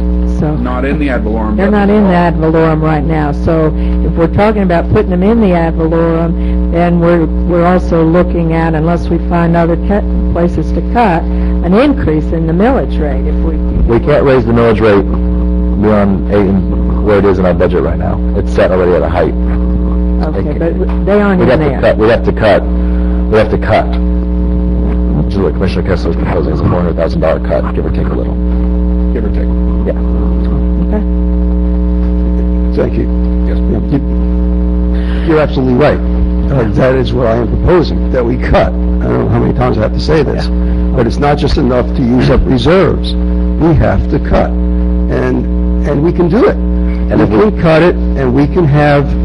Yeah, it's a sacrifice, but do you want to sacrifice Wakulla Gardens substation? Do you want to sacrifice all of us a little bit for the next couple of years and carry this thing, and hopefully that the economy is going to get better? But I'm not willing to keep on drawing down reserves. We've done that last year significantly. We're going to do it more, and we're collecting less money than we're spending.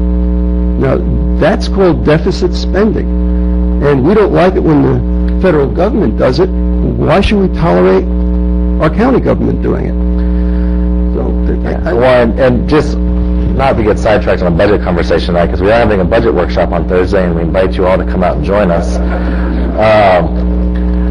But if we don't take the money the sheriff's offered us, which was how much, Ben?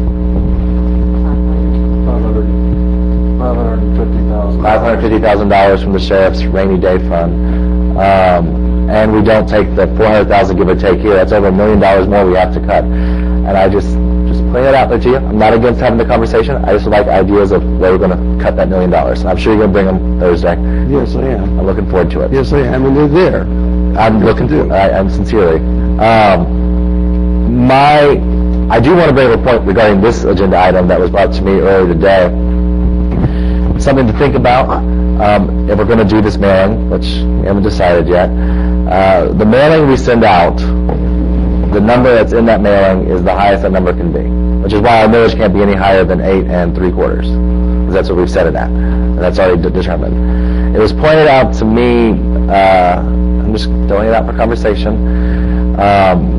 earlier today, that if we set our MSBU rate for residentials at $75, which is a $10 increase, that does not affect the commercial MSBU. It would be the same amount for commercial.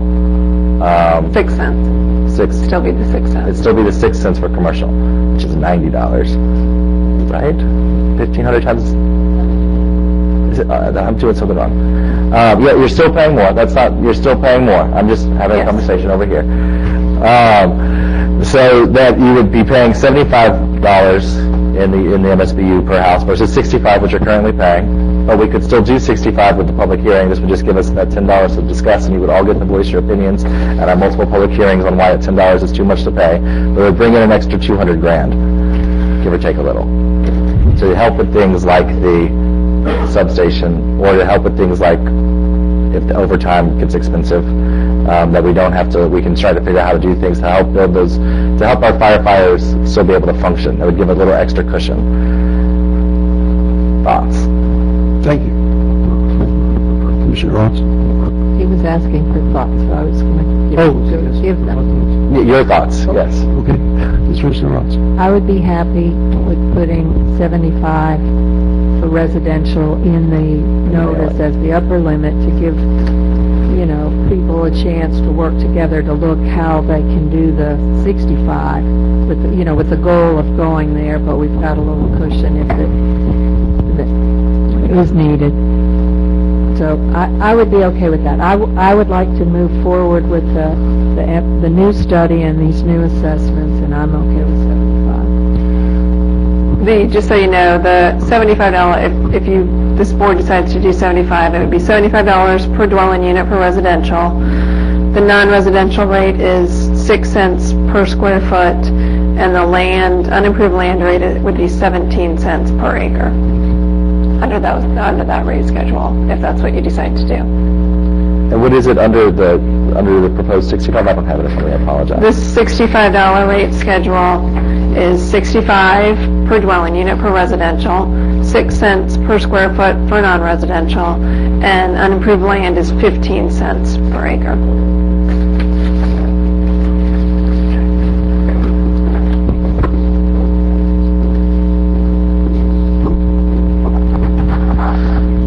I don't know. There's a part of me. I mean, I am torn. To put where I am on this about moving forward with this and spending the money for the mailing, to move forward with the new numbers for the sake of legal protection, or to just leave things where things are. I mean, because I think in the end we're going to be leaving things either very close to where things are or where things are for residential, and it's going to be an increase on commercial property, which is hard on our commercial businesses, which is my biggest concern. Not more, I worry about all of our residential families too, but that's my biggest concern with this issue. And it's a very tough decision. And if we don't move forward, or if it's not going to pass, we can save $18,000. So, I'm conflicted. Commissioner Green and Commissioner Kessler, Commissioner Arts has expressed her interest in moving forward. Moving forward with this, and then also continuing to work to cut out the law. Before Commissioner Green speaks, I think I said previously that I'm totally opposed to going to this new scheme. So it's not broken, don't fix it. And we heard from just prior, that why the volunteer fire department had good cash forward balance is part of the reason. It's money that was dedicated to them for their equipment and capital outlay, and they didn't spend every dollar they've got in. They were prudent with it. Okay? So I'm not voting for this no matter what kind of fee you said. I think I made that clear at the beginning. I was just double checking. Yeah, I'm glad you did, because I'm still where I started from. And I still don't understand why it's difficult to cut. And I understand it's painful, but I don't understand why, when we need to do it, we're not doing it. And I don't understand why we're content to go on reserves. And since you brought up the thing with the $550,000, I'm not saying give it back to the sheriff. I'm saying we should take that whole rainy day fund and put it where it belongs, under the county commission, and let it be represented as part of our reserve. Not that we have to go asking for, can you help us out? This is our taxpayer money. And I'm not, so I'm a proponent of not turning down that $550,000. But at the same time, we need to make cuts to balance the other $400,000, and I think that's very doable. Commissioner Green, for taking away your... No, sorry.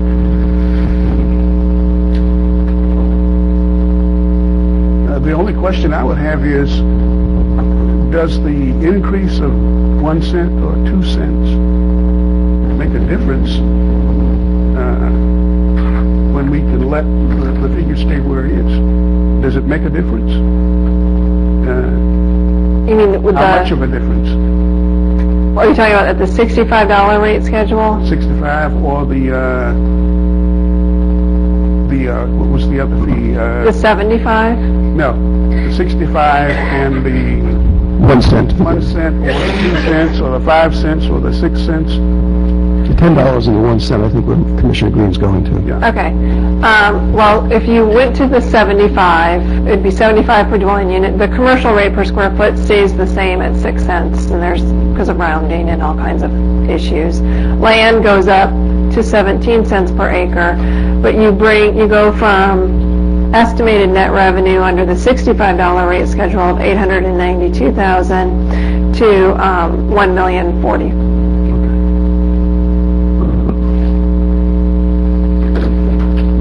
Okay. I think we're ready to move on this motion. I think we've heard from... I have a question. Yes, please. If we have a tie vote, what happens?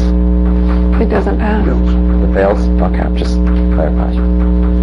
Should we table this then until commissioners, we can we? You have your notices in order to, you have a statutory notice requirement of 20 days.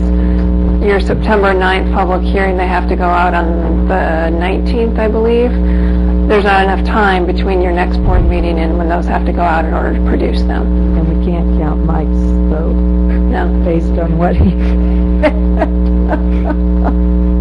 That's checking. Okay. So let's... Now, the motion on the floor, though, is to adopt the resolution as it is, and that's with the $100 rate schedule. So if there's going to be a change to that, you need to amend the motion.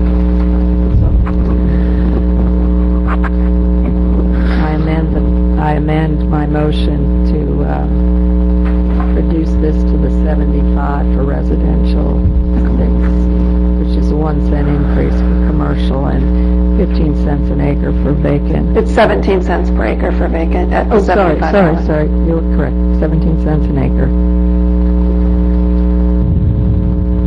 Is there a second on that? Commissioner Roth's amended the motion, and is there the second stand to that motion? Yes. Okay, so there's a motion on the floor to set the residential at 75, and with the other concurrent increases. Right. So all those in favor? I have one more question. Please. If Commissioner Stewart wants this to move forward and he comes back and he's frustrated with this vote, can he come back and bring it back up and delay it? I know the timeline's going to be off. Let's say if it fails, and Commissioner Stewart comes up and says, I would have voted in favor of that. I'd like to, and that could have been the third vote to make it pass. There wouldn't be time this year to do that. There wouldn't be time this year. They can't produce 24,000 notices between the time of your next board meeting and the statutorily required mailing date. I don't think. No, we're between the House and mailed out August 19th. Not sure when you're thinking about making this decision. It would be at the 16th. Because they've got to be printed.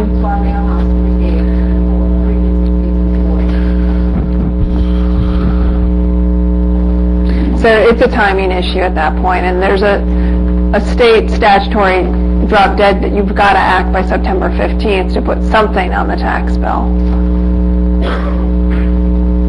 If you're going to. So even if you guys don't do anything tonight, we're still going to have a public hearing on your fire assessment for your existing program, because it's a service assessment. It needs to be reimposed every year. We have to do a mailing anyway? You'd have to mail anyone who wasn't, notice anyone with a mail-in who wasn't previously noticed. So yes. I don't know what that is, because we haven't even looked at who was noticed previously, when, and at what.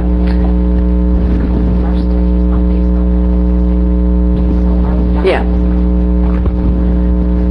Could you repeat what was said? She said that the study, they don't have your existing assessment roll in order to produce the mailing, so there would be some additional work on their end to do that.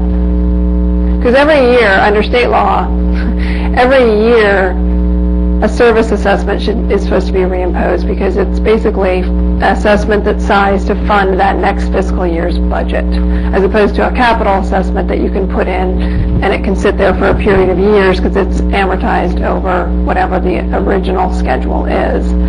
In order to put this on the tax bill, there are very specific statutory requirements, and that requires that everyone who's going to be assessed be noticed at what they're going to be assessed. And if you ever go above that rate, you're supposed to resend notice.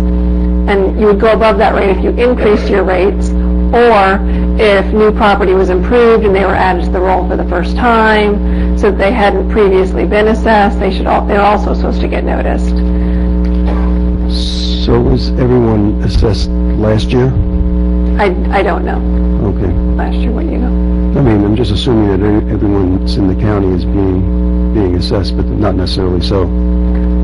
I don't know.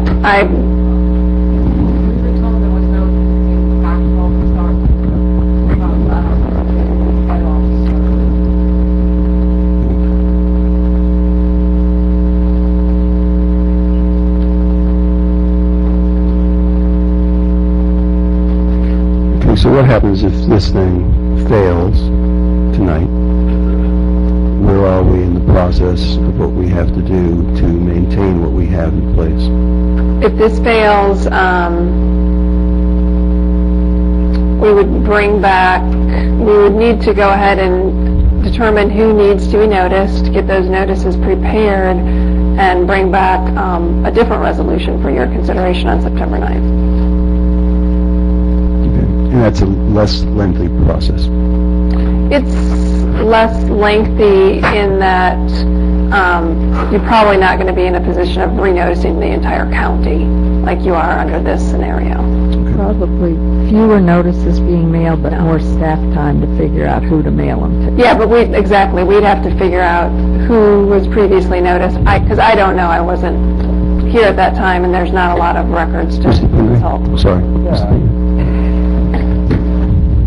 We don't have record of who was noticed the last time either. So your staff can make no assumptions, neither can your attorney, neither can GSG, as to who got the mailing the last time this thing was done, either in '06 or whenever before then. So I don't see how it's a smaller data set. I see it being the entire county, regardless. It may be. We haven't looked. The point is, we don't know where the... But they'd be right.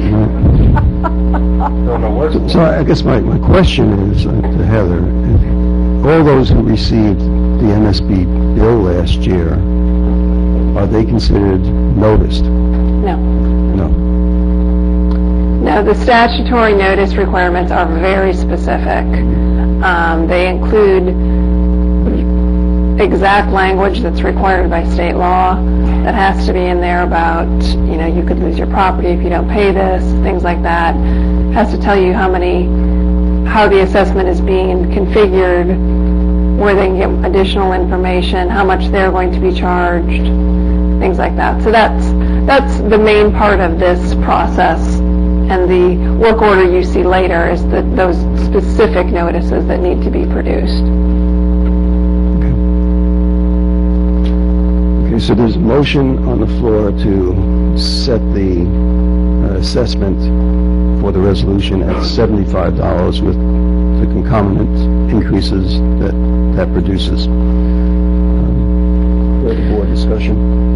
And if we pass this, we can no longer use our old study. We now have to use the new study. We can't just say we want to leave it the way it was. There would be potential risks with doing that. Same risk if we don't pass it. I think you're going to get people, if you, on September 9th, say you want to go back to your old rates, everyone's probably going to come down some, from 75 to 65 and from 6 cents per square foot to 5. So there's probably, it's probably a pretty mitigated risk.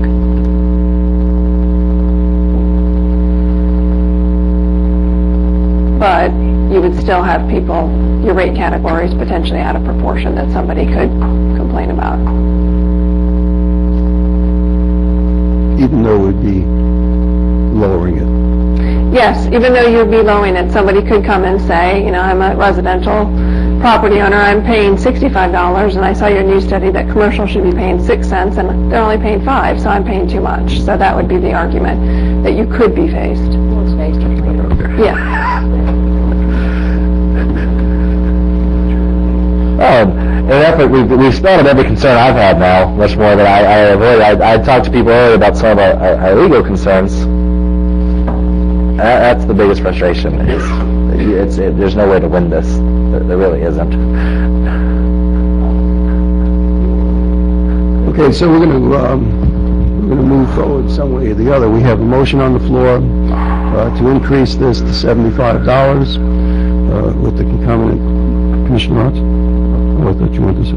Well, no, the motion is in this draft, to reduce it from 100 to 75. Okay, but increase what we presently have from 65 to 75. To set a ceiling of 75, working towards 65.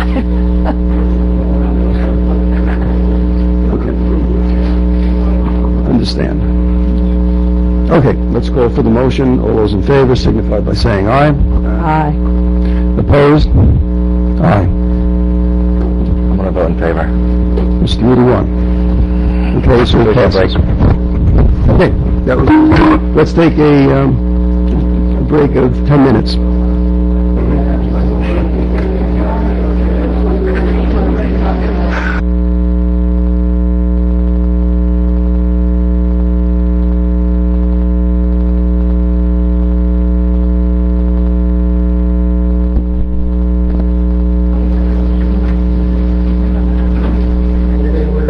About to resume the meeting.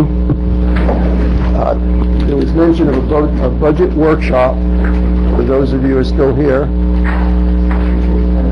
this Thursday, 5 o'clock, in these chambers, budget workshop. So if you're concerned about how your county is attempting to balance their budget, now's a good time to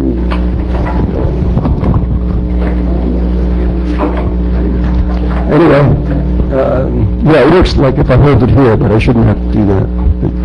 Anyway, budget workshop Thursday, 5 o'clock, here in the commission chambers. It is part of a process that's going on to your final budget, so citizen input is welcome then. Okay, so we're back. We are now on item 18. Thank you. And I'll do this one, I guess. This is a request from the City of St. Marks to approve an amended interlocal agreement between the city and the county regarding the payment of the property taxes at the St. Marks refinery site that the city received through a U.S. bankruptcy court proceeding. Back on June 21, this board approved an interlocal agreement wherein you agreed to basically accept payment of $22,034.55 of back due taxes on that site, and then reimburse the city that amount that would then go into revitalizing that site. Apparently, after that agreement was produced and approved, the city went to pay the taxes and discovered that there was the $22,000 sum they had put in the agreement was an error, and it was actually $32,145.43. So they are asking this board Move to approve the amended. Before I entertain that motion, Commissioner Brock, I do have a question for staff on this. They're asking you to approve this amended interlocal, and then I would ask that you revoke your consent on the previous interlocal, so that we have a clean paper record. Okay, so as I understand it, we had approved to basically waive the taxes of $23,000. After that, we learned that we had spent approximately $1.3 to $4 million more than we took in fiscal year 08-09. And we're learning that we now are into deficit spending this year. And what I'm questioning the board here is, before you start giving away, the city of St. Marks is looking out for its citizens and its taxpayers, and I urge the board to look out for the county's taxpayers. So with that, I'll entertain a motion. Move to approve the amended interlocal agreement between the City of St. Marks and Wakulla County. Second. There's a motion and a second to approve the interlocal agreement. There's one citizen to speak. Two. Is that for the same? While we're doing that, you're going to revoke your consent on the original one as well. And follow the county attorney's direction. Okay, Mr. Charles Hickman.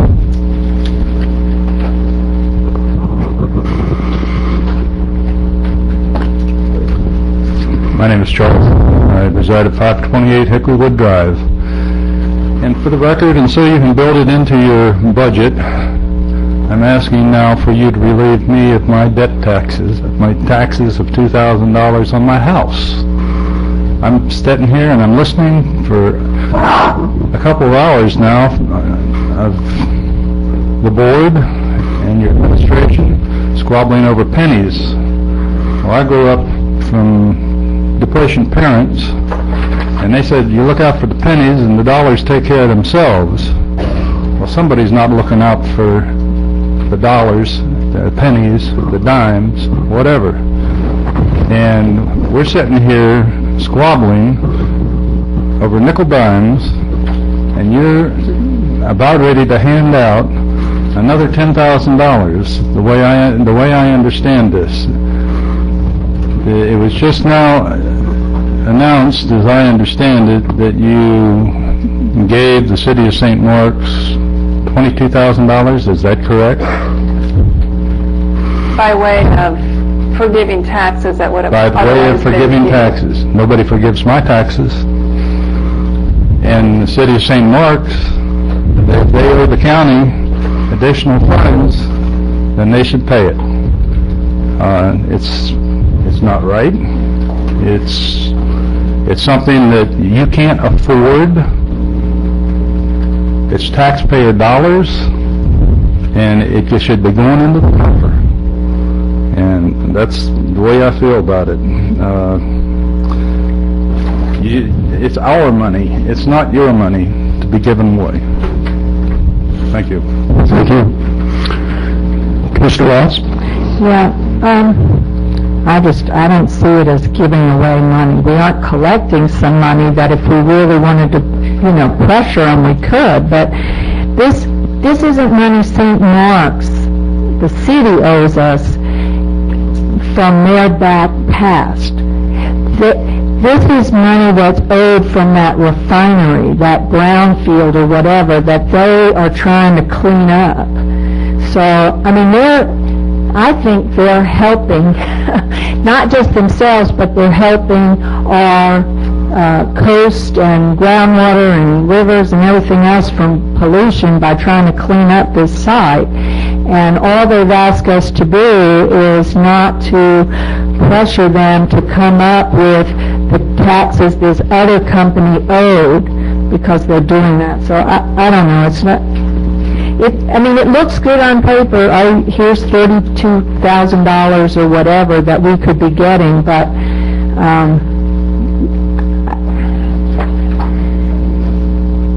it's not like we've paid them $32,000. Nobody's been paying these taxes for a while.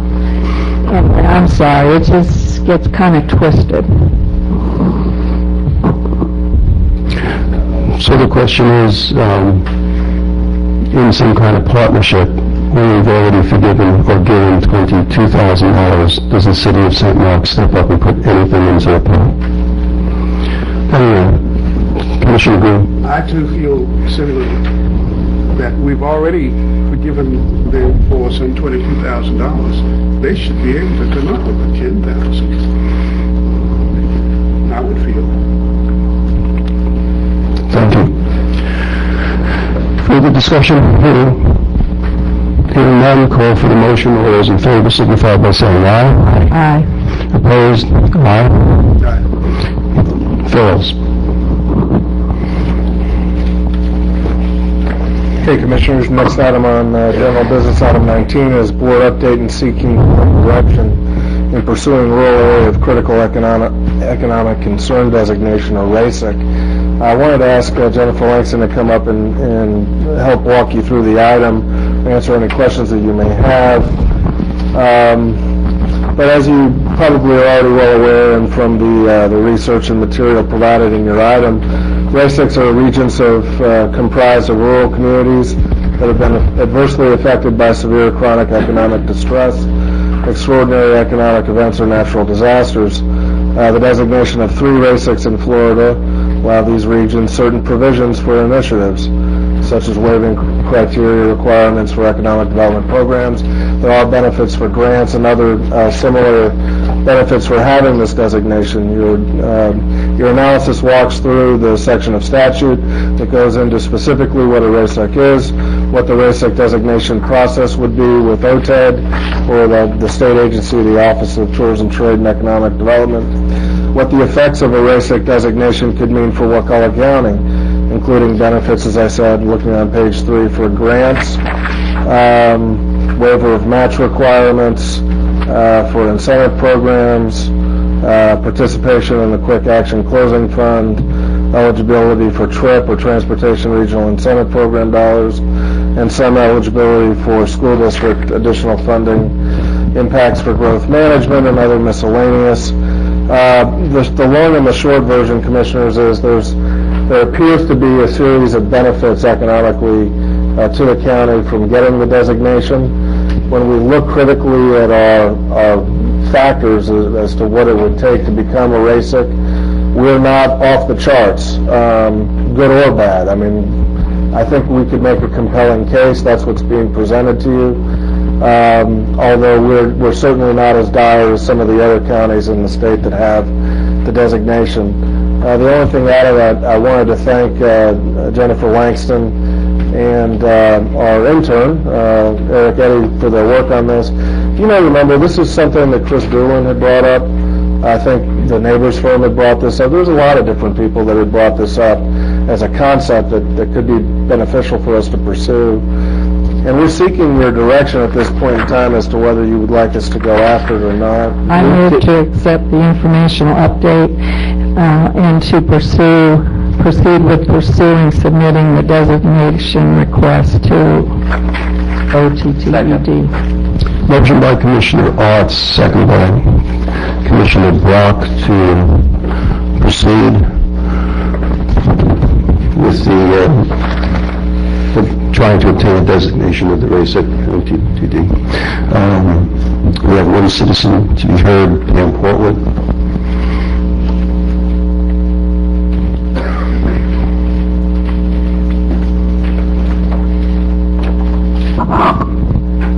Sure, I've never spoken so much when I didn't have an item on the agenda of my own. I just wanted to say, ask that you support going after this designation as someone who's been writing grants for this county since 1997.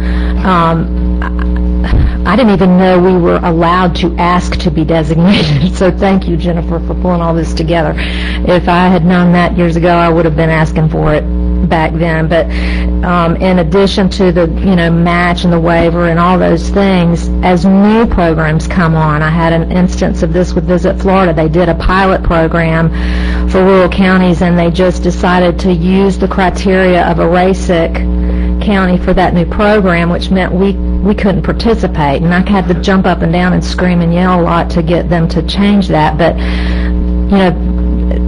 state will use this as kind of a default, for economic development initiatives and stuff like that. So I just say, please go for it. Thank you. Commissioner Watts. Yes, I would like to thank Jennifer and Eric Eddy. I thought this was an outstanding agenda item, very informative. I had one question. Do we need to identify which of the regions we want to join? No? Okay. Okay, thank you. No further discussion. To call for the motion. All those in favor signify by saying aye. Aye.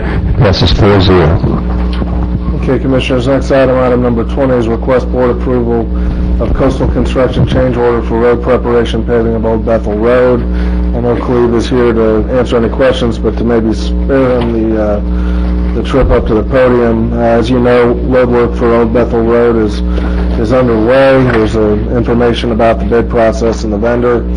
This is a change order, basically because of the need to remove and replace approximately 1,534 cubic yards of unsuitable road-based material that was discovered during the preparation that we weren't aware of beforehand. Staff is requesting approval of the change order for $26,078 to the work authorization for Old Bethel Road. Funds are available, and we're here to answer any questions. Entertain a motion. Approve the change order of $26,078 to the work authorization form for road paving, operation of Old Bethel.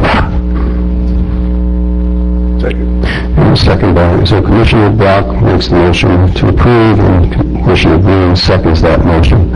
Any citizens to speak on this? There are none. Any board discussion? Commissioner Ross. Yes, I have a question. How did those clays get there? Was it a previous contractor that the county hired, or the county ourselves? Do we have any idea how those got there?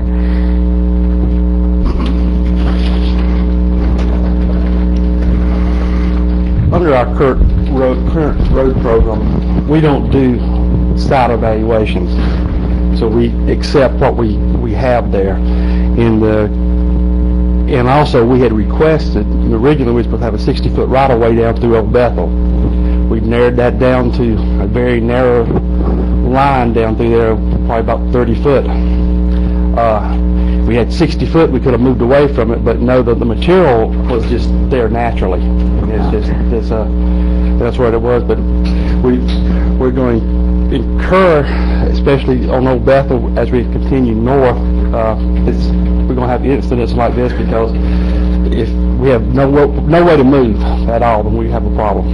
Okay, I didn't realize it was there naturally. I thought it was part of road base.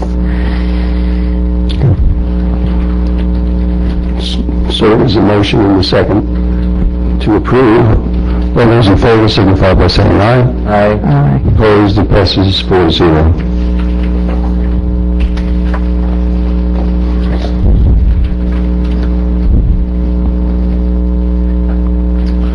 Sorry about that. Next item, if you'll jump ahead to 25, we're back to GSG. Commissioners, this is a request for board approval of a proposal for Government Services Group, GSG, to produce and mail first-class notices for the fire and solid waste assessments, somewhat building upon your prior agenda item. You have a significant amount of background about the work that's been done, analysis regarding the need to create the notice roll, develop the first-class notice, merge, print, process first-class notices, establish a phone bank, mailing of first-class notices. You see the costs associated with it, where the funding would come from, and the recommendation for option one, which is approved for GSG for fire assessment, solid waste assessment mailing service. Authorize the chairman to execute the proposal and approve the budget amendment. Thank you. We'll entertain a motion.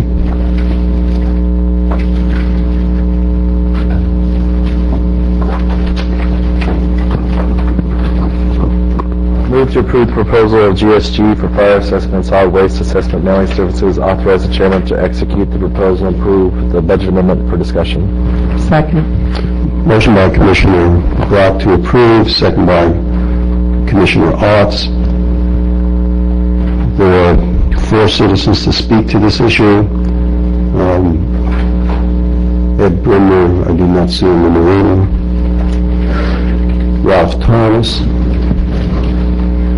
Larry Roberts. Chief Russell.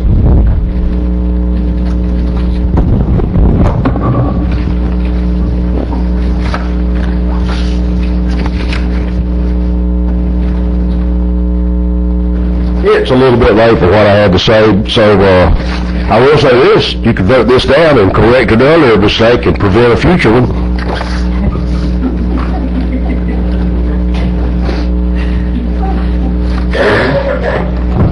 Thank you, Chief.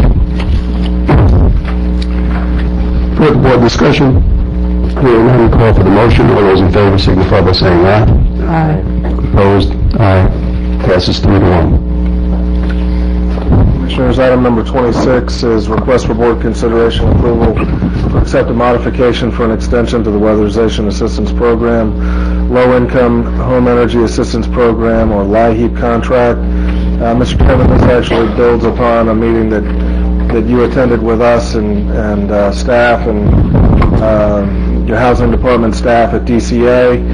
And this was discussed with their division head and Ms. Lemo and her supervisor in regards to freeing up the approximately $2,954 in weatherization LIHEAP funding, WAP LIHEAP, for expenditure this year. And that's what this extension is intended to do. Alfred, I think I said that appropriately, but feel free to come forth if you wish to clarify or add. Or we're here to answer any questions. Okay, and just to summarize it, I think possibly make it a little clear, this is asking, and was agreed upon at that meeting, that really involves the $2,954 that's going to be continued forward. That's the amount of money that this item deals with. Correct. Okay. Yeah, that's right, Alfred? Yeah, that's it. Okay. And it extends it from August 15th to September 15th, where you have to spend the money. So you can spend it during that time, correct? Correct. Okay. There's one citizen to speak on this, Renee Calhoun.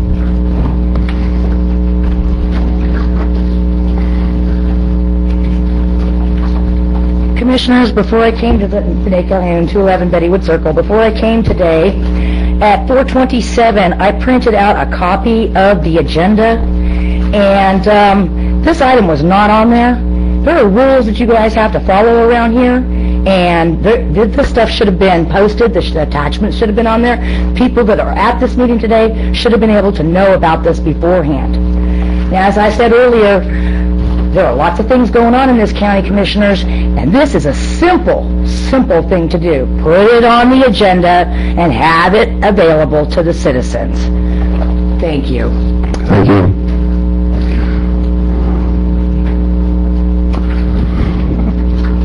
Okay, so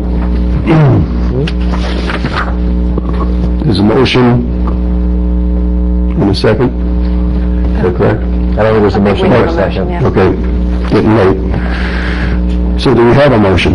Move to accept the Weatherization Assistance Program, Weatherization Assistance Program, Low Income Home Energy Assistance Program contract modification on the state of Florida.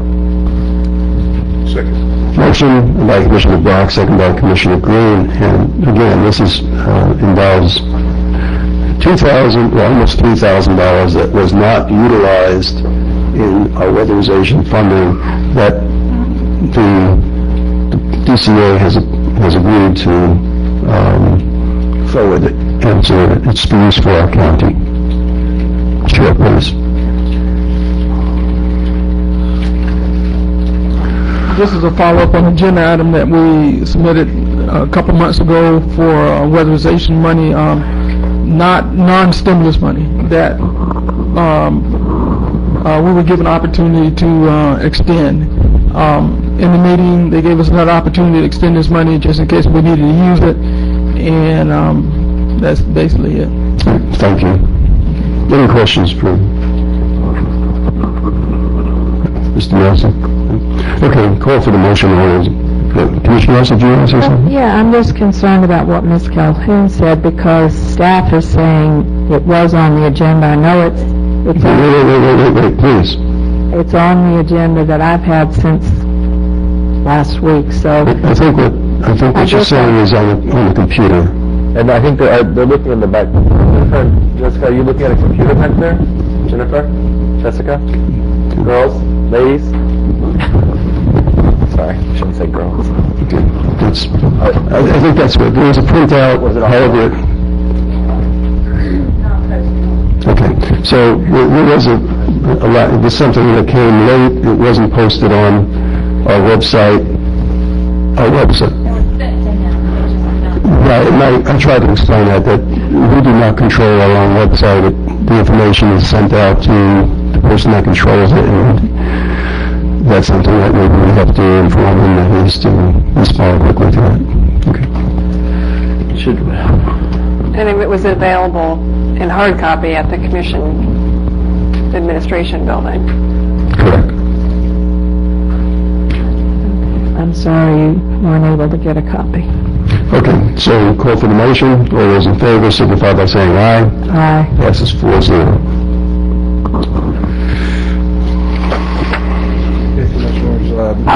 Final item under general business is request board approval to issue an RFP, request for proposal for insurance services. In the background section, we see that we have 2 insurance providers that supply the county with the required insurance coverage to protect assets, provide liability coverage. County currently has 2 carriers. One is PRIA, Public Risk Insurance Agency through Brown & Brown. They provide the following coverage: property and inland marine, auto insurance, crime, workers' comp, and employer's liability. County also has insurance through the Florida Association of Counties Trust, FACT, and we hold insurance for them through for the following: multi-class liability, wrongful employment practice, employee error, and omissions. As you see in the background, the last time these, well, the only caveat for FACT is we are a member of FACT, owner, if you will, member, which is slightly different. Last time the county saw proposals for insurance services was 2004. We've continually negotiated the rates since that time with both providers to gain savings wherever we can, but we felt it was appropriate to bring this forward at this time for you. Now, I did find out just this afternoon that FACT has expressed some dismay, I guess, at us issuing an RFP. They called attention to some mired language that we were supposed to provide 90 days notice if we were going to go out to bid, and that's usually a requirement, I mean, in good faith, that's not adhered to, but that may be an issue. Do you have anything else to add? Am I paraphrasing that correctly? And since we are a member of FACT in good standing and serve on their board, I don't know if that complicates matters any further. Now, the RFP was for all of it. So I think the board has a couple of options here. You could reduce the RFP to just be what's covered by PRIA and concurrently give the direction that next year the FACT will be noticed timely and we will issue an RFP for them at that point in time, or you could give us the direction to call back FACT and you know, seek some sort of express our displeasure with their opinion on that.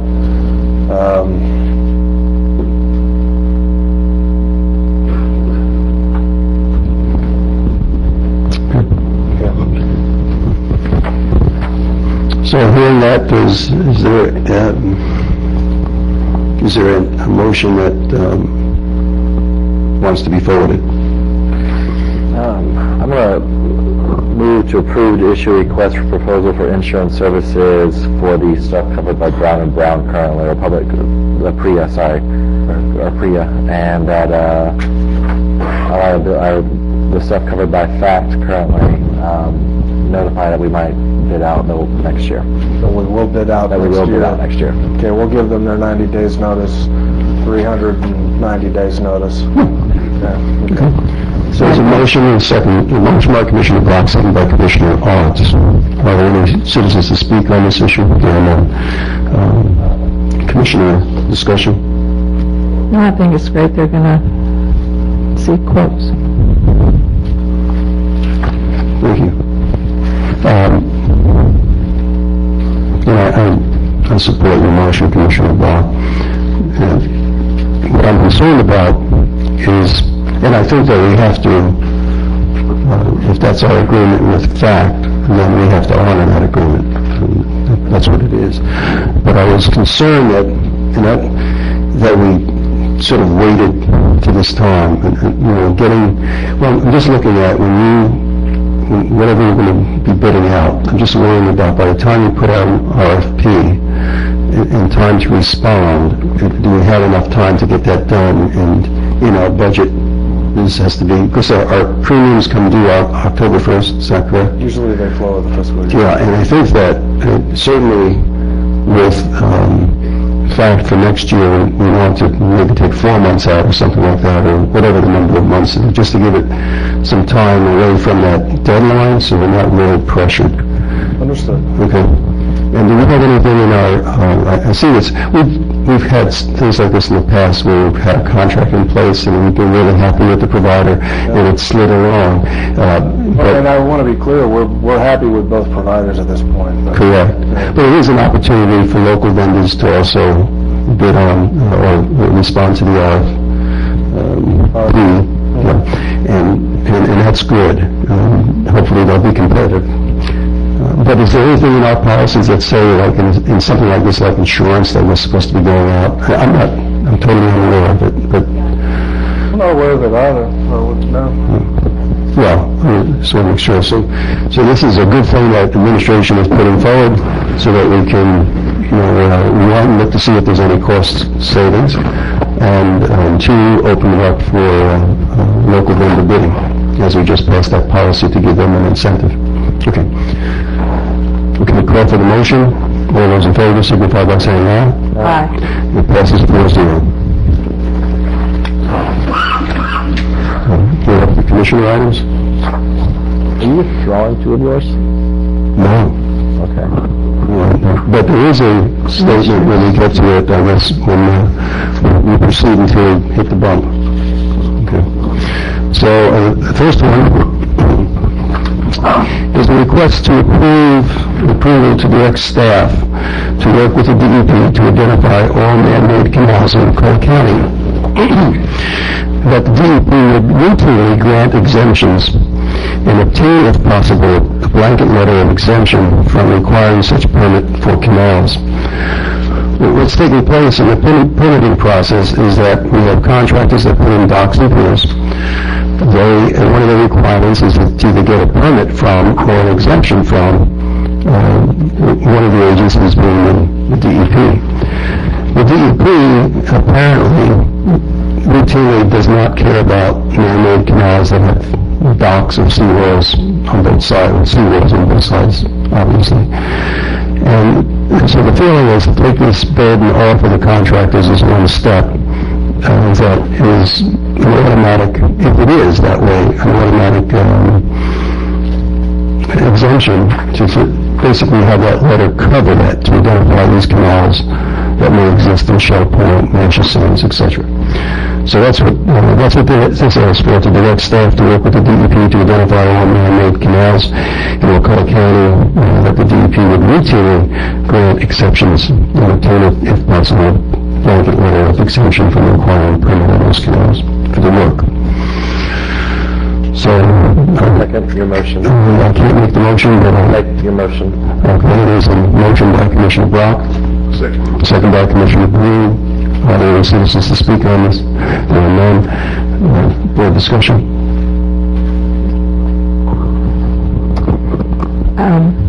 I thought it sounded like a great idea, and I quick sent an email to 3 people just for their opinions, and Scott Jackson responded first, and his comment was to not have staff do work until we found out whether DEP would entertain this.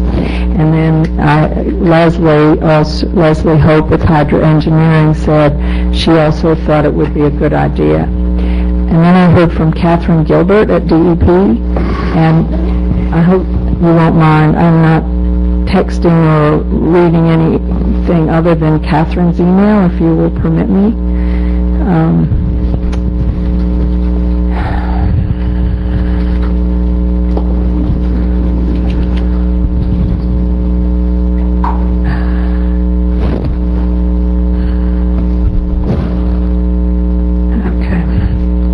just talked with Amy Lazar, our training coordinator, and Doug Fry, the administrator to the SLEI program, development and support section, was standing there listening. We have never done such a thing and will not. We have a self-certification program online that for $100 gives out dock exemptions if one qualifies. Exemptions are now $100 no matter how we issue them. It's a new fee. The only time we've given such a blanket authorization is in a notice general permit specifically written for 2 small towns that have had so many wetlands they couldn't develop the areas, but the lots were already sold.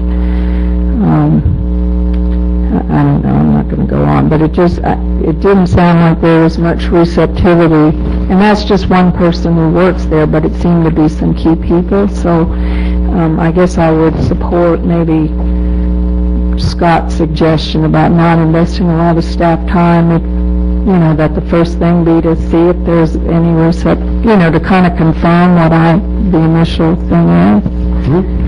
I totally agree. I didn't put this on here without contacting.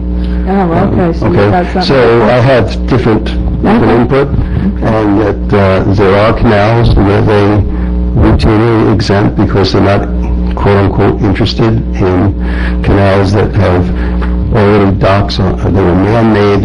There have been, I'm going to keep using the dock, but there's seawalls on both sides. They routinely give these things. Now, whether they want to make this into a blanket thing, I know they've never done it before. That's what we're asking them to do. Okay. So appreciate that, and I don't know where it'll go. They may, the leaders at the top may say next to this, but I think that, and that's all I ask is staff to reach out, see if there's an opening to do this, and if there is, proceed. Well, I'm asking them to have the motion amended so it doesn't say to be identifying all man-made canals, but that we just focus on for staff to explore with DEP the possibility of a blanket exemption, or... Well, the reason I put man-made canals there, that was the information I received from them as far as that they routinely do that, okay?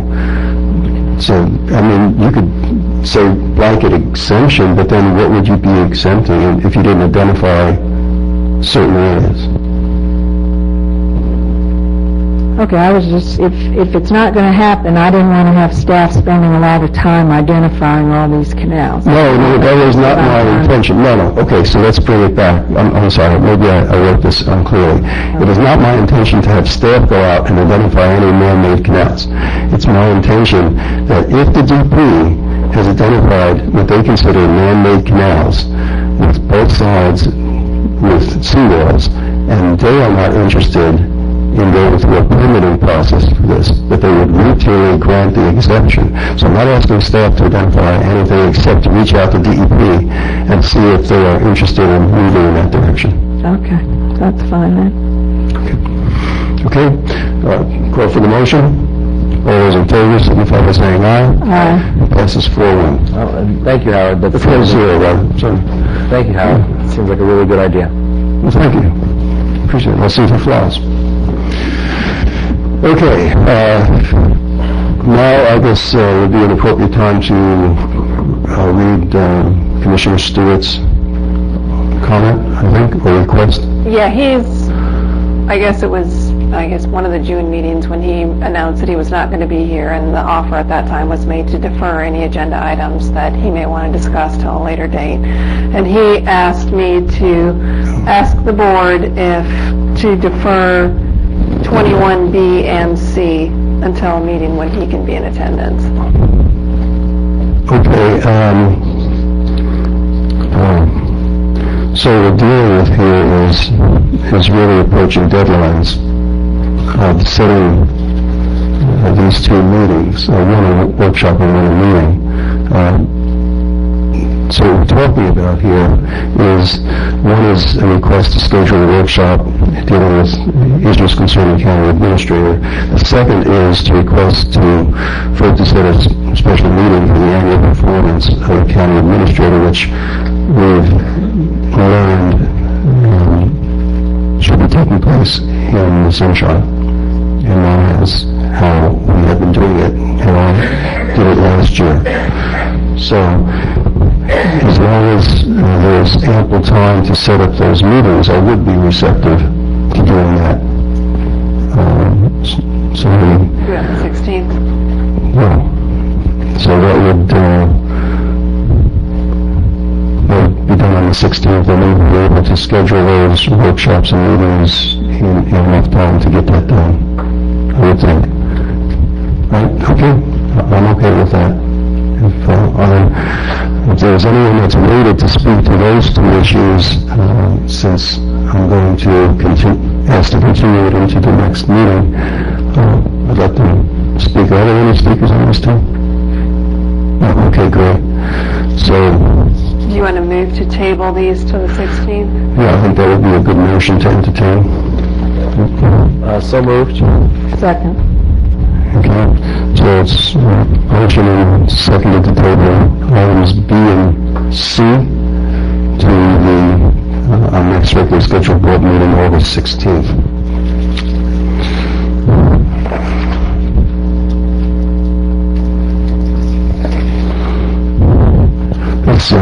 Next one is to ask board of county commissioners to vote to schedule an additional budget workshop to discuss. Did you guys vote on that? Oh, I'm sorry. I just was on to things. Yeah. So, call for the motion. Thank you, Heather.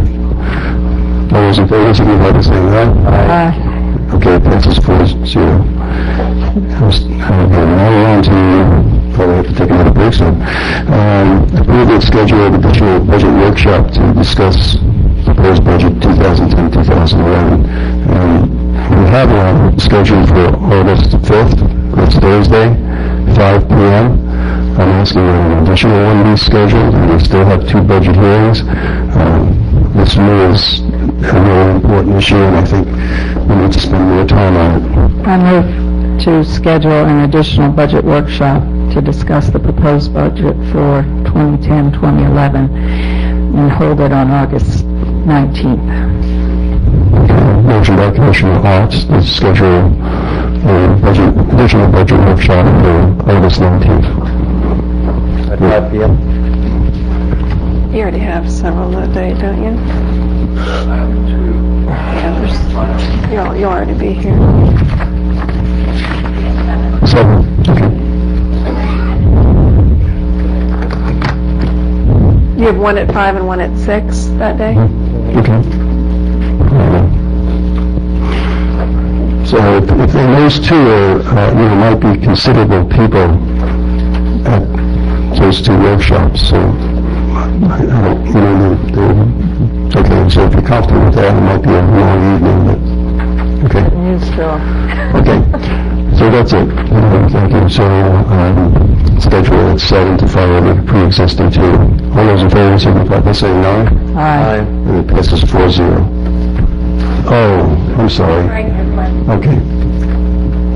So, dizzy, I'm going. Okay, there was a citizen to speak, and I held the card in my hand and didn't do it. Okay, we're on to Commissioner. George wanted to know who seconded that. I made the motion. Right, and I think Commissioner Brock had seconded it. Commissioner Brock, correct? Yes.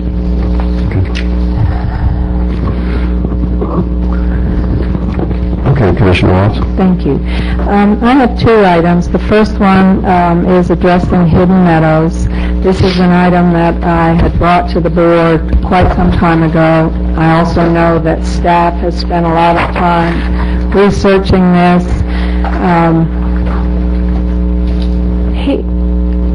Here's where it stands from my point of view, kind of at 2 levels. First, we have a development that as it builds out, its stormwater is going to be diverted onto another property rather than being contained and treated on site. And that, I find that repugnant. That just shouldn't have ever happened. The fact that that other property has sinkholes, at least one of which has been shown to have a direct connection to the aquifer gives me great concern about the potential for pollution of our groundwater. So this problem has gone unresolved now for nearly 2 years, and I think it needs to be resolved, and I don't see really how it's going to be resolved unless this board takes some action. So that's where I am on one level. The other is, I think initially I was of the belief that this was probably a private matter, that this was something that the property owners should be taking up with the developer, the engineers, or those kind of things. But there's been more and more research about all the things that went wrong in this approval process. And I'm concerned about what happened. So, I guess for me it comes down to, are we going to fix the problem, or are we going to, how much would it cost for us to address the problem and fix it versus do nothing? If we do nothing, I think this board needs to weigh what the chances are and what the cost may be if this goes to court, whether or not it's resolved after court. And then the other thing this board needs to consider is what the likelihood and the cost may be if this goes to court and the county's found liable and we are ordered to fix it anyway. So those are kind of the things I'm weighing, and I hope this board will weigh.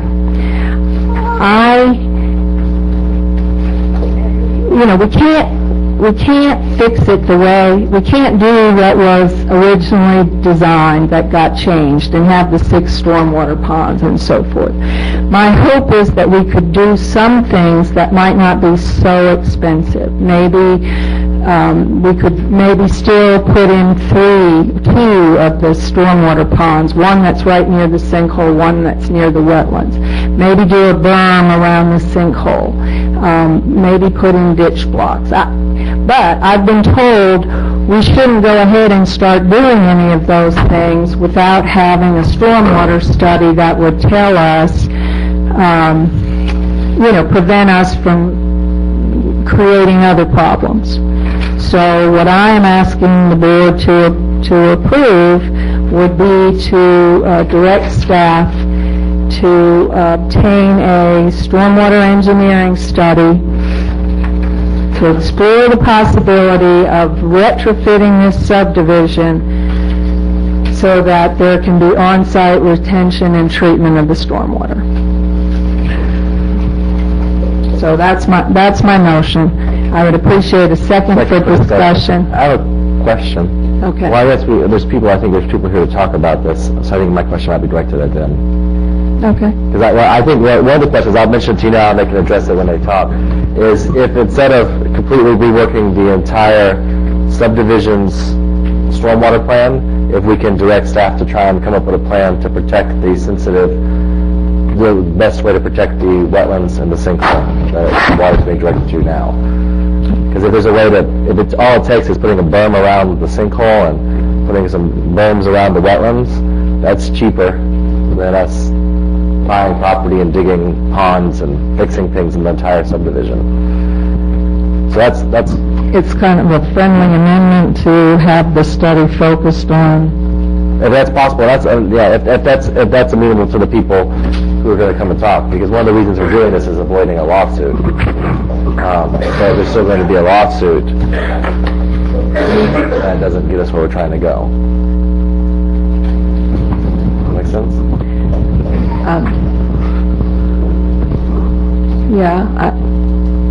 Okay, so your motion was really to do an engineering stormwater study, and Commissioner Brock specifically, you were amending or making a friendly amendment to that in what way? Instead of redoing the entire subdivision stormwater plan, to figure out if there's a way that we can for less money, protect the two sensitive wetland areas that the water is being directed towards now. Right now, stormwater is being directed into a sinkhole and into a wetlands, causing problems. So there's a way to make it so that the water can still... The problem is the way that it's going into these two things right now. But if you block the flow there, then you've got to figure out, where else to direct it. So I'm not sure that it... Is it... Well, that's the question, and that's where I get confused, is the problem with the way the water is getting in the wetlands? Because I thought that was the problem, versus the fact that water was going to the wetlands.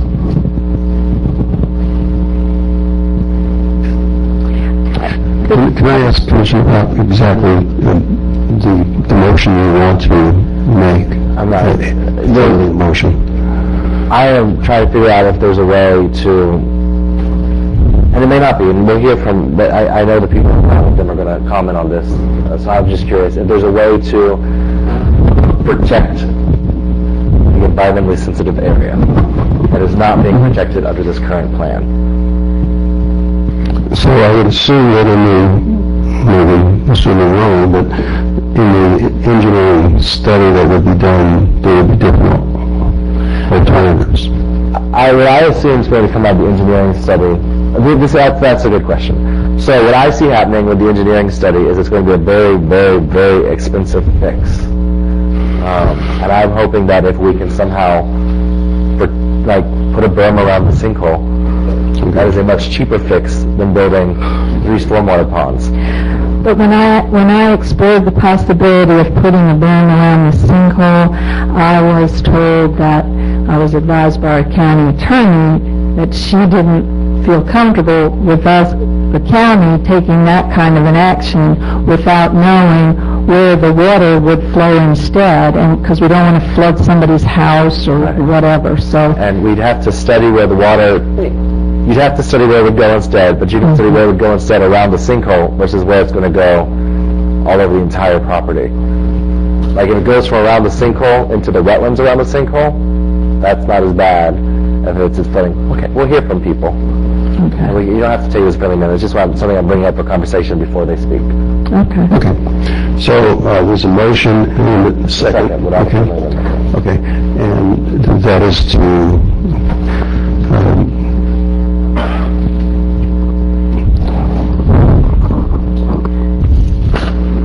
direct staff to obtain a stormwater engineering study to explore the possibility of on-site retention of stormwater. In Hidden Meadows. In Hidden Meadows. Right. Thank you.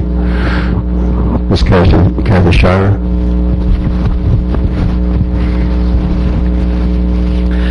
Kathy Shire, 71 Lincoln Court, Crawfordville. I'm an engineer and surveyor engaged by Mr. Guy Rebel to represent him in this matter. The runoff from Hidden Meadows is directed towards Mr. Rebel's property. It has always been so. But with the development, the volume of water has increased with the roads and impervious surfaces that had been constructed. Historically, the water had sheet flowed into his property, and now it's concentrated in very specific areas. The biggest point of concentration is through a concrete pipe, which not only concentrates this increased water volume, but it also releases it at a much higher velocity, which creates scouring, sedimentation, and erosion on Mr. Rebel's property. And this pipe discharges directly into an active sinkhole, which has a direct connection to the aquifer where we all get our drinking water, and which leads directly to our local springs. All of these impacts are in direct violation of agreements made during the preliminary plat and plan unit development zoning process. The developer made commitments to put berms around these sinkholes and wetland areas. The developer made commitments to fence the sinkholes to protect the public and limit the liabilities. And the developer made commitments to put in retention ponds to reduce the runoff. And these commitments are defined in the zoning documents in great detail. It is a part of the current zoning of that property. Now, the developer is responsible for all of this, things that did not take place. However, Wakulla County assumed the responsibility when they accepted the final plat. They did not verify that the stormwater ponds were not built, and the DEP permit was amended, which is a substantial deviation from the conditions of their approval. Wakulla County Code requires that any substantial deviation be returned to this board for consideration. Wakulla County was responsible for ensuring that an adequate bond is provided for the construction of improvements that the developer has left undone. And I'm told that the bond that was provided for these elements was not sufficient to cover the cost of the required elements, specifically the berms around the wetlands, and the fences, and the signage. The largest property owner in Hidden Meadows is Wakulla County. They own the rights-of-way. The largest generator of stormwater runoff in the Hidden Meadows subdivision is Wakulla County. They own the roads.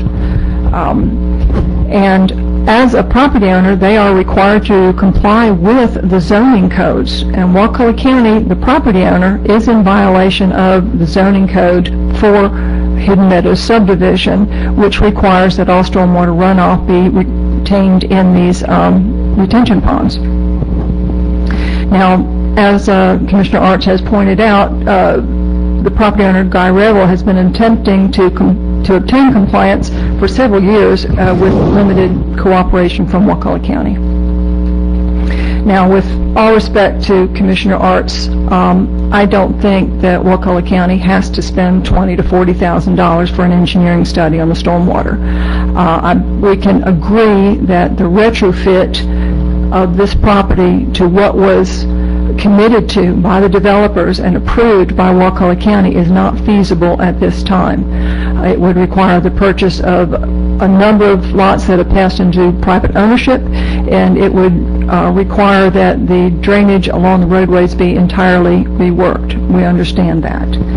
I think what we do require at a minimum is that the berms that were agreed to and made a part of the zoning and the preliminary plat around these wetland areas be constructed. It was something that was committed to us that would happen, and it has not happened. It is a part of our zoning, and they are not there. The fences and signage around these sinkholes, that's a public safety issue and a liability issue for the property owner. These also were commitments made by the developer and committed to by Wakulla County. The bonds were posted to construct these fences and post this property, and they have not been constructed. The most egregious part of this is the concrete pipe, which discharges from the roadside swales directly into the active sinkhole. It's extremely important that that pipe be eliminated. It was not a part of the approval that was granted to this subdivision. It was a substantial deviation that was added at a later date. I respectfully suggest that instead of spending $20,000 to $40,000 or whatever to do a stormwater study, that you take that same amount of money and remove that pipe and create at a minimum the one retention pond at the northwest corner to retain that stormwater that is now going into the active sink. I understand the concerns regarding the berm and impeding the stormwater runoff, the flow of runoff, but that can be accomplished by having an overflow weir, a sodded low area that the water can spill over. Will get the treatment and attenuation provided and still protect adjacent properties from extreme storms, from flooding homes and what have you. Right now, stormwater that falls on the road in that northwest part of the property gets no treatment, gets no attenuation whatsoever. It goes directly off the asphalt into a concrete pipe into a sinkhole. So, Mr. Revel has exhausted his options. This is really his last recourse short of going to the courts. And we hope that we can obtain some compliance to rectify some of these conditions. And I'll be happy to answer any questions you might have. Commissioner Brown? If we, because one way or the other, we're going to have a study. Because even to build the stormwater pond in that corner, we're going to have to figure out what it should look like. Like to get rid of the pipe and put a pond there, we have to figure out what it should look like and how it should, if there's overflow, how does that overflow go? But do you think it's possible to do just a study in that area to try to figure out that solution? I have a different understanding of the word study. Rather than study, I would recommend that you obtain construction plans that take into consideration your responsibility of providing as much retention as possible and filtration as possible with an overflow that does not impact adjoining properties. Okay, that might, yeah, because when I think study, I end up figuring, I guess we're moving towards plans in that this discussion. I think construction plans are very appropriate, and construction plans with a limited scope is going to be much less expensive than a stormwater study with the broad scope of the subdivision. And so that corner, that needs to be fixed with the pipe, and then what is, because I think what we're talking about now is what I was proposing, that there are two places basically where there are problems, right? That's correct. And if we can fix those two places, then we have fixed the problem-ish. If we can fix those two places, I'm estimating that we've alleviated between 70 and 80% of the problems. And so the one is the northwest corner where the pipe is? Yes. And what's the other area that we need to look at? It's a little further south, also on the northwest side, where it's running, the stormwater runs off, goes into a wetland area. From an environmental standpoint, I know that it causes Mr. Rebel great concern, but from an environmental standpoint, I am less concerned. It does increase the runoff into those areas. It does impact his property usage and values, but it doesn't have the same potential for erosion and sedimentation, and it doesn't have the direct connection to the aquifer. That would just be, you're thinking maybe berms or something? Yes, sir. That just sort of help slow the flow? Yes. The berms would slow the flow and provide increased opportunities for percolation and sedimentation. Okay. For me, that's my question. That'd be what. Yeah. Thank you, Commissioner. Commissioner Ross. Yeah, I have a question for the county attorney and Ms. Stevens, because when I raised the question of putting in these stormwater ponds, there was an issue related to who currently owns those conservation easements and what additional things would be required, I'm asking. Well, I mean, if it's not property that is owned by the county would have to acquire property or get some right to use the property, and I don't know who owns the property where you're thinking the ponds would go. Do you know? The ponds, the locations right now are owned by the Property Owners Association. I mean, same, as long as, I mean, we don't have any right to use that property without getting the Property Owners Association to give us that right. So that would have to be part of the motion to approach the Property Homeowners Association. I think that would come, I mean, you're going to have to, this is all going to have to come back to you all at some point to make decisions on costs, and I think that would be an appropriate item to consider at that time. Okay. Thank you. Any further questions for Ms. Schreiber? Thank you for your hard work. Thank you, Mr. Rebel, for continuing to stand up for this. Okay. Has everyone handed in a card that wants to speak on this issue? Okay. Mr. Charles Hickman.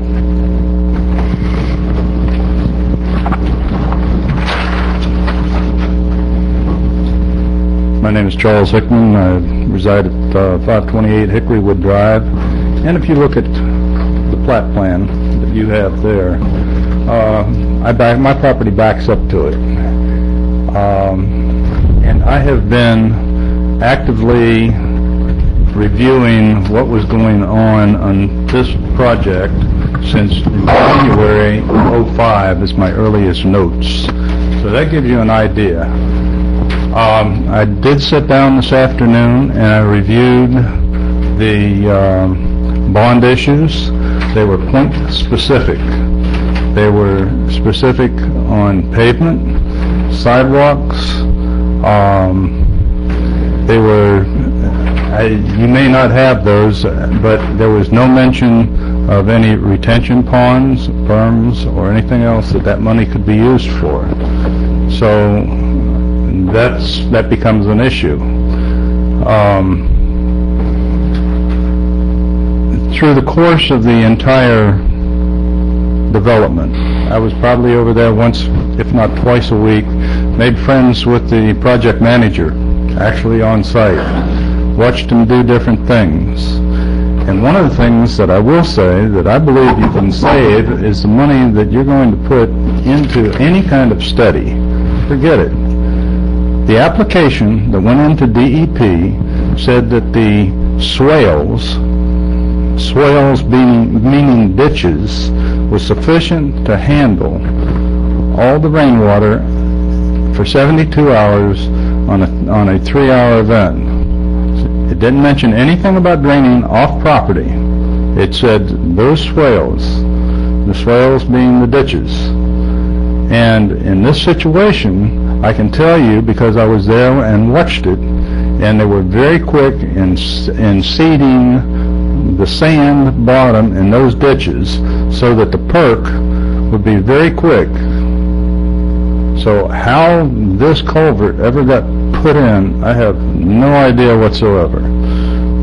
But I believe there was one other culvert that was also in that got plugged, because I went out this afternoon looking for it and I knew right where it was at and I couldn't find it. So it got covered up.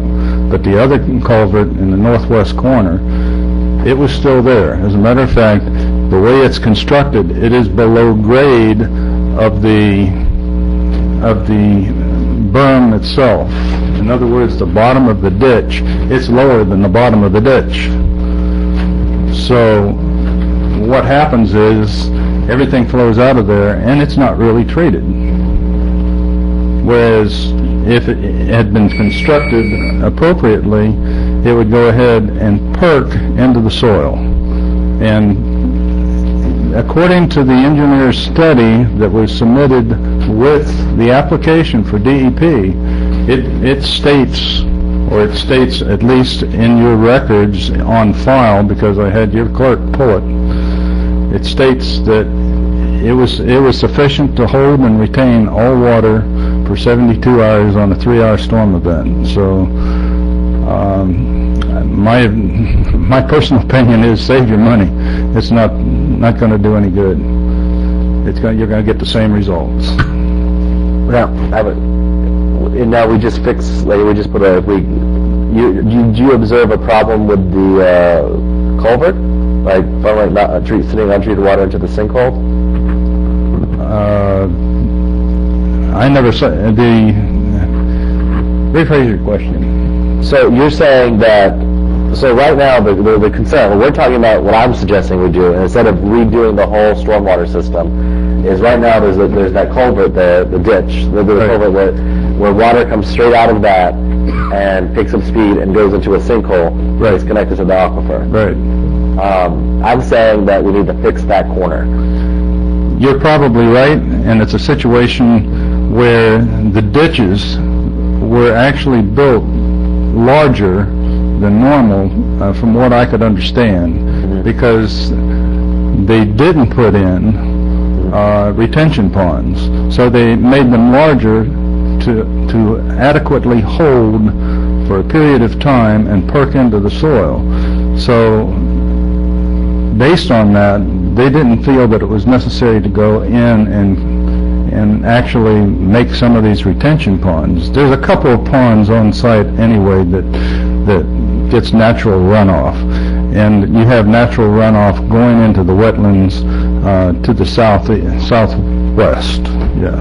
So, and in some areas you can see where the dirt pulled from the ditches themselves have built up so high that you can't see over. If you're driving, like if you're in my pickup, you can't see over the top of the height of the dirt that's been piled up on which they're going to be building. So to me, to worry in some areas, especially about flooding out homes or something like that, I don't know that that's going to happen. But it's, you know, I'm no longer in engineering. I know building, and I went over there and I was very interested in the overall project. And they took probably 1,000 20-yard truckloads of limestone out of that and was selling it around the world. And then they were bringing sand in, a continuous barrage of sand being brought in to fill in so that they would have proper perk. And then I went over and I observed when they were doing perk tests. You know, I thought they were drilling wells. Instead, what they were doing was perk tests. So that's for what it's worth. That's my opinion. And like I say, I observed it from day one and was very surprised when that property was sold. Even had a nice discussion with Johnny Lynn about it. But yeah, from day one, I had been following it. At one time, this folder was about 3 or 4 times as thick as it is right now. So I don't know what you're going to do, but at least you've got some. Thank you. Thank you. We are starting to run out of time, and we're going to have to do something to correct that. So, do we have to withdraw that motion in second in order to address another motion to allow us to pass at 11 o'clock? Yes. Okay. So if I would just ask for courtesy, withdraw the motion in the second. Withdraw the second. And now I would entertain a motion to give exception to our rules of procedure and set a time beyond 11 o'clock to which I'm going to leave for 11:15, but that's half an hour from now, and I'm very serious. I'm leaving at 11:15 tonight. Second. Okay, there's a motion to extend the time to 11:15, and there's a second to that. All those in favor signify by saying aye. Aye. Opposed? It passes 4-0. Now we reestablish the motion that was on the floor. Okay, well, I think direct staff to bring an item back for gosh, I can't even think anymore. To obtain prices and whatever for construction plans to honor the commitments that were originally made and to retain the stormwater on site at Hidden Meadows. I think all we have to do is, I think that all we have to do is protect the wetlands and the sinkhole. I don't think we have to. Well, I'll withdraw my motion, like you stated. Okay, motion is withdrawn. Commissioner Bach, do you have a motion? Move to have staff bring back a plan and cost estimate. Is that what we're talking about now? Is you want a cost estimate? To do what? Or a funding proposal, or whatever. Okay, want to get clear on what? To protect the wetlands, where there's problems happening here, and more importantly, to protect the sinkhole problem back here. What would it take? Does it? Yep. So what do you want to direct staff to come back with a proposal and to do that? I mean, then you're basically asking staff to go and get that engineering study again. Well, there's a difference between an engineering study for the whole piece of property and fixing the problem here. I'm not an engineer, so I don't know that can be, well, I guess we'll have time to discuss it. So the motion is to do for the staff to come back with recommendations addressing those two areas of the property, one that leads to the sinkhole and one that leads to the wetlands. Okay, that's the motion. To get the design to fix it, yeah. Second. Okay, there's a motion and a second to design something. To find out, okay, because the concern that Heather's brought up, says is going to come back before us, is we have to know how much it costs before we move forward with doing this, correct? Yeah, you'll get. So we have to come back, so it's not going to happen that we're going to approve a design, we're going to have to approve the cost. Looks like Cleve wants to say something. Not really, because this never seems to go away. We'll come back with a plan of action, but right now you have a stormwater system that's been approved by DEP. I've met with DEP out there. We've met with the management district. No state agency has raised a red flag about what they see out there. So, back with a scope of services or plan of action, we're going to have to address, why are we correcting? Because right now, from a state agency standpoint, your water management district and FDEP, nobody's saying there's a problem. And I don't know, I'm like everybody else. First time I ever saw those pipes underneath the road, I thought, how could you get away? I talked to Mr. Revel right after I came back here 3 years ago, and DEP was just nonchalant about it. They're not concerned. One thing that come up, they brought up the facts about the bonds. You do need to remember that the bonds are basically expended for the letter of credit.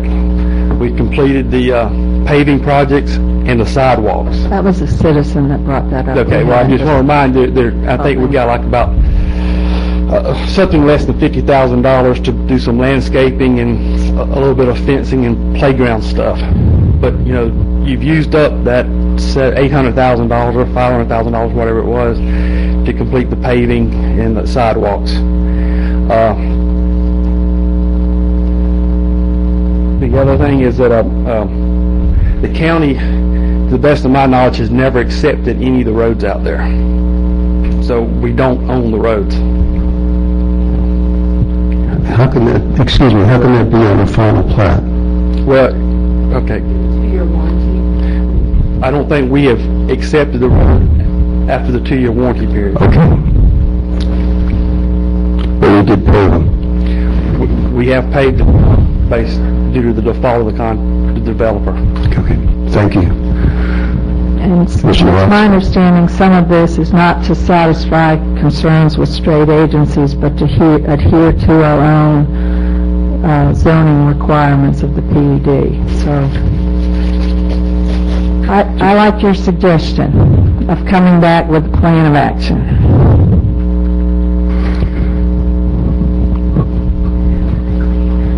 Okay, 1 second. So the motion is to...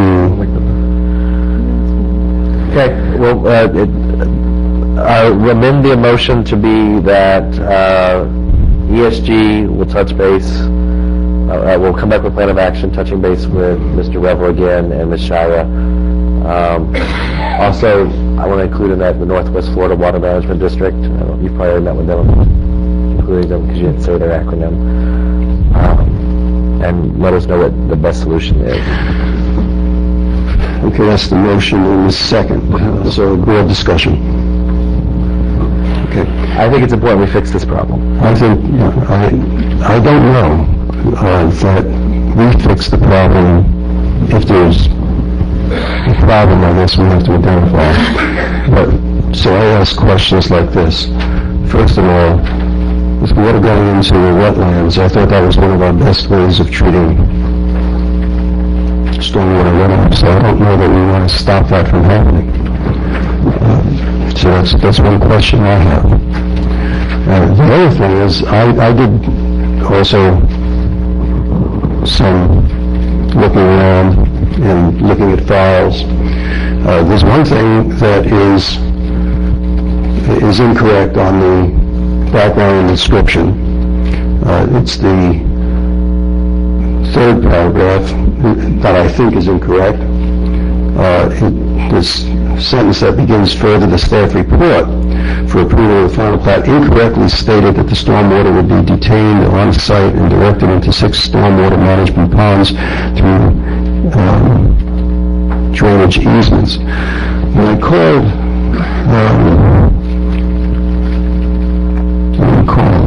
reviewed files, well, soil exemption application originally started with Shore Securities, and there was an application for a soil exemption September 14th, 2005.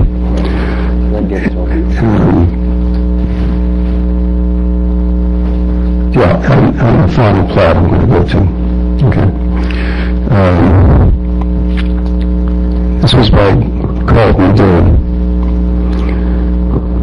And I'll describe what probably went on in this area of 2006 as we rush to approve things.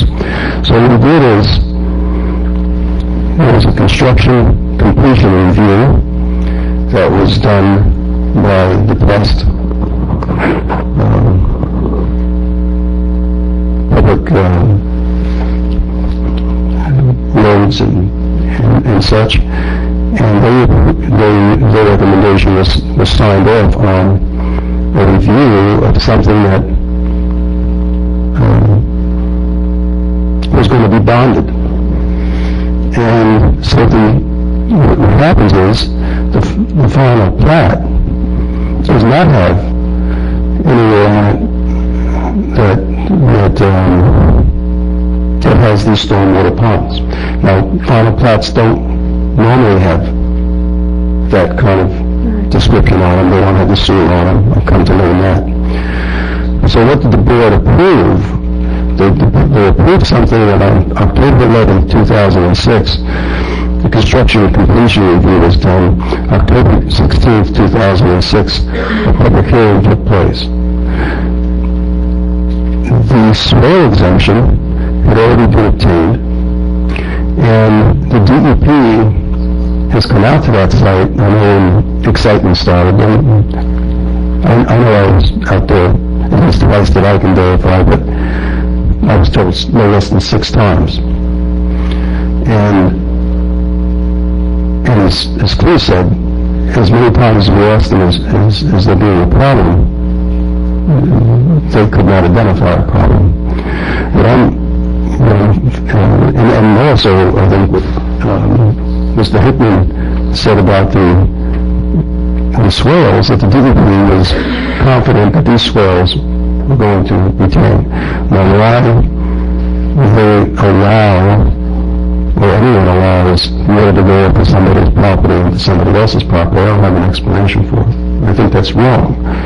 But if we're going to do anything out there, I think we have to have more information and more input before we do anything, because once we start messing with that, it's our problem. And whatever unintended consequences occur, which I have no clue what they would be, we own it. And that's not unlike other situations. So that's the caution I think the board. And by the way, on that vote, on the final plat, it was a 4-to-1 vote, and we know who that one vote was against it. Oh, I should tell you, it was me. Okay. So, Commissioner Lawrence. Ready to vote? Okay. Yes, I'm sorry. Mr. Hickman, please.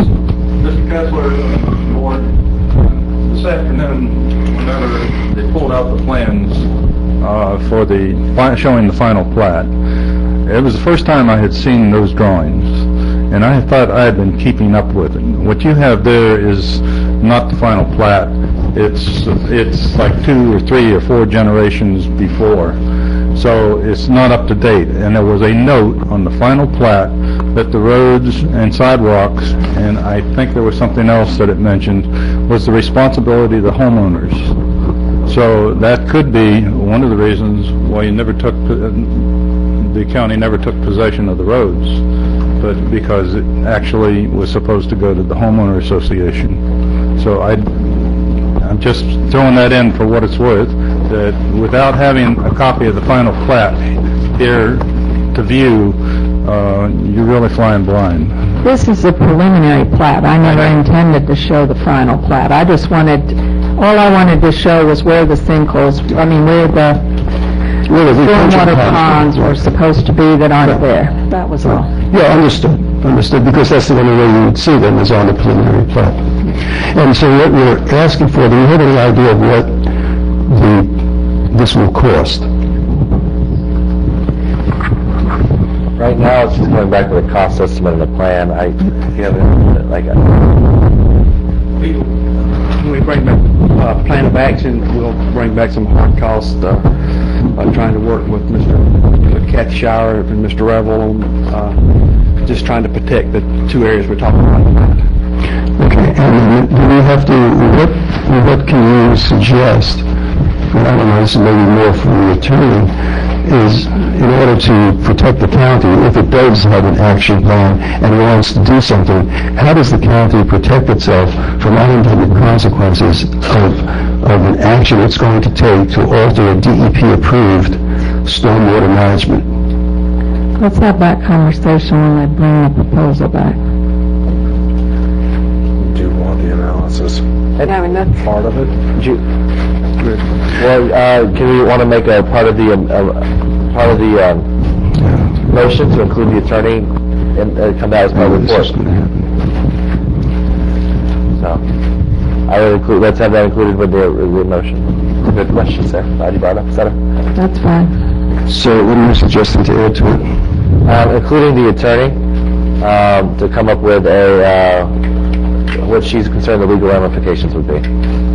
I mean, I can certainly do that. It's going to be highly dependent on what you decide to do, though. So it's kind of...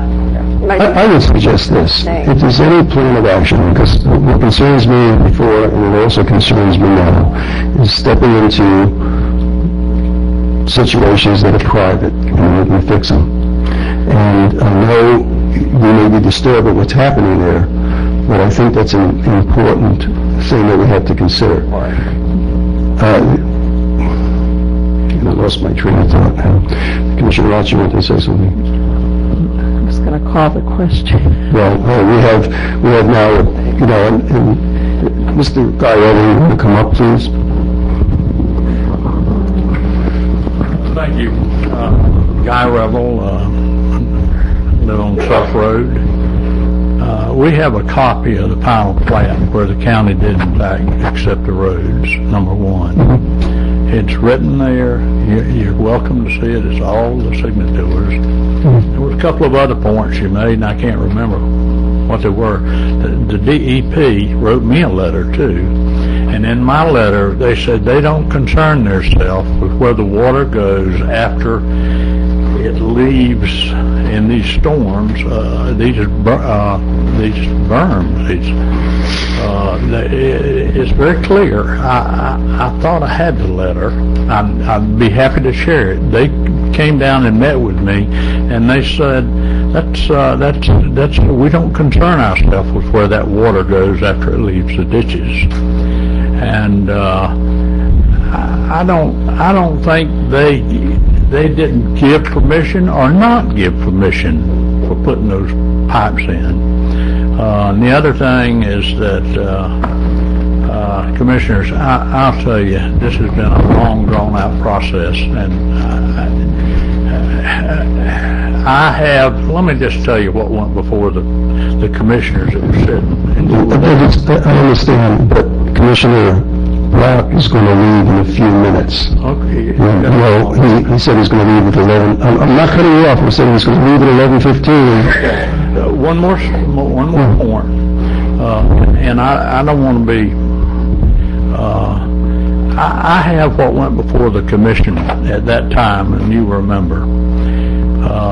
I have a memorandum here, Commissioner, that says exactly what Commissioner Arch had indicated, and that there were to be berms built, there would be fences built, all the water was being dealt with on the property, and it was directed to the staff or to the commission and to the planning commission.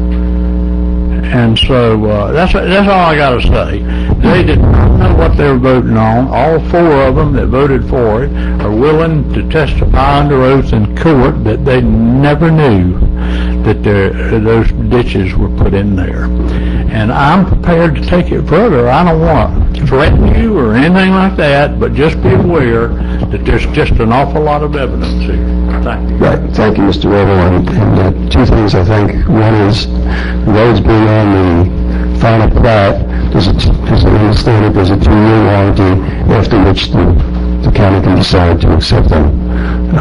So that, I think that was explained. It doesn't work that way, whatever. It may not, but that's what we heard. The other thing is, I would ask as a consideration, and maybe this becomes really too simple, is to consider a motion that would end that pipe, block it off, going into the direction of the sinkhole, but ask the DEP for their consent to approve that change as compatible with their stormwater plan. That could be one of the things that Cleve might bring back. I mean, because I don't know what, that sounds also risky to me. Well, what I'm saying, Commissioner Brock, is that the DEP is saying they're going to retain this amount of water in those swales, and that these swales will work. So if they're going to work, why do we need to have it run off through a pipe? Well, anyway, we can please do that. Okay, so basically it's to Cleve to try to come back with an action plan that the county can consider, and then look at the cost of that and evaluate the situation at that time. And protect our aquifer. Well, we all want to. Every one of us. Yeah, it's okay. It's a little sort of jab on the side. Everyone wants to protect the aquifer. I apologize. Didn't mean to bring it up. That's okay. We have tons of other situations throughout the county that some of them are equally egregious in, but I just want to say goodbye to you in a few minutes. 5 more minutes. That's 5 minutes past. Exactly. Right. Well, anyway, look, protecting the aquifer we want to do, but we don't want to get ourselves embroiled in setting precedent and doing things that the county can't afford to do. Okay. Thank you. So, there's a motion. All in favor. All in favor, signify by saying aye. Aye. It passes 4-0. All right. I second your motion to have a workshop on Mount Beezer. Right. And bless your hearts for being here. Yes, I hope you all looked through the agenda item. I am directing staff to schedule a workshop for 5 o'clock on October 7th to discuss Mount Beezer Road. Thank you. And to have, and to at that workshop, have some objective information about what the environmental impacts of this proposed widening would be. Second. Okay, there's a motion and second. There's a motion and second to approve the workshop on October 7th to discuss Mount Beezer Road. Commissioner, who's going to do the analysis, the objective analysis part? Cleve is going to contract with a company that does environmental impact assessments. What's the cost of that, Cleve? He said he can do it in-house. The question was, there's an analysis. The question was, there's an analysis in this item, and the question was, how much is that analysis going to cost? Environmental analysis.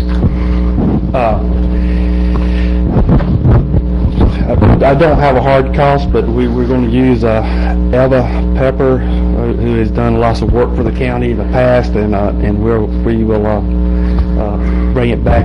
She's done lots of work with zoning, planning and zoning, and we've used her a lot, and she's always been pretty fair with the price. But I'll get you that price before we. So I think that has to be part of this. We don't have a price on that analysis. Does that include an engineering analysis as well? No, it'd be an environmental, and I'm thinking just I don't think it's going to exceed, $5,000. But you're getting into an area that, we've recently learned there's some bird up there that has a nest up there. And every time you start dealing with this area, the post office sent me a letter, said they're going to discontinue the mail carrier. Got it this afternoon, and I'll forward it to the commissioners. They're going to discontinue the mail service there unless we provide a 2-lane road all the way through there. So that was come up today. So, but we'll provide the analysis for the cost. My only concern, Cleve, is the $5,000, if that's the estimate, that exceeds your expenditure authority. I mean, where are we going to pay that out of? I'm bringing it back to you. Oh, you're going to bring it back? Yeah. Okay, because the motion was just to schedule the workshop and have this analysis done in time of the workshop. In other words, as I understood it assumed that you were going to go ahead and bring a firm on board, pay them, and know where you're paying them from, so. The workshop for October, right? Was it option 1 that you chose, which is To schedule the workshop. to discuss Mount Visa Road? But earlier I had also said that the purpose of the workshop was to review objective information about the environmental impacts. It's not targeting you, Cleve. I just want the board to be aware that if that's the motion, there's going to be a cost, and give us the direction to spend it. Well, I have no objection to scheduling a workshop. If we're going to start spending money, I think that would come after that workshop, not before. And I think that the study, that's going to happen is not just environmental, it's going to have to be engineering. All right, well, let's just schedule the workshop for now, and then we'll work on what information we can have available for the workshop. Okay, that sounds good. So there's a motion and a second to schedule a workshop to discuss Mount Visa Road. And this thing will happen until after that workshop. Correct. That the road stands still. Ruth Ann Williams is happy to pass. Thank you, ma'am. Yes. Was it? We have 5 more minutes. That clock's 5 minutes fast. Yeah. Oh, yeah, we have to withdraw that motion and... We have 5 more minutes. Well, we have 3 more minutes or 5 more minutes, so we're going to entertain the withdrawal of that motion because we have other citizens to speak. I withdraw the motion about the workshop. I move to extend this hearing till 11:30, and then Alan and I both are leaving. Okay, so there's... Withdraw my second, her second. Let's... Right, okay. Now I remake my motion to schedule a workshop. Oh, we didn't vote, sorry. Yeah, that's what we did last time. Aye. Started a couple of me. Y'all are truly happy tonight. Yeah. Okay, so there's a motion to extend to 11:30. All those in favor signify by saying aye. Aye. Opposed, it passes 4-1. Now we're going on. We have... I move to direct staff to schedule a workshop at 5 o'clock on October. Now we're back on course. Mr. Ira John Seitz.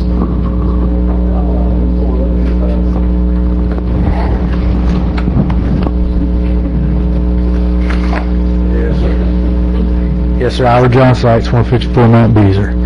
And I don't want to waste everybody's time. It's because I know they want their time too. But I just want to start out with, I know everybody's going for Historical Road. Don't see it. I admire the way Pete and Miss Williams have taken care of the church, though, very much so. Y'all have done an excellent job. And watched you pressure clean it, Pete, not too long ago and repaint the place. You've done an excellent job. But Historical Road, the reason I moved to South Choppy was the river. The river was my only concern. I ain't concerned about the road. And I mean, as far as, historical value to me. The church, yes. Road, don't see it. Kite, I don't know that much about that. You'll have to check all that out. The main trees in there is in a strip about 10 feet wide that runs down the length, to where the problem is down there in the lower section. And right side and left side of it have been cleared before. No getting around that. I've driven on the other side before when trees were down because we couldn't use the side we're on now. Okay, so a lot of that's already been cleared. Yeah, it's growing up now, but it's been cleared. I think that's it. Y'all go ahead and come on. Okay, so, thank you. Ms. Carmen Sturcio. Okay. Mr. Sandy Tedder. No, Ms. Sandy Tedder, I'm sorry. Sandy, sorry about that.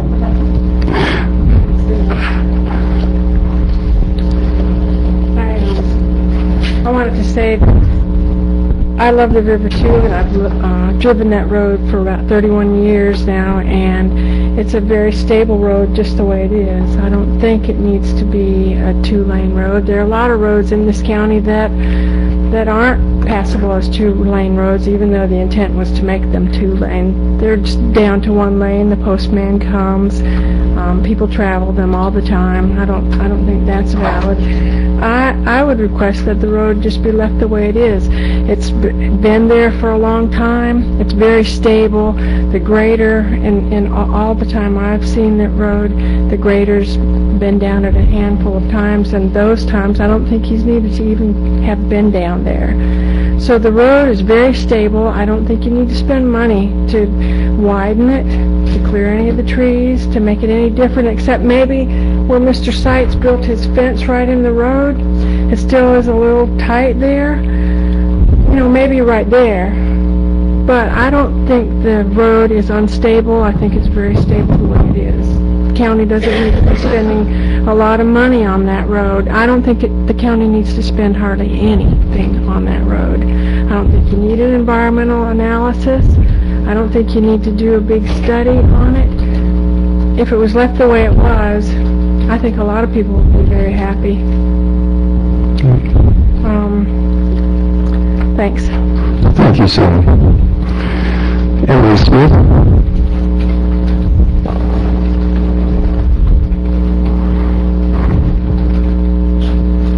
Hi. John Harley and I live at 150 Mount Beezer, and we all love the river. The reason we want to live out there is because we love the river. But for a lot of us, the river and the road are inseparable. It's not, we'll just take the river and whatever's in front of our house, do what you will with it, make it a two-lane road, make it paved, build a Walmart across from it.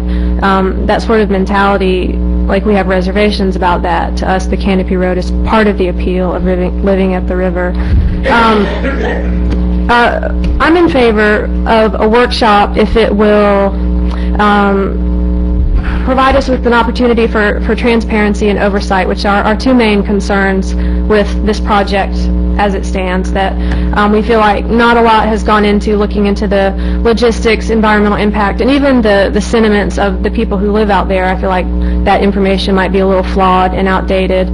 But I'm concerned that this workshop is a simple, is this project at all feasible? It might be feasible, but I'm wondering what the reasons are for even initiating this project. If we have a few people who want the road widened to two-lane, fine, but there are plenty of us out there who don't. If it's a safety concern, I'm not all that convinced. The road's been fine as it is. I measured in front of our house this morning. It's a good 12 feet, which is pretty standard for even a paved lane, single-lane road. Private property issues, like, we're perfectly sympathetic to that. We don't want Mr. Seitz's property to be infringed upon. If that needs to be widened, we're perfectly amenable. But I just feel like if we're going to spend money on an environmental impact assessment, the $5,000 after this workshop, it might be a waste of money if community sentiment is not even behind this project. I'm concerned why it would continue to be pushed forward. And That's our opinion, and I believe the echoed opinion of many other residents, many of whom originally had said, oh yeah, widen it, it'd be a good idea, without fully realizing. Some people have recently recanted their original 2 years ago vote of yes. Now that they've seen the trees that are spray painted and seen how it's going to be widened, they said, I had no idea, I wish I had never said yes. They felt a little bullied into it, so that's worth looking into also in terms of logistics, environmental impact, and, you know, what do the people that actually live out there want? So. Mr. Fraser Martin.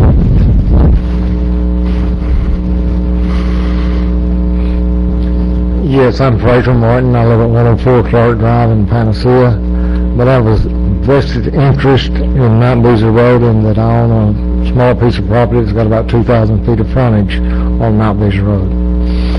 The first thing that I noticed, of course, at the same time, I've been traveling that road since 1944 and 1945, so I've got a little bit of knowledge of it. One of the biggest things that I see is in opposition to widening the road is, number one, you're being in total violation of your own wetland ordinance. Because in order to widen the road, you've got to get in the slope. That's just all there is to it. You cannot do it any other way. In addition, as late as last year, or as early as last year, during the extreme wet weather, there was a gentleman that spent the night in the middle of that road because the water was up over his head. He was doing his exercise walked off into the water down through the middle of the road, but stepped off over his head and was lucky enough to be able to catch up against some trees, where he spent the night, and the sheriff's department and emergency management found him the next morning about 10 o'clock. And what I'm saying is that road floods big time. At least over 6 feet, and in some places 8 to 10 feet. I don't know where you want to try to build a road in there. Thank you, sir. Mr. Peter Williams.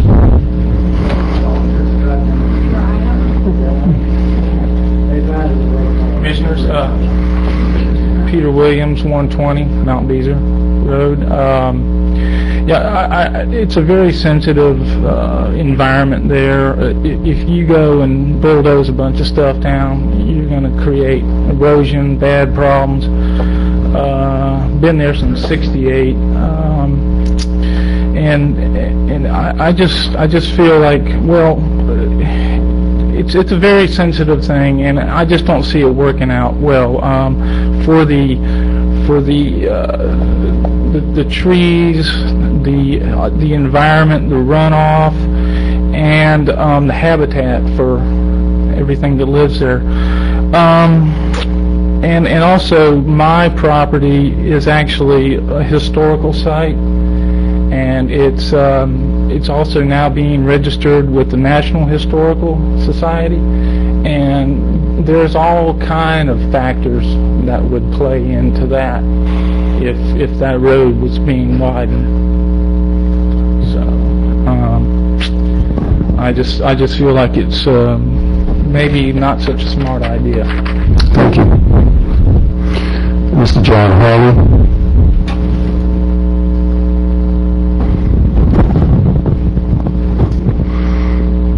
John Harley at 150 Mount Beezer. I work as an environmental consultant and stormwater sedimentation erosion control inspector. I'm getting a environmental assessment.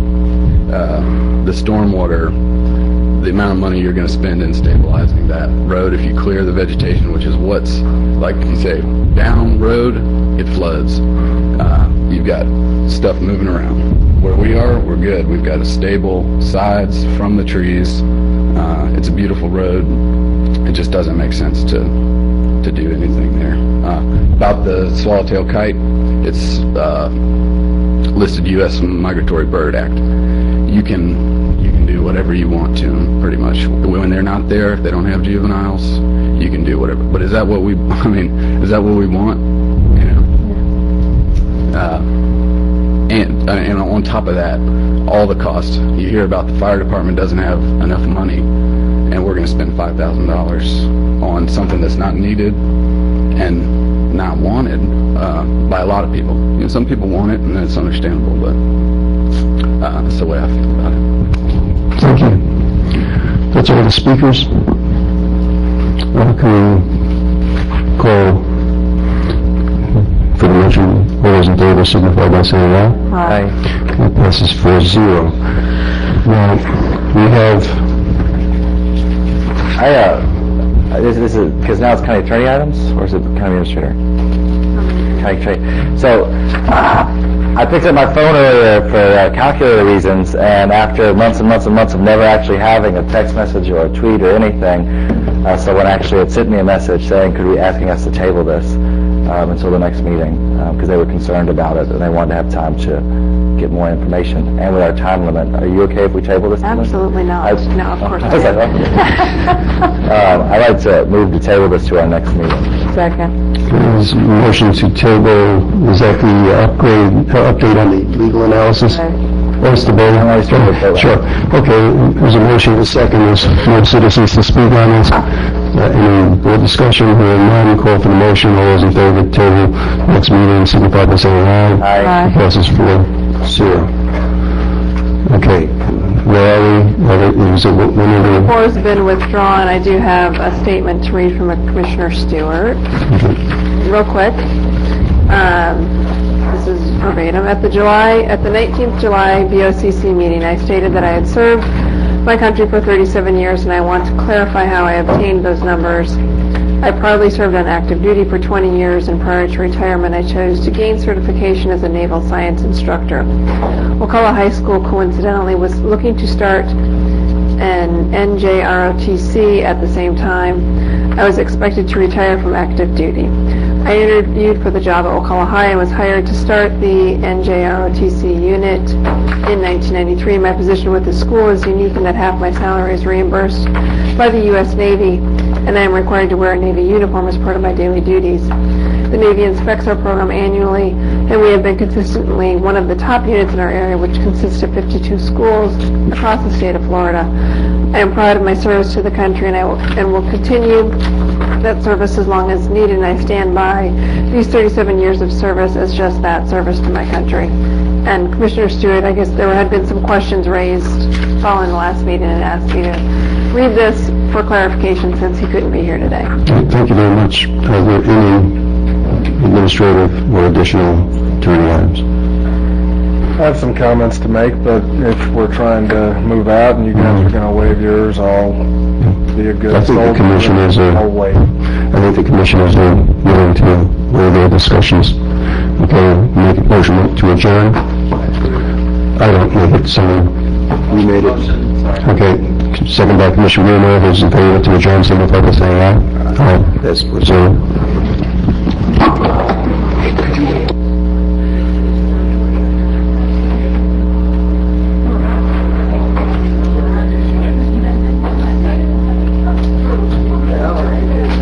Howard.